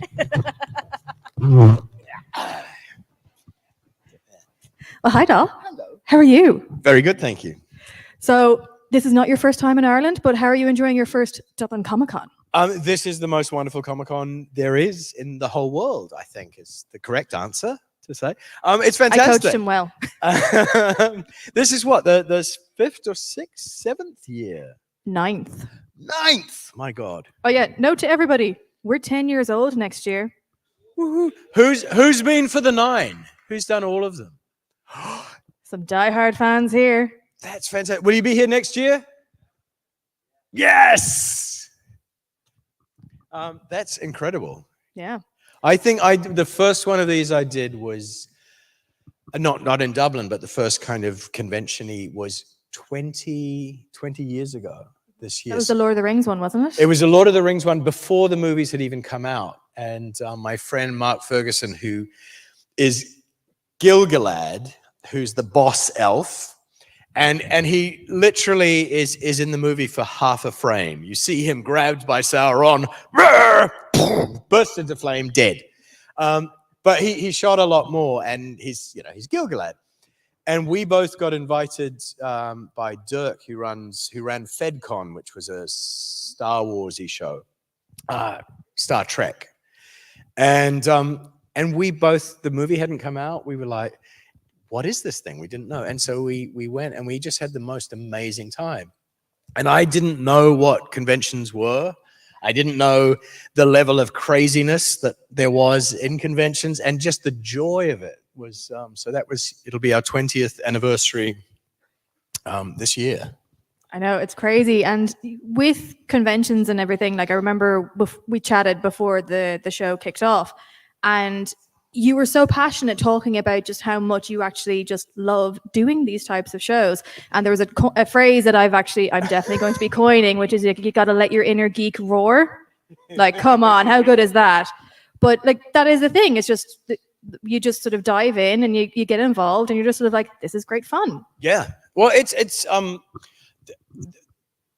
why I ended up doing this. It's that when I was a kid, it's, you know, dressing up and make believe and telling stories, and I was very fortunate. My mother had been a kindergarten teacher, so as a kid, both my mother and father, they would read to us, and we always had books, and we had, you know, drawing, and so that magic of when you're a child and you're allowed to just really be creative and make believe, and it's real, and you know it's pretend, but it's still real, and then as we get older, we're told that, you know, stop doing that, that's silly, do something real, and fortunately, I kind of managed to find a way to keep doing the pretend. And I remember telling my parents that I was going to be an actor when I was about 15, and they were just devastated. They were like, "Oh God, he's going to live at home until he's 50." But I suppose because like you were saying to me the other day, you were actually born in Fiji and then you moved to New Zealand when you were young. Yeah. So you kind of hail from two very like rugby-minded countries, so to speak. So like, was rugby ever big in your life? No, I was useless at rugby. I just couldn't. I did in third form. Which, do you have forms here? We say like class, and then it's like year. So like secondary school will be first year, second year, and then it's first class. So if you're in So third secondary is form, when you're like 11, 12? Yeah, 12 up is secondary Right. school. So so whatever that beginning of high school is. So we would have primary school, intermediate, which is 2 years when you're 10 and 11 or 11 and 12 or something. And then 13 to 17, 18 was high school. So I don't know. So it was my third form, which is like, I think I was all of 12 or 13. And there was PE, which sport, and then there was a drama class. And the drama class was only about 5 of us. So they just scheduled it at the same time as PE. So it was my great way to escape having to do sport, which generally in those days, I think it's got better, but back when I was a kid, the PE teachers generally were kind of angry, violent, monstrous creatures who liked hurting children. And so PE would just be like, run round the block, jump. And, you know, they just shouted at you. And if you weren't particularly brilliant at sport, then it was just a nightmare. So I discovered that I could go and do drama where you just got to dress up and be silly. And that got me out of PE. So that's really why I do the job I do now. And were you still based in New Zealand when, you know, one Peter Jackson sort of came to town and was starting Well, to... he was in town already because he comes from there. But when he was setting up, because I heard, now this may or may not be true, but did you actually get involved before getting cast? yes, Because you were actually doing the storyboard stuff, wasn't it? When the Lord of the Rings was first going to happen, it was going to be with Miramax, and they wanted 2 films. They didn't want to do 3. And so 2 scripts were made. So there was, you know, cut halfway through Return of the King. And a group of us got together. So there was maybe 12 of us, and we all went down to Wellington, where Peter was based, and we stayed in a recording studio for 2 weeks. I think we were down there, and we just did a radio play of these scripts. And so I think I got to play Frodo, Legolas, various other characters, and so we all got to play a few characters, and every time a new character came in or there was a monster or something, we'd all be going, oh, what if it sounds like this? They didn't go with that one. They went, that's just bad Yoda. That's not clever at all. But so we got to record the 2 films, and this was going to be used to with films particularly. Sometimes they make a thing called an animatic, which is the storyboard, which is like a cartoon version of what you're going to see, and then it's animated. On this, they were animating it slightly, and we would do the script over, so they could then show it to the Americans and go, this is what it looks like. So previs or pre-visualization or animatic. So we did that, and then Peter, Fran, and Philippa had always wanted to do the 3 books as 3 films, not the 2. And the deal, Miramax went away, and then New Line or Fine Line came in. And so they were then allowed to do the 3 movies, which was great for us because we got to go back to studio and then do all 3 again. So it was it was a really fun time. None of us, we knew it was going to be pretty cool, but none of us, well, I didn't anyway, realize just how ridiculous the films were going to be and how, it was the first time I got a glimpse of how much people loved these films, because already the internet was reasonably new and, it'd been around for a bit, but it as a tool of communication was reasonably new. So there was a group, One Ring Net, and they were angry at the beginning. They were like, "Don't you screw up this! This is our book, we'll kill you!" And Peter very wisely went, "I get it, because it's his book too." And they read those books so many times, and they were still reading them as we were shooting, because they would alter things or they'd have an idea, and so they are true geek fans. So when they were putting this together, it was the same intent. They just had this amazing arsenal of films to make it. So very quickly, Peter, rather than fending off OneRing.net and these strangers on the internet, he went, "Come on in. Let me share what I can share, and some things will be secret, but let me assure you, because you're the people who are going to come and watch it, hopefully, that I am making this with the best intent, or we are making this with the best intent." And I really think they did. I think that shows when you watch it. They love these stories as much as everyone else does. So it's beautiful. I love it. Yeah, when people are passionate about something, it definitely comes across in their work. And I'd say for you, were you expecting then, once they were actually starting to shoot, you were kind of just like, "Hey, give me a call, let me know what's going on," because you were technically voicing Frodo already, so were you kind of just I should have played Frodo, obviously. I mean, Elijah would. Little Elijah. He's the best. I don't know. It's New Zealand is very small. New Zealand, how many people live in Republic of Ireland? 5 million. 5 million. We just Is that in the literally had a Republic, census or is that in recently. Ireland total? In the public. Because, New Zealand's 5 million. And so we all kind of know each other. And when you grow up in the industry there, you work with everyone. So you just kind of have this assumption that you're going to be in everything, because there's only so many people to go around. So whatever show comes to town, it's like, "Oh, what are you going to be in it? Oh, I'll be this or that." So I think probably my arrogance at the time just totally expected to be in it. But I was thrilled, because there's not a lot of New Zealanders in it, and it was a brief and wonderful thing to be involved with, and just the joy of doing it at the time was great. But the thing that does blow me away still is 20 years later, I'm meeting people who just love the books and love the story and love the films, and it's a great way to be part of the kind of the crazy madness that is this world, which is lovely. Yeah, and I know it's even with the character himself, who was in a couple of scenes, and especially say in the Two Towers, a very iconic moment. Which isn't in the book, apparently. No, that's what I was going to say. There was a Apparently it's day not in the book. at lunch. The guy I play, Hal Deer, gets killed at Helm's Deep. Yeah. And we were at lunch one day because a lot of the shooting was through it. They were still just reworking. They never stopped working. And sometimes, script changes would come that day, but often subtle. And then at lunch one day, Philippa Boyens came up and went, "Hey, Peter wants to kill you." And it was just, "Oh God, what have I done?"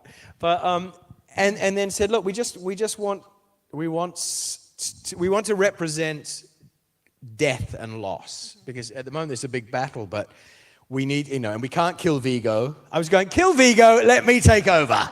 I'd be great." Or little Elijah, I've done him before, I can do him again. Legolas, wicked, not that hard. And so yeah, they wanted the moment of an immortal dying and sacrifice and all that kind of stuff. So for me, it was the most wonderful thing, because it just meant I got to go back and play a lot more and experience the horror that was the shooting of Helm's Deep, but I would just come and go, so I kind of had it easy. But the full crew that shot that sequence, John McAfee, who was the second unit director, shot 3 months outside in winter, which is kind of like a winter here, just wet and cold, by the harbor in an old quarry. So the wind would come, the Arctic wind would come from Antarctica, Antarctic wind. And there'd be fake rain and there'd be real rain and just everyone. And everyone working at night. So people would sleep through the day, work all night, go home and sleep again. So everyone went crazy. And it was 3 months of cold night, winter shooting, where I would just come in for a week and go, oh, this is nice, hi everyone, bye, and disappear again. But didn't you have to sit in the makeup chair for quite a while? Because didn't the wig take a while to be applied on, or? Yeah, it got any show when you start, especially if you have prosthetics or wigs, it's going to take 5 hours every day, and then it gradually gets quicker. The reason, like, I love tattoos. I think tattoos are the coolest thing, and if you can have a sleeve of tattoos, you're like the coolest. But anything like that for an actor means potentially another hour in the makeup chair in the morning. And when your call is going to be 4:30 in the morning, which means you have to get up at 3, or if you're traveling, it's further. You just want every moment of sleep. And your makeup artist is just going to hate you. And so when they're doing your eye, they're going to be going... So you kind of want to give them every opportunity. So what tends to happen is the process speeds up, and then you can whack it out in half an hour. But it's also a really lovely beginning to the day that you... you have a coffee, and it's where you gossip, and the buses, makeup buses usually have 4 to 6 seats going down, so there's people beside you, and everyone kind of has a catch up. Sorry, I'm burping. I just had lunch. Very rude. And also with rings, there was a fair amount of studio work, but there were a lot of real locations, and quite often you'd be in a hotel somewhere, you'd be picked up in the dark in the morning, driven maybe for an hour. Sometimes you get in a helicopter. It's very cool.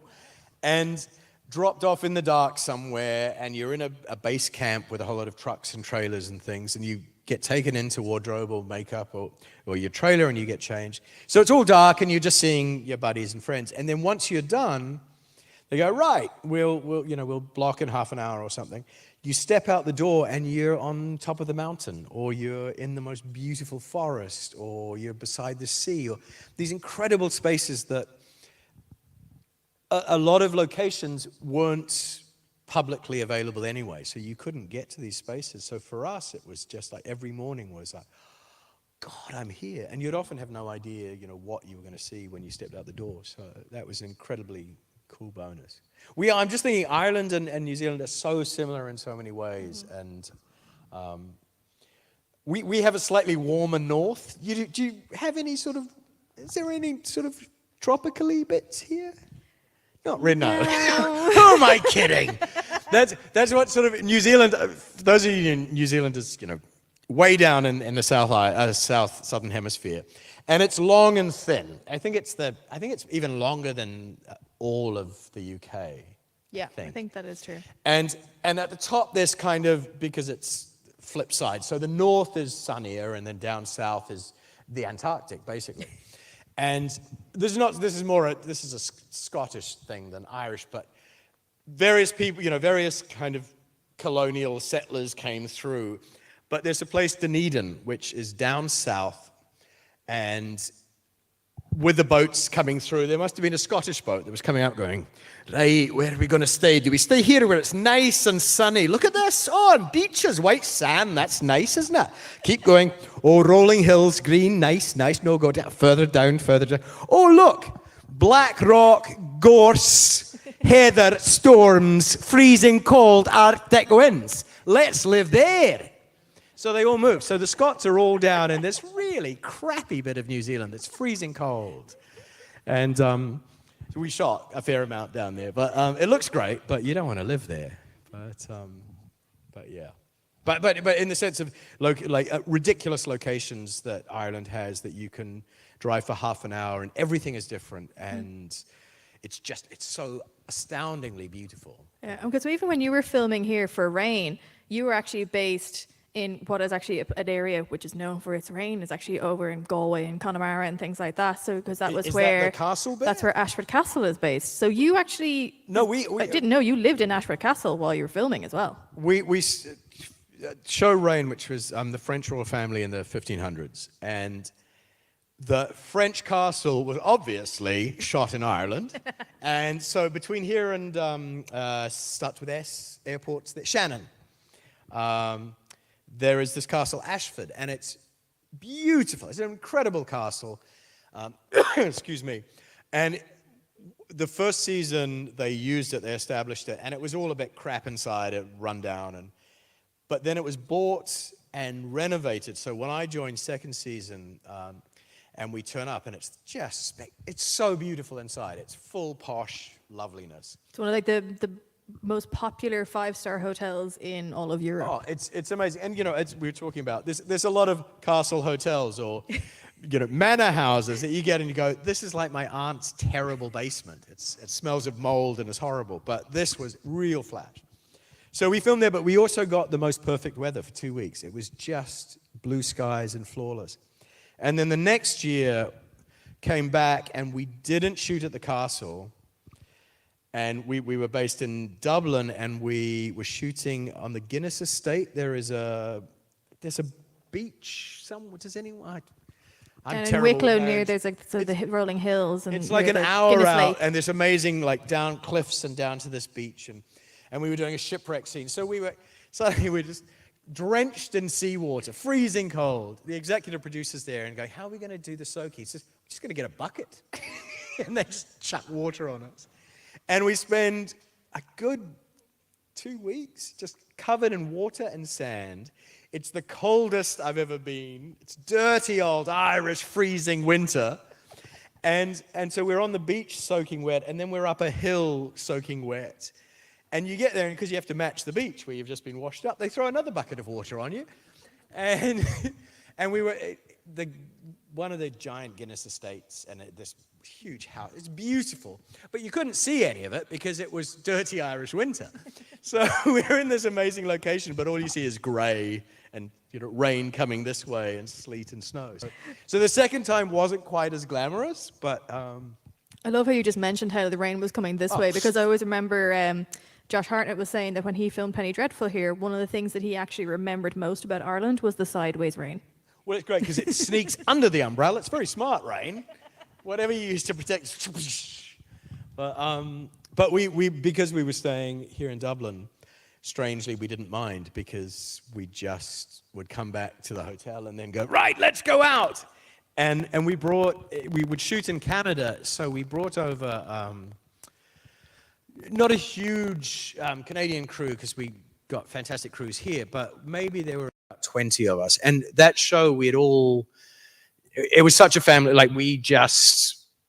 it was a great show. We just adored each other. And so it was basically 20 mates going out, being miserable and cold in the day, and then coming back into Dublin. And of course we would go out. And the Canadian crew were just so enamored with Guinness. And you hear this all the time, but people get here and go, it's not like Guinness everywhere else. And so they're just chugging it back. But what happens with Guinness, if you're not used to it, and they're just farting like monsters. So you're doing a scene, and then even out on a hill, and then this waft just drifts over. And it's like, stop it! And they just, every night, 15 Guinnesses. The next day on set, dreadful. So I'm sure if you're Irish, you don't do that because you're just... No, they do. civilized, fine, wonderful people. But yeah, it was, sorry, I'm just ranting, but it's a really... You can rant away. This is your panel. It was a very, very, very good time. When I was looking at your resume, actually, it is so varied. But one thing that did strike me was that there was a lot of roles that you've taken that actually just have such elaborate costumes and things like that, including, of course, Spartacus. Like Glaber, yes, he had the same sort of outfit, so you weren't really changing often, but it was still no, it was dirty, elaborate. Same old. Often, actually, this happens a lot, which you might have picked up in a lot of fantasy stuff. the characters never change. You think Lord of the Rings, they never washed. Those they would have stunk. Dirty, filthy hobbits. And and I did a show, Legend of the Seeker, and I was emperor of all the world. I was richer than God. I just had one frock every day. Sometimes I'd take it off. Sometimes, and I also, you hopefully never saw it in the show, but you know, it's amazing, beautiful costume. And I thought, oh, there'll be some great boots or something really comfortable underneath. I had Bidner shoes. What's, you know, like number one shoe warehouse? Do you have something like that? Like the crappy place where you can buy really cheap shoes, but they look great, but they're not very comfortable. These were like a pair of terrible, just black. First job you have, you buy yourself a $20 pair of shoes, and it's like, oh, look, they're nice. You're like describing the shoes I wore yesterday. The what? The shoes I wore yesterday, essentially. No, but it was the silly thing. You have this fabulous costume, and then pull it up, and there's just a pair of black socks and like an accountant's pair of shoes underneath. Sorry if there's any accountants or shoe salesmen who work at number one shoe warehouse. But we also the going on about body smells. Thing I used to love doing is because with Glaber had in Spartacus there was a underneath you where the Romans would have like a little cotton like a mini dress, like a nightie. And then it was a leather breastplate strapped on top, and it would get so sweaty and disgusting. But if you sort of sucked in like that, and I'd do this at the end of the day, and I'd choose a different member of the crew every day to do it. They loved me. And if you sort of suck all this in, hold here, and this is all solid. This is just a plate. Walk up to someone, go, hey, and as they come up, go, hey, and it would blast fetid, dirty, sweaty belly air up into their face. They really loved me. They thought I was so funny. So that was I shouldn't talk, you see. I should not share these things. I'm starting to think you're quite the trickster on set now. Well, it's, you've got to keep, that is one of the great joys of this job is you get to just play, and crews are, I always describe it as you know, carny folk. We are the most joyful bit is the being on set.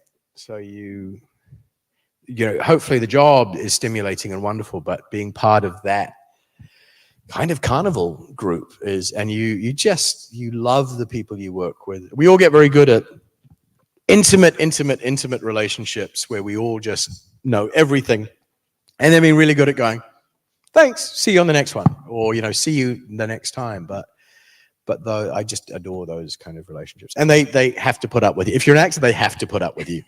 So you can, if they fart at you, you can send your belly air at them. That's what I feel. It's all fair and games. It's all fair games. So. With Glaber, you just seemed to relish playing such careful of my phrasing here. There's some children here. It's such a baddie, shall we say? What a very, very baddie he was. Yeah, it's lovely. Often when you're sort of, you know, putting a character together, there's a whole, various people are involved. Obviously, you start with a script, but there is kind of a world building that happens when you begin a show. That it's the weird thing where you're trying to get everyone onto to share a same vision that you can. Every world, even if it's set now in supposedly the real, still has to be created collectively to sort of sell the story. So, and often if you're playing someone who does terrible things or whatever, the actor part of you, and for the benefit of the show and for you keeping your job, you need to kind of go, how can I make them love me? How can I win them over? So you'll often, you know, actors are often going, I'm bad, but look, my heart isn't. Please love me.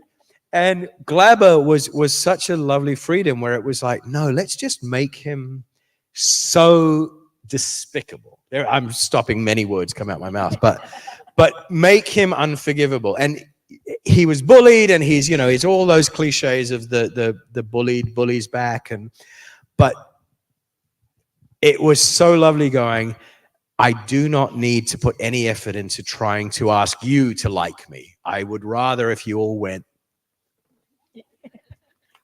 Sometimes you just want a person, you want to hate them, you love to hate them kind of thing. And that was exactly what the character was. And there are moments later on where there are more hateable people in the show that you can sort of win one up by just, them being more hateful than you. But it was really nice. And it's great therapy to go to work each day and, stab people and shout at them and crucify them. And it's really good. I recommend it. Has there ever been a role that, looking back, you're kind of like, oh, dang, I really wish I'd gotten that one. Everyone. You're just part of the, it was sort of happening beforehand, but part of COVID, during COVID and post-COVID is one of the awful things you have to do as an actor. And you kind of, at any stage of your career, you still, even if you're Brad Pitt, sometimes, they don't, there's Brad Pitt and Tom Cruise and someone else up for the role. So, even Tom Cruise and Brad Pitt lose out on stuff. They probably never do, but anyway, so, but not Tom Cruise. So there's always auditioning, you always have to audition. And back in the day, it used to be like you'd go into rooms with people and you'd get to know casting directors and they'd sort of know you and you go, okay, let's do it. And they were there, and sometimes the director would be there, and you could alter it and get sort of an idea of what's needed. More and more, and before COVID and then post-COVID, it's pretty much all self-taping. So you are in a hotel room, or you're in your own house, and you're sticking up a camera and you're doing your acting in your living room. It's just ridiculous. It's so awful and terrible, and I try and do as little of it as possible. But when you're doing that, you spend a good 2 days, reading the script, making choices about the character, just getting it. You set it all up. You have to get a friend, hopefully an actor, someone who's good, to come and read with you. And so it's this process that takes a good 2-3 days of kind of going a little bit crazy. And it's heartbreaking because you do it, and by the time you've done that work and you've altered yourself a little bit to kind of understand the character, you love it and you really want to play it. And there are so many of those now, and they just go out and you never hear another thing. And that aspect of it is constantly heartbreaking. It's not so much of like, I could have played Batman. It's just like every job that you wanted and you didn't get hurts a little bit because you go, ah.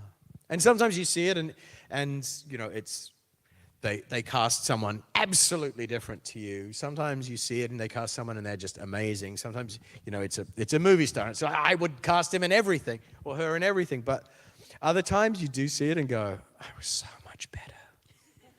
God, they're crap. And that makes it worse. It's just like, oh, does sting a little bit. Yeah. Does anyone out here have? I'm not No, cutting I was you actually off. about to throw it out to the floor now. So if people do have questions, we have Because two I just microphones want to stop here. myself talking constantly about rubbish. Captain America? I literally just walked in here to see what was going on. Who are you exactly? My name is Nick Tarabay, and I played Asher in Spartacus. I was an... Sorry, there's children here. Anyone have questions for Craig Parker? But that's a very cool outfit. Hello. Hi. So I was just wondering, you mentioned about the wigs and Lord of the Rings and all that stuff. Which do you find harder, the wigs and prosthetics, or like an Agents of S.H.I.E.L.D.? Sorry. I'm sorry, I'm going to do that. Can you do that whole sentence again? And I'm sorry, Sorry, yeah, okay. You mentioned about the wigs and things, and yes. But in terms of prosthetics, which do you find more difficult? Being covered in paint or being covered, or just that sort of thing? I thankfully have never... I don't think I've ever had full prosthetics. I've had like bits out. So we would have like ears stuck on and little bits of gluey stuff. Oh yeah. But I think doing full, I was talking to Nick about this earlier, like he just did a character with full prosthetics. And I just think it would be so awful. Because you're like 4 hours in the makeup chair in the morning and having this stuff on your face. And the wigs, if you're lucky enough to have a really good wig, they make it for you. So it's mapped to your own head. They cover you in Glad wrap. Do you call it Glad wrap here? Cling film. Cling film. And so they just wrap your head in this, and then they draw headline, and they put tape over it, so it becomes a solid thing. And then the shape is built, and then they individually tie real hair to it. So you get these beautiful wigs that fit you, and they become really quick to put on. So a good wig technician, makeup, hair artist, they can usually do it, very quickly and make it look great. So I would go the wig every time. Though facial hair, always grow your own. Because maybe a fake mustache, but a fake beard always looks stupid. Just looks so. Yours is real, I'm taking. I think so, yeah. See, that's a good one. If you ever want to sell it, let me know. Will do. Cheers, man. All right. Actually, we'll go this side here just so we can have a 1-for-1 sort of thing going on. What was your favorite thing filming it on Rain? This is not an accent thing. It's just the reverb is funny. Can you stop? I have no idea what she's saying. What was your favorite thing to film on Rain? Every moment. Rain was, for those who haven't seen it, it's the Mary Queen of Scots married, who knew? I didn't know before it started. The French prince, and briefly was Queen of France, who knew? Before he died and she came back and then got her head cut off. Stuff happened in between. Ruined the show for those of you who haven't seen it. But it was just the most divine cast to work with. And we shot in Toronto, and most of us weren't from there. So we were all kind of tourists in a city that we just bonded together, and I just loved that cast. So every bit was amazing. But we would, for the first couple of seasons, where it was all set in France, every episode we would have a giant ball. There'd be I'm so sorry, excuse me. We'd have a big party in the castle. And so for 2 days we would shoot this thing, and it meant the entire cast would be gathered all day, and we would just get naughty. So come 3 o'clock, this sugar crash happens where everyone just becomes so stupid, and we think we're hilarious. And the crew just hate us because it's like, shut up, we just want to shoot. No, we have to giggle because this is hilarious. And Anna Popplewell started this. We started doing cheese jokes. And we would just invent cheese jokes, and we would share cheese jokes. And it's kind of like, children here, but apparently sometimes silly people in the past have taken big drugs and got crazy. And that's how it felt at sort of 3:30. We would just become hysterical about stupid cheese jokes. What did the Queen say? What happened to the Queen when she ate too much cheese? She got fatter and fatter. What did the cheese say when it looked in the mirror? Hello, me. Think about it. Now, this is a tricky one. How do you defuse a Welsh cheese bomb? Very Cathilly. Does anyone get that? Oh, God bless you. No one in America gets that. Okay, that's the end of it. But sorry, that doesn't particularly answer. But those actually were the funnest bits. So every episode they got 2 days and just all together, wearing nice frocks, being very silly. And then we do lots of deep, meaningful acting as well. Thank you. Those are the cheesiest jokes I've ever heard. Next. Hey, those jokes were cheddar than any I could come up with anyway, so. No, but work on it. Polish that. It's going to be great. Bit of a serious question here. Out of all the smells mentioned tonight, what's the worst? Definitely the Guinness part. Thank you very much. One more over here. Hi, I loved you in Legend of the Seeker. And by the way, I did get the joke, and I'm American. So I just want to know, how did you feel about your character in Legend of the Seeker, and did you enjoy portraying him? I was an emperor in Legend of the Seeker, and it was the most fun. I had a very good wig again. You just love a good wig. Well, it was because there were times the story got a bit convoluted because it was a series of books. that already there were 14 or so. There was some ridiculous number of Terry Goodkind's books. And ABC, which is Disney, picked up this show. Rob Tappert, who had done Xena and Hercules. And so they picked up this show, Legend of the Seeker. And it was all great, but clearly no one had read the books. And the books are really kind of violent, and there's some weird, kinky stuff that goes on in it. And this is ABC Disney. They've gone, yeah, well, here's some money. Here's like millions. And then obviously no one in the exec world had read it. And then, you know, some guy in the mail pool had, you know, go read this book. Tell me what you think. Write a report. And then the report finally, like 2 weeks before we started shooting, got to the top going, well, sir, there are the ladies who have these sticks that look like sticks. And they stick them in people and it hurts them. And there's a whole series of weirdness. And so clear, then suddenly the message came down going, stop production! You shall not film. And so much had to be rewritten, and various characters that were really dodgy had to be taken out. So there was a major kind of reblast.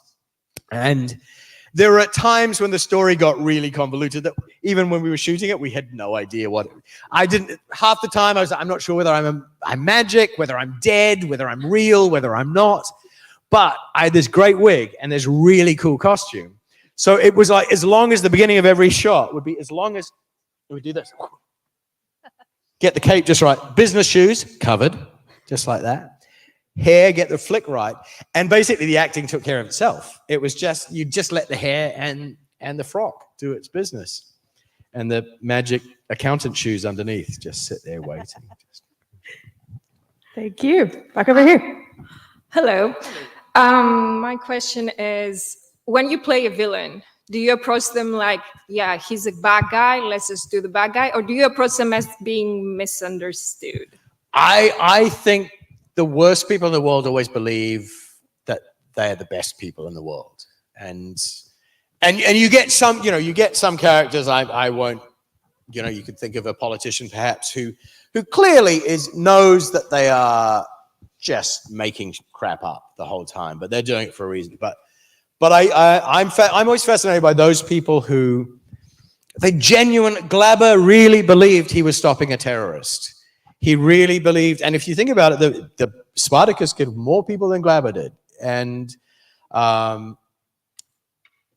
in Legend of the Seeker, Rahl wanted to bring about a better world. He a little bit eugenic-y Nazi by a pure world, but these people genuinely, I think, believe what they want. There's a whole other world of villain who is just the straight con man who knows that they are just taking people. But I'm always fascinated by those people. And also those people who have been screwed over by other people. And rather than it making them a better person, it's just made them a worse person. And that was, I found fascinating with Glaber, that he was like, just a disgusting little toad who'd been crapped on by everyone else, and rather than realizing, maybe I can find a better way, just became toadier, and it's really fun to play. Thank you. Thank you. We've got time for just 2 more questions, so luckily we have 2 more people. Hellfire Club. T-shirt snap. I used to play D&D, and we invented it. Do you play D&D? No. How dare you wear the shirt? Anyone here play D&D? Is it a thing still? Oh yeah, it had a massive resurgence. So well, I imagine it would. With yes, hex dice. We invented a game at school. I was really cool, obviously, at school. So we had D&D, obs, but then we made a game called KV, which was a cunning mix of humans and dinosaurs. Oh. Yeah, a prehistoric game. And we also had Futura, which was set in the future. It had like lasers and cool things, but still magic. Right. Sorry, your question, non-D&D player.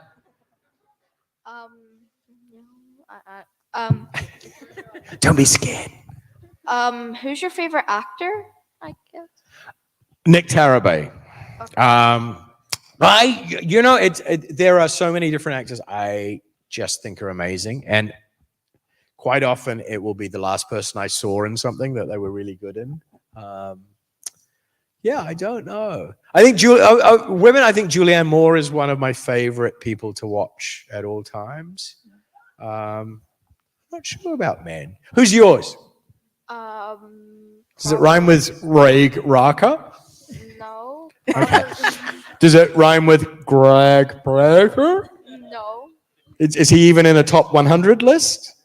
I don't even know who he is. No, neither do I.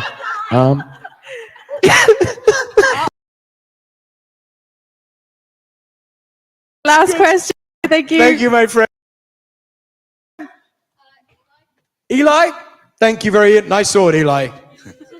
Learn to play D&D. It's really good. You get dice that have more than 6 things on them. It's amazing. But you have to remember their names. It's like, oh, I use my Hex attack baton. Okay, stopping. Hello. Hi. What was your favorite actors to work with on the Spartacus set, and were there any funny moments? There are others, and you know, and Lucy Lawless is just Lucy, who's amazing, and a huge sort of hero, someone I just adored before that show and had never met, but was Batiatus. John Hannah. John Hannah. You know, John Hannah is a god. John Hannah is one of the naughtiest people on earth too. So there is when you do live theatre, there's pranks you play on each other, and sometimes one of them is like grabbing someone's belt as they're about to make an entrance from the wings, and it's just like, I've got to just shut up. He would do that during takes. So you would be like around a corner with him, and they're talking, and the cameras are rolling, and you have to sort of arrive, and you'd go to walk, and he would be like, I got you, you can't do it. It's like, shut up, look at the guy. And then you have to walk down the corner and go, yes, I'm a Roman. So he's truly a terrible man. But and actually, I don't think he can hear, but I worked with Nick a lot. We became sort of not buddies. He was my 2IC for a while in the show. And he was so great to work with. He was fantastic. And every scene with him he's just interesting, and he makes these choices that are so funny and so real and so good. So many of the others I love, but we spent a lot of time doing scenes together, and I just loved him. But I'd never tell him that to his face. Awesome. Thank you very much. Well, folks, that's all we have time for today. Prepare for the pro contest coming on soon. Is Gandalf wanting to ask a question? Oh, sorry. Okay, go on. We've got time for Gandalf. Very quickly. You're scared of him, aren't you? It's good night. Gandalf. So just one question. Just a bit of a twofer, but what was it like working on Lord of the Rings? And did you borrow anything from the props?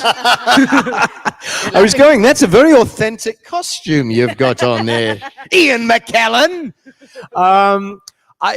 Incredible to work on, and to be beyond it after the fact of working on it, just to go, I got to be part of something so magnificent. But it was just fantastic to go and play on that, and the detail and the attention to detail with everything put in your hand, everything put on you, every set you walked into, the detail was astronomical, and it was just micronomical.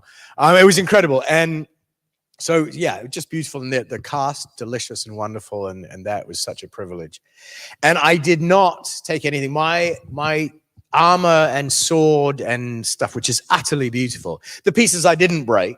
When you're doing a fight scene, you just hear these and go, oh, $1,000. Hair rips, oh, $2,000. But that all is part of, in some music, like it's a part of the Rings traveling thing. So I got a pair of ears that I kept, and they're rotting. They're probably evolved, grown into something. They're now, called canon. That's what is called canon? What's that about, people? Cabbage and spuds. Oh, just weird. What is it, Craig? Thank you so much for joining us here today. Everybody, Mr. Craig Parker. Thank you so much. Have a lovely weekend. Thank you for coming. Should I put this here?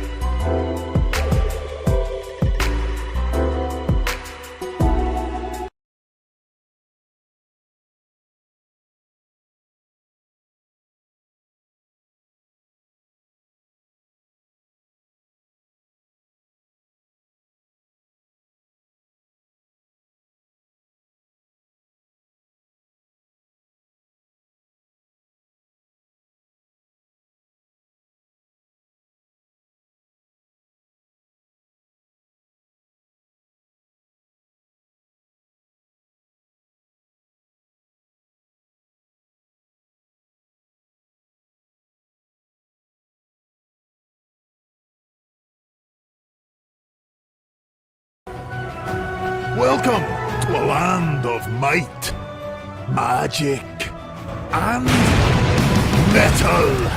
Join us for TTRPG content that puts the metal back in the phrase. Holy God, that's metal as hell. Join Sid, Con, and Fink as they tour their way across the land of Letuan, taking on all manner of monsters, aberrations, and the foulest foe of all, mankind's hubris. Heartfire Tales is an Irish TTRPG podcast, streaming now on iTunes, Spotify, or wherever you get your podcasts. Stay dangerous.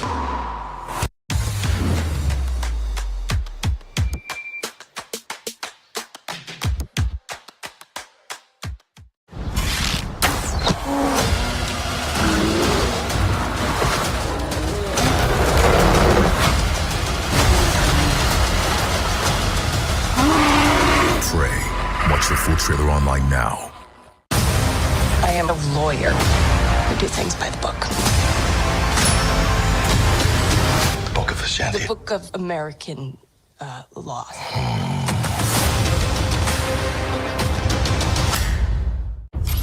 There's something out there. I've never seen anything like it.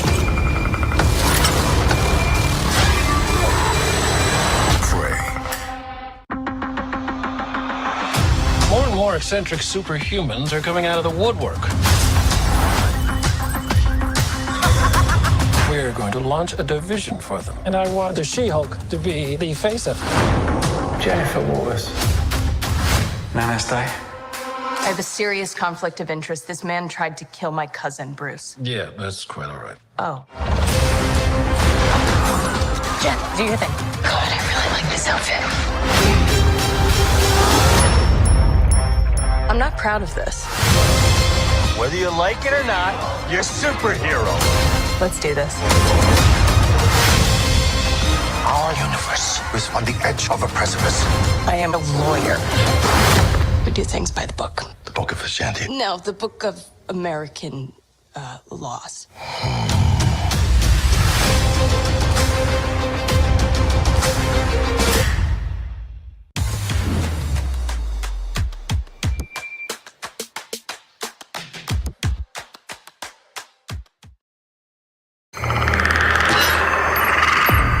This August, the Predator's first hunt on Earth is the movie event you can't miss. Prey.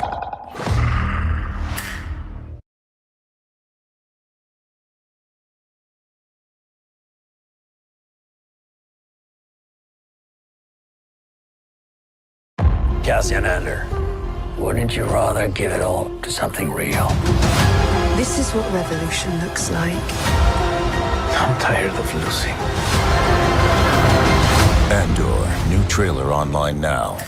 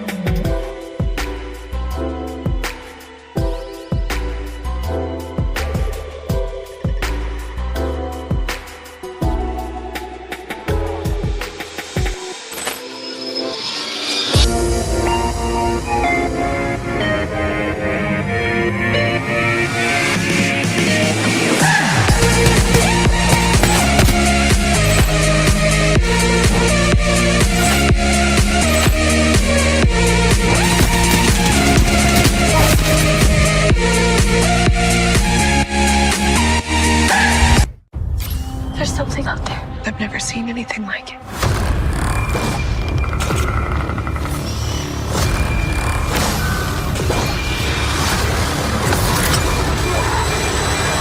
Prey. Welcome to a land of might, magic, and metal. Join us for TTRPG content that puts the metal back in the phrase. Holy God, that's metal as hell. Join Sid, Khan, and Fink as they tour their way across the land of Letuan, taking on all manner of monsters, aberrations, and the foulest foe of all, mankind's hubris. Heartfire Tales is an Irish TTRPG podcast, streaming now on iTunes, Spotify, or wherever you get your podcasts. Stay dangerous.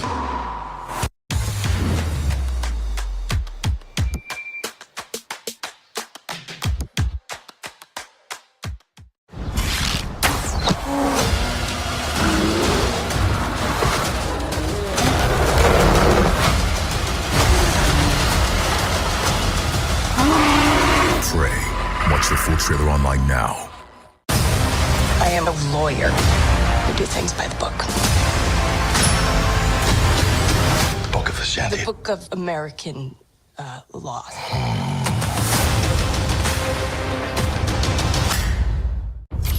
There's something out there. I've never seen anything like it. Prey. More and more eccentric superhumans are coming out of the woodwork. We're going to launch a division for them. And I want the She-Hulk to be the face of it. Jennifer Waters. Nana's Day. I have a serious conflict of interest. This man tried to kill my cousin, Bruce. Yeah, that's quite all right. Oh. Jen, do your thing. God, I really like this outfit. I'm not proud of this. Whether you like it or not, you're a superhero. Let's do this. Our universe is on the edge of a precipice. I am a lawyer who do things by the book. The Book of Ashanti. No, the Book of American laws.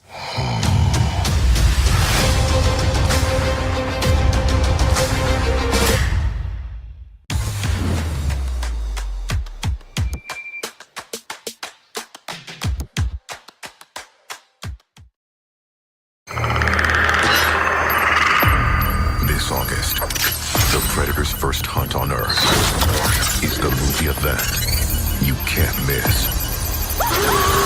Prey.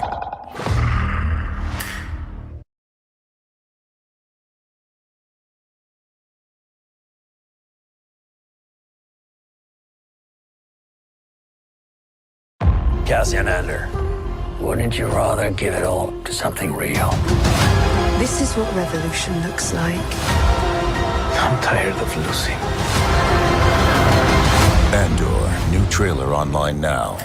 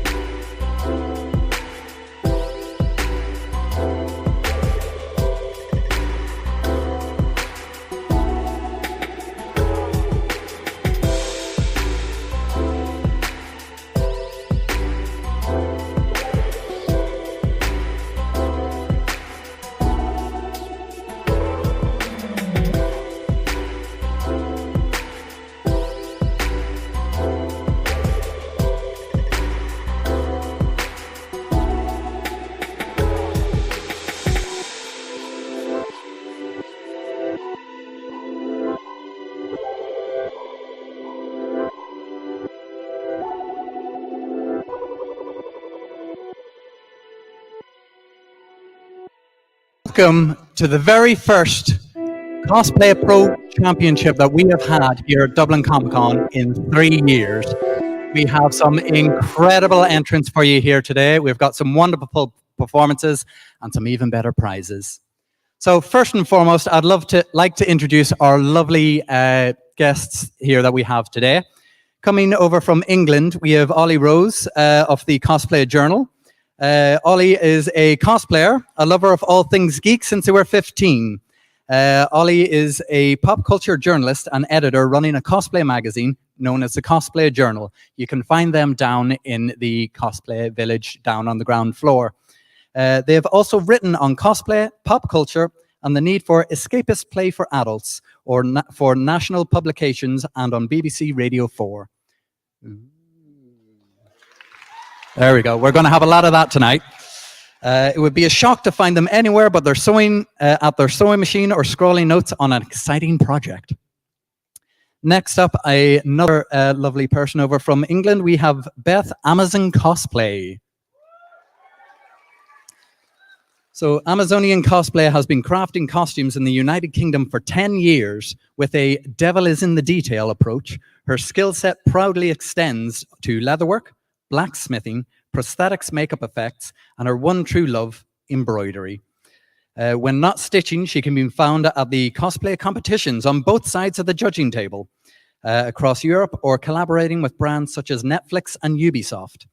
Amazonian celebrates costuming challenges and hopes to inspire crafting hopefuls to take more risks with the finer detail. Recently, Amazonian was privileged to be awarded the title of UK Cosplay Champion of Cosplay and will soon be competing in the Crown World Championships.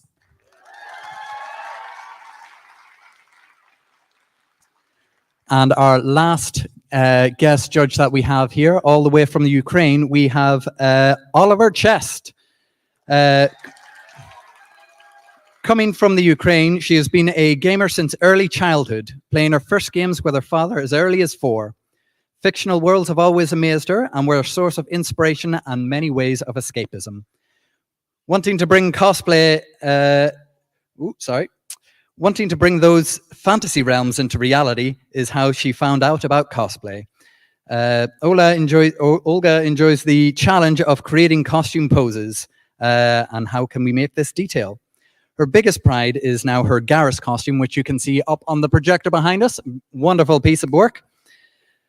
From the Mass Effect series. It took around 3 years to make. There's a lot of learning going on, back and forth, scrapping old ideas and pieces and remaking them until she was satisfied with the final project. Now in Ireland, she is a refugee and would like to say if there's any one thing that she's learned from her favorite fictional characters is to never give up.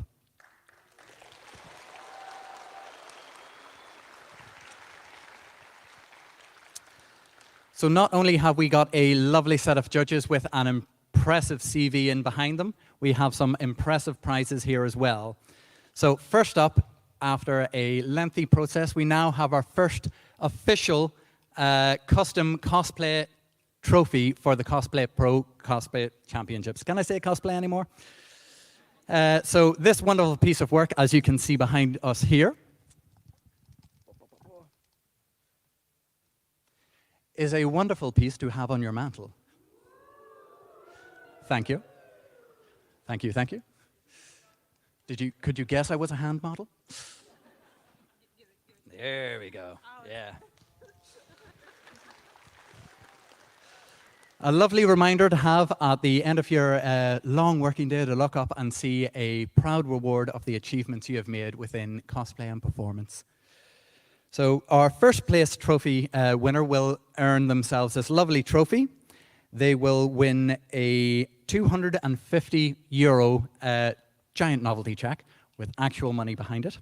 And they will win a professional photo shoot with the Cosplay Journal here as well.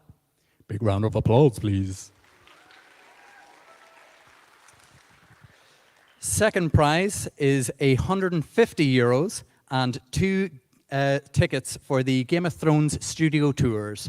Having been there myself, seeing all of the wonderful costumes and props used in the film, that is a very worthy prize as well. And then our third and final contestant will win a €100 cash prize there as well. So without any further ado, I would like to welcome to the stage our very first contestant. Got to turn the page. Sarah McClintock as Molly McTealeaf from the series Critical Role.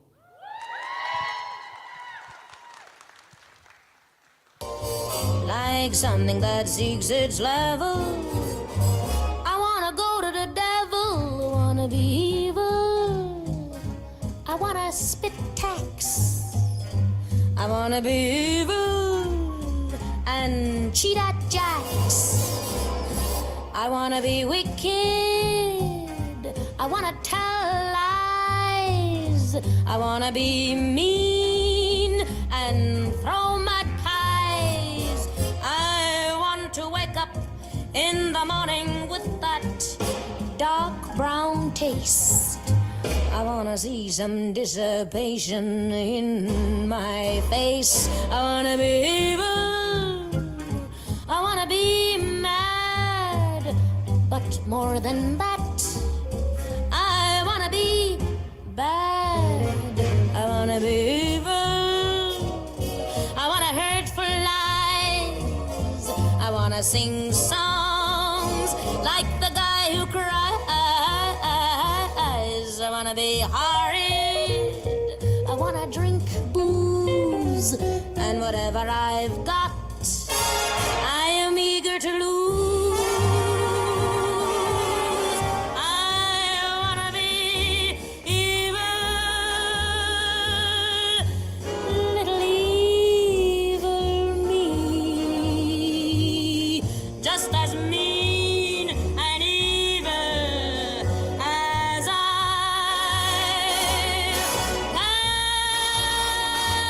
can be.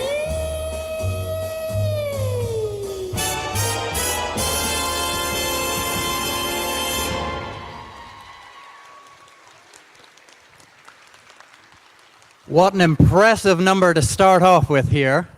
My goodness, can we get another lovely round of applause for Sarah? A lovely piece to show off all of those wonderful detailed works in her costume there.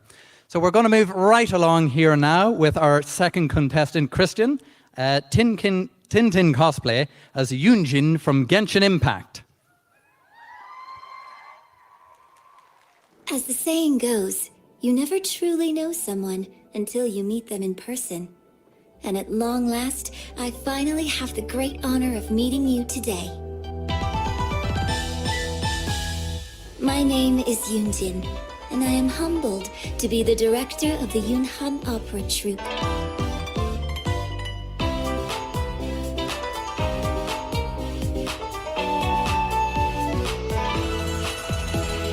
Per the tradition, actors must wrap their hair, put on full-face makeup, and an elaborate costume. There's no doubt that an opera star in full attire looks spectacular, but achieving this look is frightfully exhausting.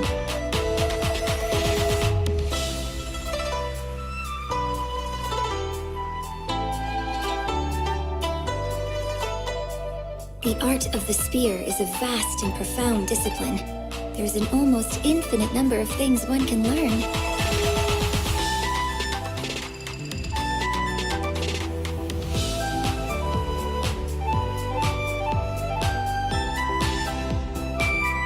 It looks like all my rigorous training is finally paying off.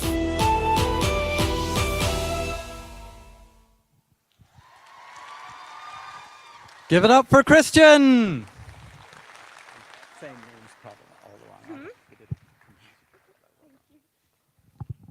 My goodness. Have we any Genshin Impact fans out there? No one likes this game at all, do they? Do we have any Genshin Impact fans out there? That's a bit more like it. So, speeding right along here now, wasting no time at all, we'll have Michelle Keevans as Lisa Mincy from Genshin Impact.